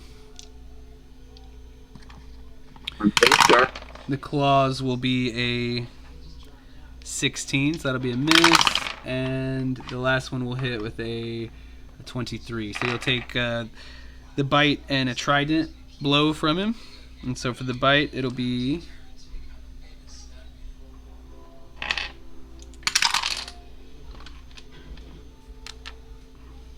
looks like 9 piercing from that, and then from the trident looks like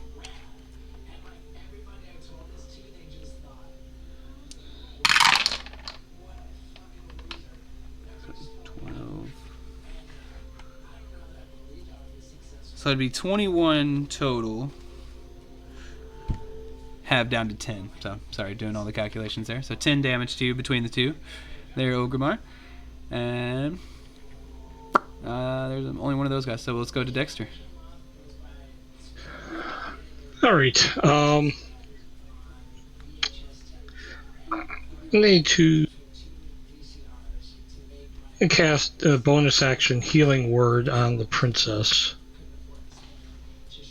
So she gets 21 because I did that 5th level. Nice. And can I try to take? You said there's a device on her. There is. Can I try to take it off of her? Let me look at the specifics there. I know one way. It seems like you would have to either use an Arcana check to figure out how to do so, or perhaps if you're savvy with some thieves' tools, you may do a Dex check. But either one of those would suffice. Okay, I do have thieves' tools, but I probably can't do it in this form. So, as my action, I'll drop out of form and just be normal Dexter. Okay. So I guess if you want to drag him on out for us there, just move. Yep, I'll grab them.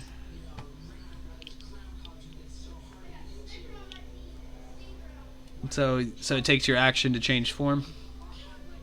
Yeah, because I use a bonus action for healing, and then yeah. Okay, yeah. So that you'll have to do the next thing on your next turn. Yep. That's what I figured. Okay, and so we'll go to Alex. And what's weird is I can't drag my character onto the map either. Okay, let me see. But you can worry about that later. I could drag him out for you, I'm sure. Let me see real quick. If I can find him.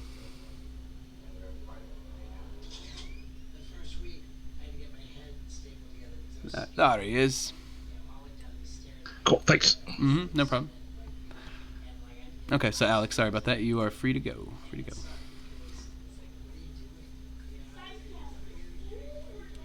All right, I think you.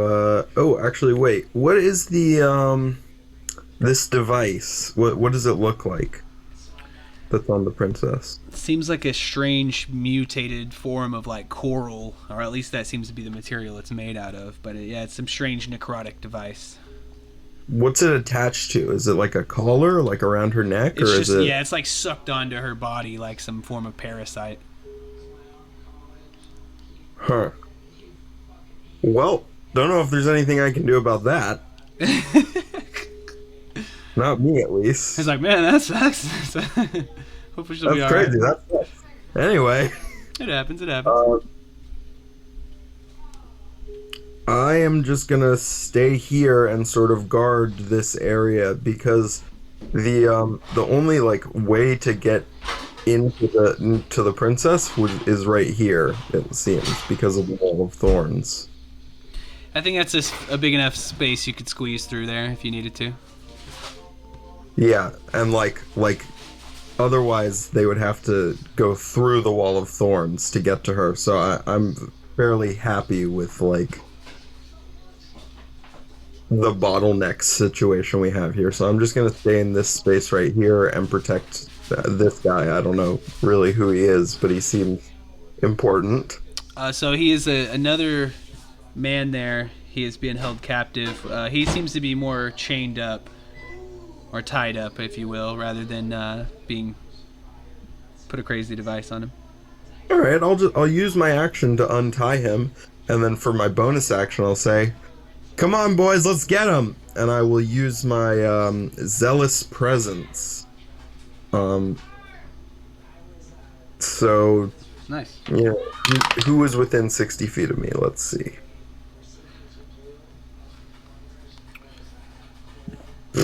Pretty much, yeah, everyone. Damn. So the princess, Dexter, this guy, Korgoth, Agramar, and me, we all get advantage on attack rolls and saving throws until the start of my next turn, and that'll be that. Okay. You gotta delete that for us, I guess. Yeah. Okay.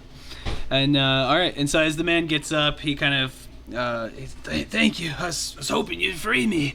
I gotta get revenge on these bastards. And you can see he's hurt, but he's a pretty tough guy. And he draws out a long sword, and he's like, "They'll pay for what they did to us and the princess." Before that, how do we help the princess? That device strapped to her, it seems pretty complicated. Do you have any insight on that? He kind of turns and looks back, and I guess just to keep it simple, he's like, "No, but it looks like he does. He has a very knowing look in his eyes. I feel confident he'll be fine. We should kill all these bloody bastards before more show up." All right, sounds good. Stay near me. I'll make sure you don't get hit with anything too hard. His turn, he dashes out. Ah! He probably will too. All right, Now, cool. Maybe. That ends my turn. All right. He'll probably take your instruction there. And Core God, what would you like to do? Well, since I don't think strength could break that device, do it. No, it seems like it does take a little finesse. Oh.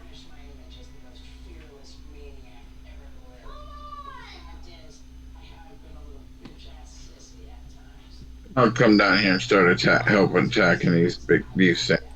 Going for the big fella there as well. All right. Is that big guy injured? Big guy injured yet? Oh, yes. I'm sorry. Yes, he has. He has been injured. Ogrimmar started the assault.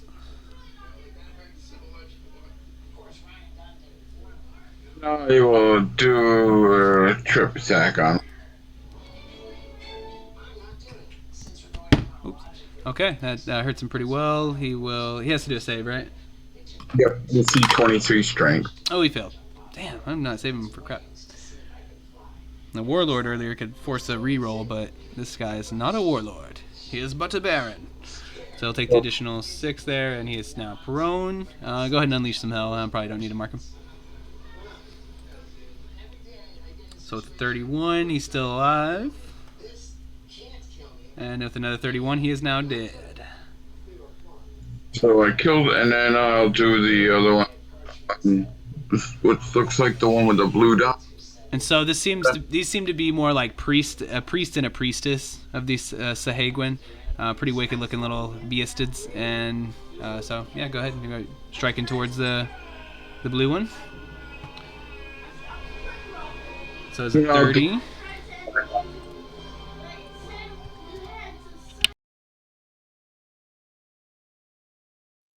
They're 10 damage. So 40 damage to that.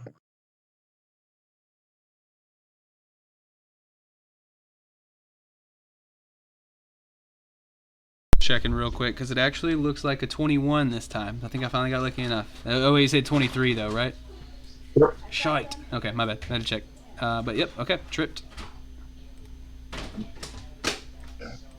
Or 40 damage, and then that's the last attack I can do, so that'll end my turn.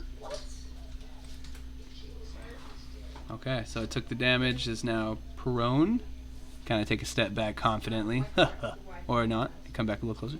And then Ogrimmar will go ahead, my friend. Great sword, great sword. This is against, you move closer? I have this tap back and he's dead. Alright, stepping forward towards him. Is that a... Okay, so 25, and then... Yeah, so with those 2 strikes, that'll dispatch him. He is indeed dead. Okay, then bonus action, then I can... Is it also an enemy? It is, yep. Oh, attack this fancy one over here then. Since I killed someone, I can do a free one as a bonus. 17 for 30. Then I am done.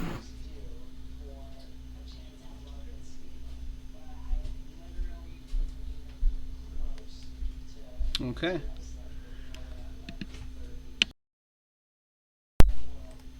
All right, this guy he kind of nods towards Alex and he's like, "I'll stay by you," and he kind of hangs back, ready an attack if anybody comes in range, which probably won't happen, but he's ready. He's ready for it. The fellow there in front of Ogrimmar. Trying to decide here. Not sure it would really matter that much.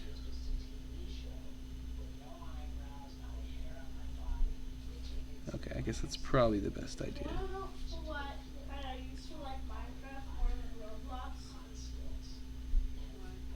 These Roblox is for 7-year-olds, and I wasn't 7-year-old, years old.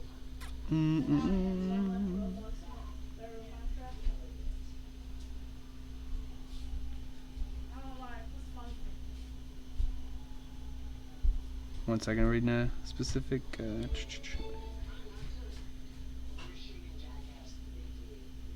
I wish I could be a little better, honestly, but let's see. Okay, so this one will stride forward about this distance, and it is going to cast a spell. I don't know if we have any of our dispellers in the group right now or not. But let's see the range. No, so.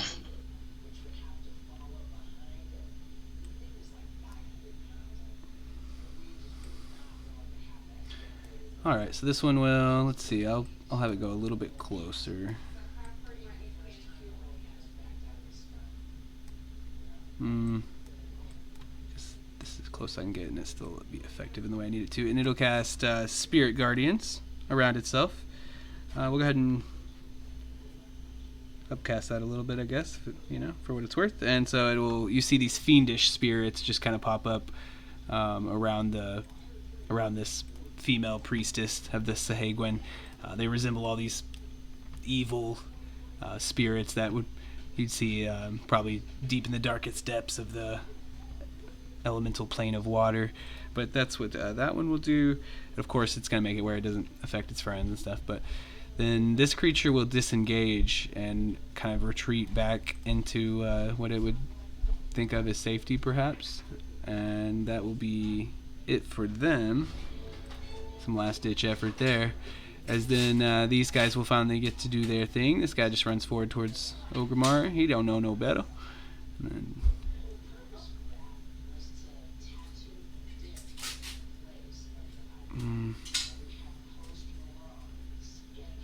this guy comes running up in here. So with the way that this is he could come up here and squeeze through on the side there. It's going to take, you know, a lot of his movement to do so and clamber over these rocks as well. So let's see, that'd be...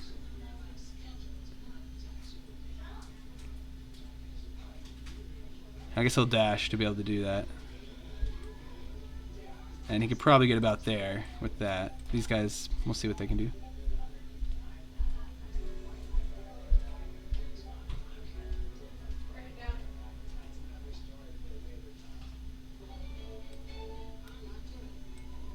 Essentially get about there. It's like, I'll have them kind of hang back slightly. And that's the extent of their movement. Presumably they're all moving through this crack so that Yeah, they're they not... are, and it's like it's taking up a lot of movement, so they're dashing. They think they're safe just because they're in there. I know this is a bad move, but they think that, I mean, it's really the only thing they got. Otherwise, they're just going to get wrecked in general. But with that, we will go to the end of the round, and Dexter, you watch on in horror as it's almost like looking in a mirror.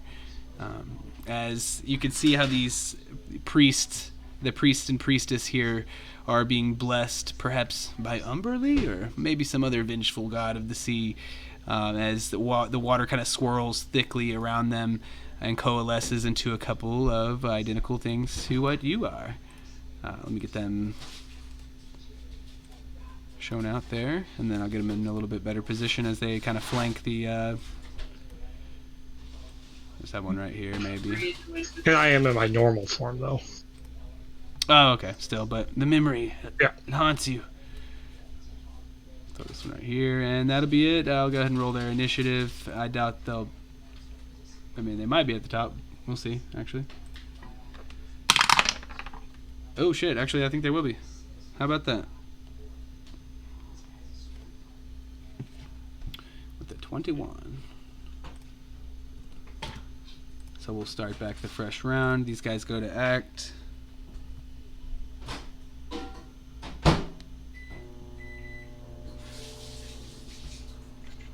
I wonder if that'd be worth it. Yeah, I guess it has to be. Alrighty, well, guess we're gonna have to go through this one way or another, as I know I'll be moving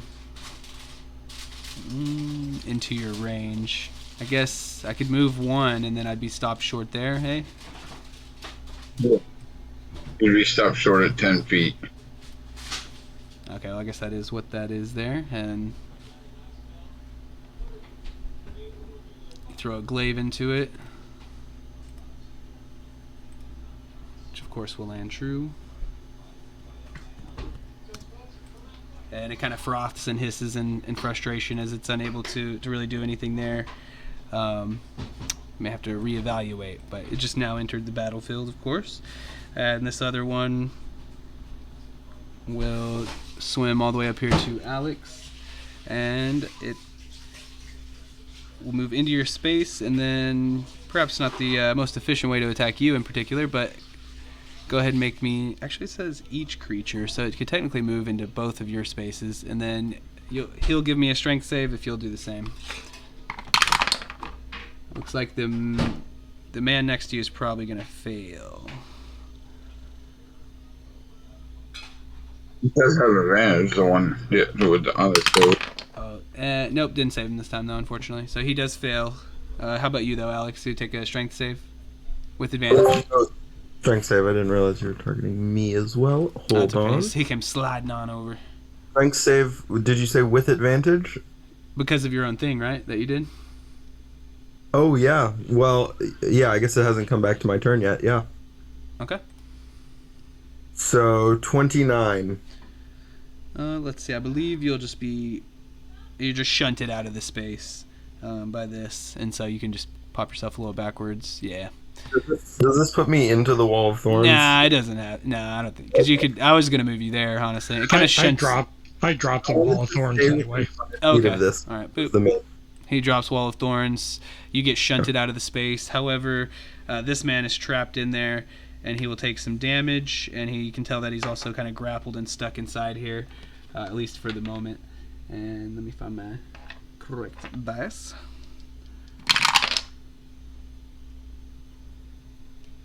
Alright, so he wasn't quite as hurt as the princess, thankfully for him. But didn't look like he could take another one of those as he's trapped and kind of thrashing about inside this creature. And at that point, we'll go to one that looks almost identical on the turn order, at least. And Dexter, what would you like to do? All right. Let's see, got the ruler kind of messed up. I'm trying to figure something out here. One second.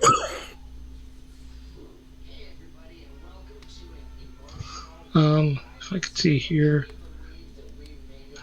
20,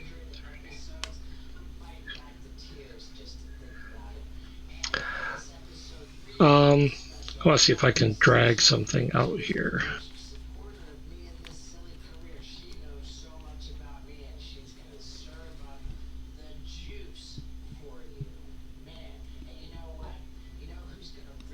I'm trying to see if I could drag a 60-foot radius circle out just to see if I can cast a certain spell. There you go. Ah, thanks. Mm-hmm.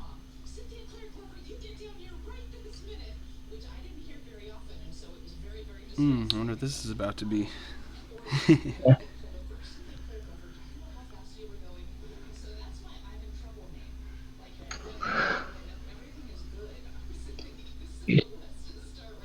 Wish I had the center. Let me try position.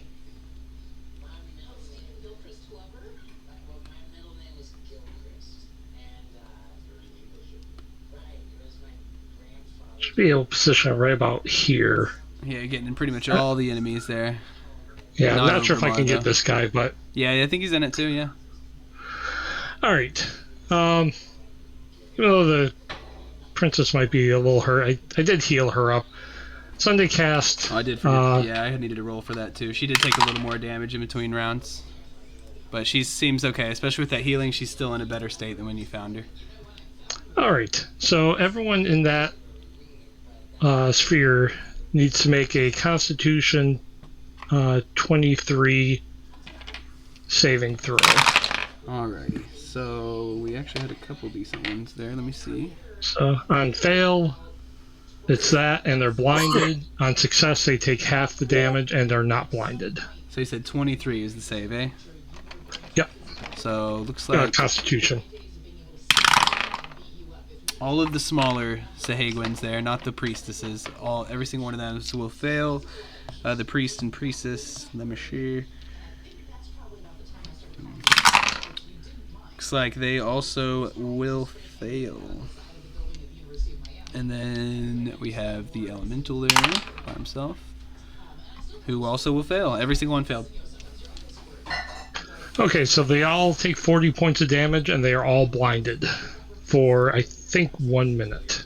Okay, so I'll go ahead and take that off for a second, and I think we'll have to do something here. Yep, they're blinded for 1 minute, but they can make a Constitution saving throw at the end of each of their turns. So unfortunately for all these small guys, they cannot withstand the blow. This dude is my token holder, so I'll just move him off, but he is also dead as well. As far as these guys, they'll take it. And then you said blinded and what else, or just blinded? Just blinded. And for 1 minute, but at the end of their turn, they can make another Constitution saving throw. And then I'm going to move up here. So I think I couldn't have moved as far as I did with that guy earlier, so I'll just put him right there. That's my fault. Concentrating on that spell, too. Oh, say that again? Is the priestess concentrating on that spirit guardian spell? Not anymore. Does not look like it is. Let me see here. Yep. Very efficient use of your area of effect there. Let me mark off.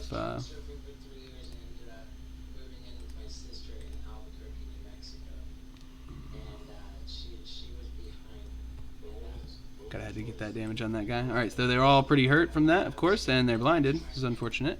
And anything else for you there? Nope, I just moved a little bit, but it's my turn. All right, big use of a spell there. Pretty cool. Alex, what would you like to do? Your newfound comrade is all of a sudden swallowed up. Can I pull him out? I believe that will take a kind of like a grappling. I'm good at that.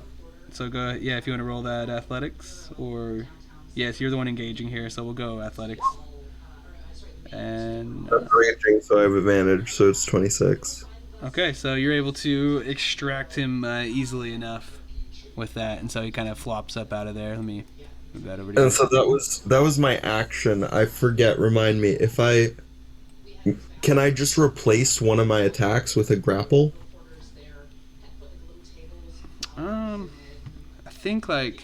I think that might be true for a shove, but not maybe. It's due to that specific wording of extra attack is what you're talking about, right? Yeah. 'Cause I think well, it's grapple specifically.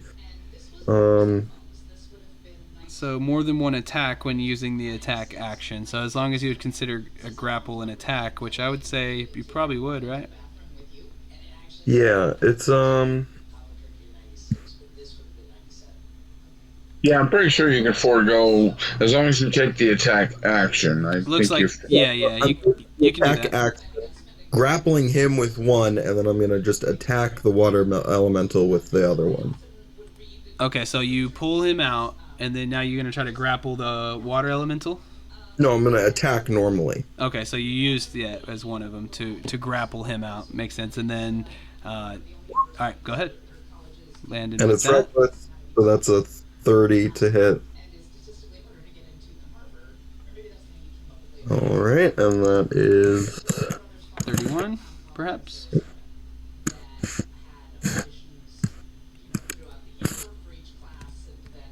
Yep, 31. Nice. Okay, yeah, I did not like that, especially from a magical weapon you've been gifted from the seer.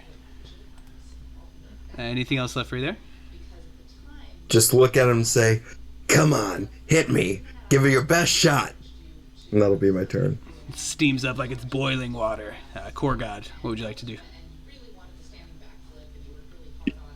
So I'm going to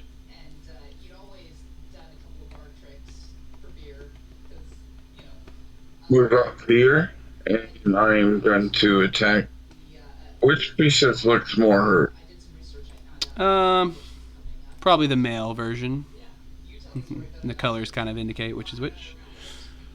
Yeah, so the blue one. Okay.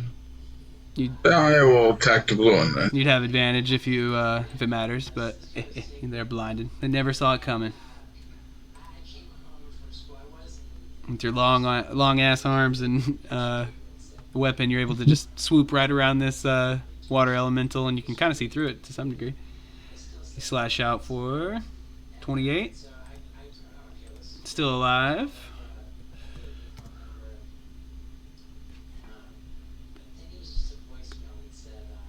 $23. Still alive. Another 20. Nope, the 17 actually does not hit. As it kind of flumps over by accident, and you happen to just come a little bit shy. I got by shot, so. Skip already died, so that's now a 26 AC. Okay, and that actually will kill it. That last And one. then Almost dodged the blow. And then I will use my last attack because I killed it as a bonus action on the water elemental.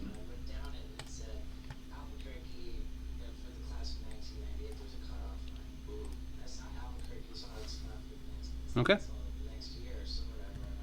Got it. It's looking like a bit battered and less full of viscosity as it was before, as it's kind of hitting that bloodied point. And anything else there? I'm going to move. And you can take an op attack if you so choose, but it'd be a disadvantage. Ooh, that's going to be a bad one, too. No, he's blinded. He can't. Okay, I was going to say I rolled a 3 and a 1 anyway, so that's freaking terrible. But yeah, okay. Ogrimmar. Making short work of this. Looks like we'll be wrapping up better soon. Okay, I will move here. This looks like at 13 for. Geez, that's bad. It actually will hit. These are kind of the minions of the adventure, if you will. And so he's still alive, actually, after that 30, but not by much. Okay, I will go again. The minions. 20. Oh, 26. he's dead. This one's another enemy one, yes? Yep, I know. It's not your friend, as you may think. Okay, 23 for 28, and I'm done. Oh, did I delete my... Oops.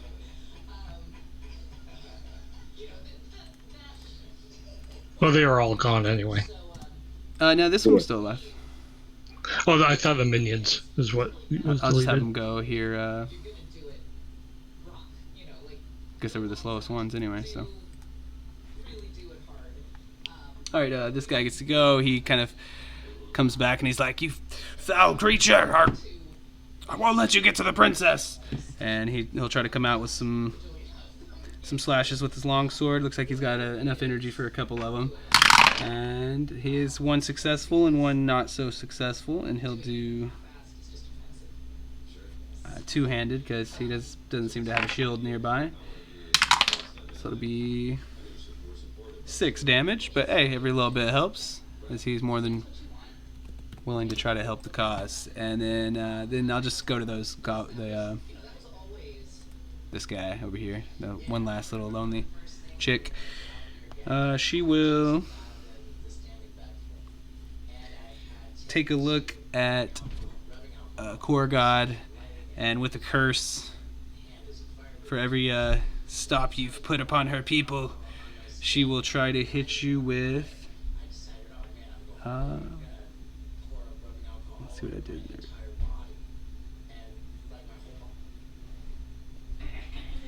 Okay, looks like banishment. So if you will, Is that something you gotta see the person to banish them? Yeah, she was blinded too. don't think so. Alright, you Timpson. Oh yeah, okay, yeah it is. Okay, sorry, that was the first text. Okay, maybe I'll rethink that real quick.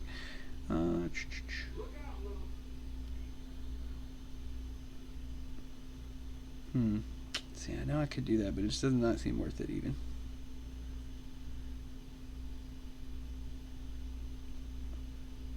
Okay, I guess the best I could do is the same thing I did earlier, but it won't, she's burning slots, but she'll cast that Spirit Guardians again, and hope that'll do something. She's losing all hope and faith into what she may even be able to do, so she'll drop it there, and she'll hunker down. That's probably the best she can do. Losing all faith. And it would be funny if she can't make her friend immune because she can't see him.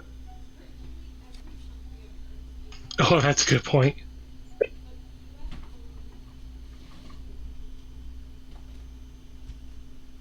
Ah, man, that is such a limitation there. So yeah, I guess honestly, I mean, what the fuck can she do?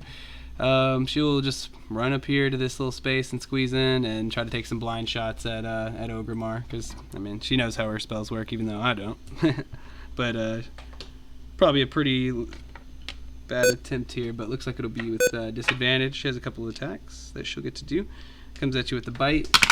With disadvantage, a 17 will actually hit. So a bite lands, and she tries to bring a couple swipes in with her trident. Disadvantage, a 14 will miss, and follows it one more time with a 19 with disadvantage, or actually a dirty 20, my bad, with disadvantage. So hey, she proves herself to be somewhat formidable there at the end. So you took one bite, which will do 4. And then the trident will do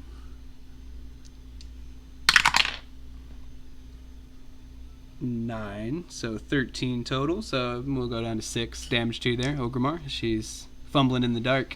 And then so at the end of her turn, she can make a save for the blindness? Yep, another con save. Okay. She fails it. Yeah. She can hit at least, but she can't rub it out of her eyes. And we'll go to this fellow here who really has nothing to do other than try to hit Ogremar. He's got disadvantage. Of course, he'll... well... I wonder if I should even bother.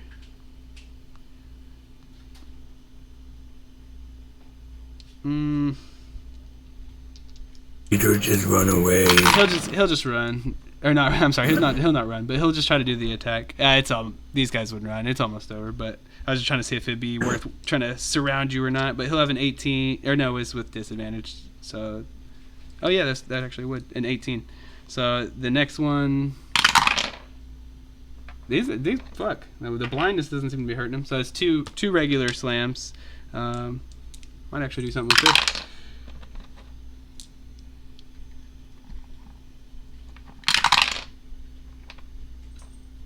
So it'll be 24 total, so 12 more. So I'm kind of chipping away at you there.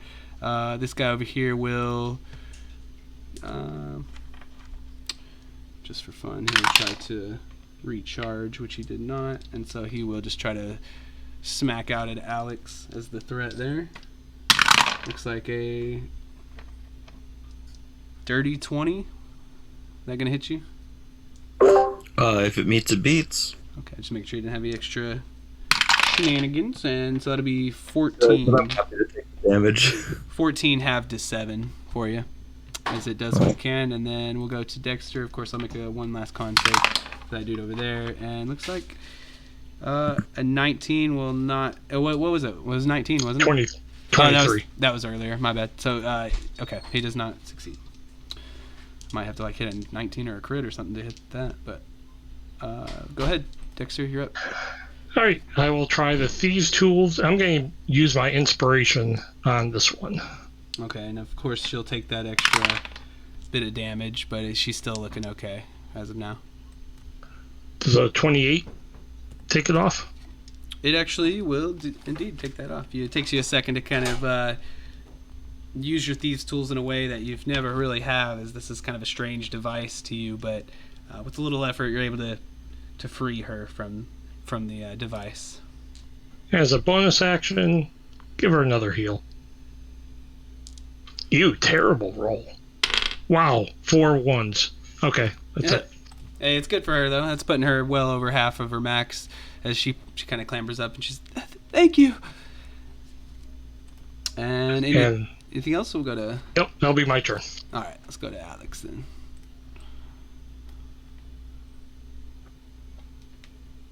All right.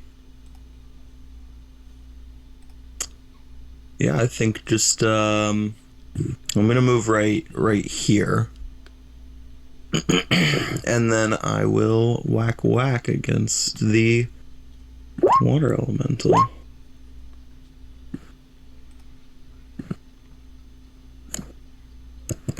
$27, I believe, and then 21 or 22, so 29. 49, I think. Sounds about right. I don't know. I'll just add it all up and then let you know. All right. Yeah, 49. You're better at math than I am. One of my only strong suits, probably. And that ends my turn. Okay, he's definitely well underbloodied now. And Core God, what you got in you? Not many foes left here. I'm gonna attack the priestess. We'll kind of wrap up the tail end here. There's a readout that I would like to do, of course, for each of you. But of course, we'll just wrap up the combat. Shouldn't take much longer at all. These tier 4s, it always might last a little bit longer, but there's been a lot of combat, and I think we did pretty good on timing. And with 30 damage plus, or I'm sorry, 56, with 50 plus is what I was gonna say. You will kill the elemental there if that's what you're going for. I'm assuming that was right. I was going for her, the priestess. Okay, well now you know how much the elemental has, but he's looking pretty wounded, and we'll take that. The priestess is still up.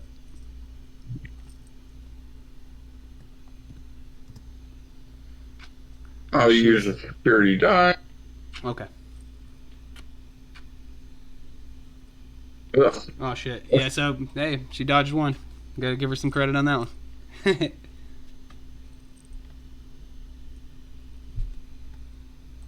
Not as lucky on that one. She's really wounded now, but still up.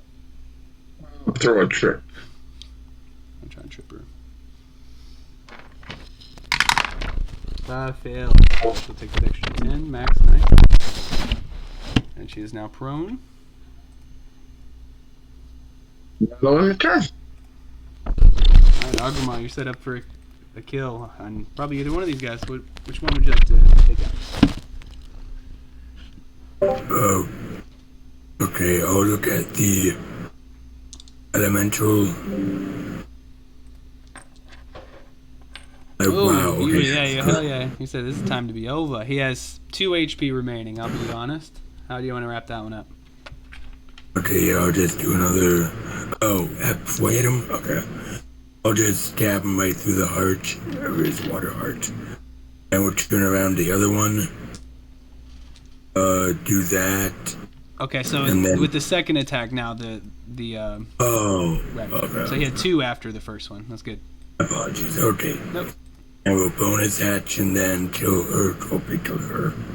24 damage to her. She's barely alive, but yeah, she's No worries. a little bit more. I am done then. All right, you got your friend over here, the guy. He's gonna try to use that longsword and help you guys save the princess. And actually, so you see this guy. Looks like he's gonna hit with both of his attacks. So, kudos. It's gonna be a... Damn, he coming out here doing 20 damage. So I guess he's making up for that lousy attack earlier. All right, he's kind of holding it. Well, let's see right there. Well, he'd have to be within the reach to attack, so we'll just move him forward there. Top of the round. This guy, I guess in retaliation, he will try to hit out at the elf man there in front of him. And he will miss, and then he will hit. This could be bad for him.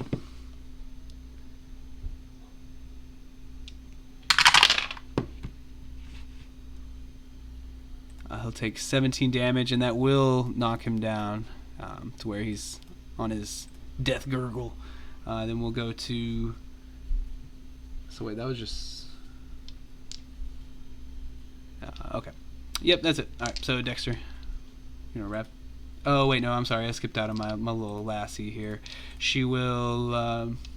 Wait, I left and came back and I just noticed that this guy was dead. Yeah, he took the brunt of that blow for his insolence. Wait, what? Was it a ranged attack? No, I just moved him back a little, but he was right. He stepped forward and got bopped by that guy. Did some big damage. If I had noticed. That's okay, and I mean, he's for the sake of the story, you could gentle repose him or something after the fact. He's on his, as long as he finished this within a round or two. But anyways, this chick over here, I forgot actually she would have advantage from her like blood stuff, but so it'll be a straight roll being blinded. So we'll throw her attacks out towards. We got 2 misses. One last one misses too. She's all out of tricks, and so Dexter, you wanna help us wrap it up here? You got 2 foes, and the princess is now safe. Yeah, but I don't like this other guy being hurt, so Fair enough. I need to do a mass cure wounds on everybody around here that isn't trying to kill us. So 16 to everybody, and hopefully that'll snap that guy out of being dead. He is back and feeling all the more grateful. So that's your action. Anything else? Is that? Yeah. Nah, I'll let damage dealers finish off everybody. Alrighty. And Alex, I think that might be your cue right here. You got this dude in front of you. He's looking pretty hurt. Good couple swipes might do it. Reckless as always. Alright. So 31 and then another 18. So 49 total, and he is almost there. Anything else, or we'll go to Core God? I think that'll be it. All right, this foe in front of you is gravely injured, Core God. So she's trying her best to stab at Ogremar, but it's what you gonna do?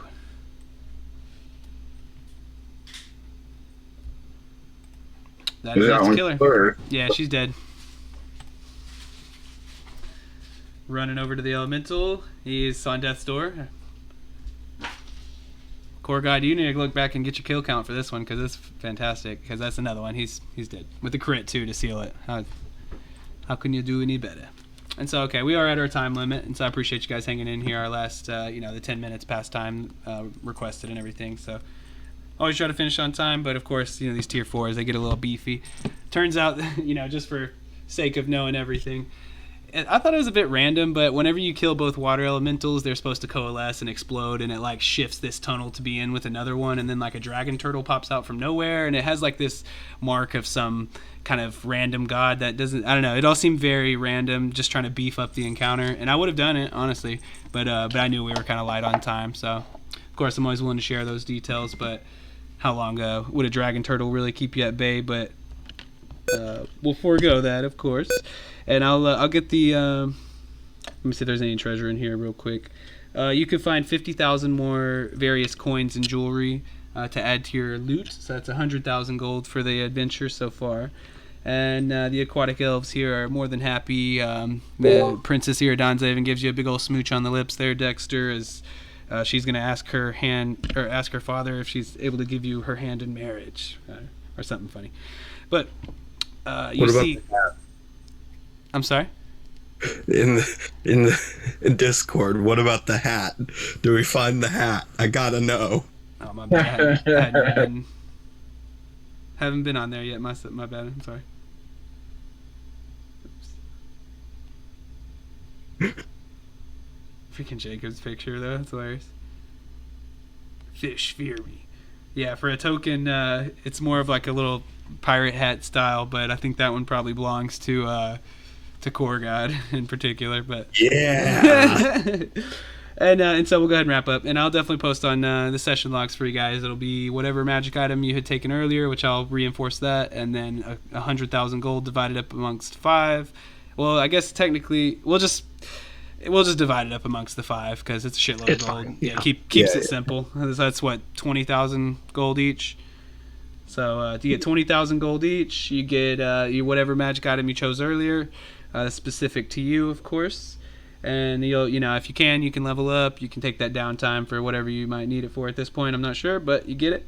I'll post all that, and then we have a couple different conclusions really quickly. First, for dearest Dexter, who has already played Eye of Zifu, and the first part kind of is for everyone, as you kind of exchange some pleasantries there with the princess, and she starts to see you fade. She cries out, "No, Dexter, we were meant to be!" But you realize it's not, as suddenly the isle is rocked by a large, distant explosion, and streams of magical energy race along the walls. The fabric of reality begins to reshape itself around each of you, and you gain the impression of strange, unnatural creatures just beyond the borders of the world, examining you, weighing you, and then everything stops. The world is still.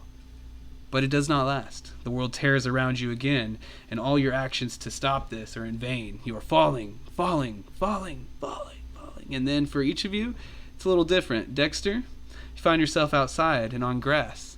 The sun's light is warm in your face, and for a moment or two it feels good just to lie there after the past few days you've been through. A shadow falls across your face, though, and you look up. You can make out the form of Seer, framed in sunlight. "Well, I was wondering when you'd turn up," she says. It appears you've been transported in time again, but forward to about a 10-day after the final battle with the Cloud Giant. Time can resume on an even keel now without you. Your duties are done for now. Rest easy, great warrior. For the others of you who may yet go forward, you collapse into a floor. It's dripping wet. You hear someone clearing their throat, and you look up to see the eyes of Seer, but she is not quite as you last saw her. She seems younger, a little more vital, a little less drained. "I assume you have a reason for dropping in unannounced," she says caustically, as you realize you are now in a different time, perhaps. You have to play the next one to see what happens with that. And yeah, so thanks, guys. This was a lot of fun. It's probably, it's really good. Honestly, I'm pretty happy with how everything went, so I hope you guys are. I am as well. Thank you for joining. My pleasure. Yeah, thanks for doing this one. It's the last one I haven't played in this adventure, so that's why I got requested this one. Heck yeah, man. I always do like to give a shout out too for those that do that. So this game definitely was brought to you by the very own Dexter there, and so I definitely don't mind bringing it to you, but it is definitely because of him. So thank you, man. All right. Well, I'm gonna head out. Guys. All right, cool. Guys. Oh, we were streaming too, guys. So that's 5 hours of stream time. If you want to add that, All right. and I'll See see ya. y'all soon. Take care, guys. Thanks. No problem, man. I gotta find my pencil.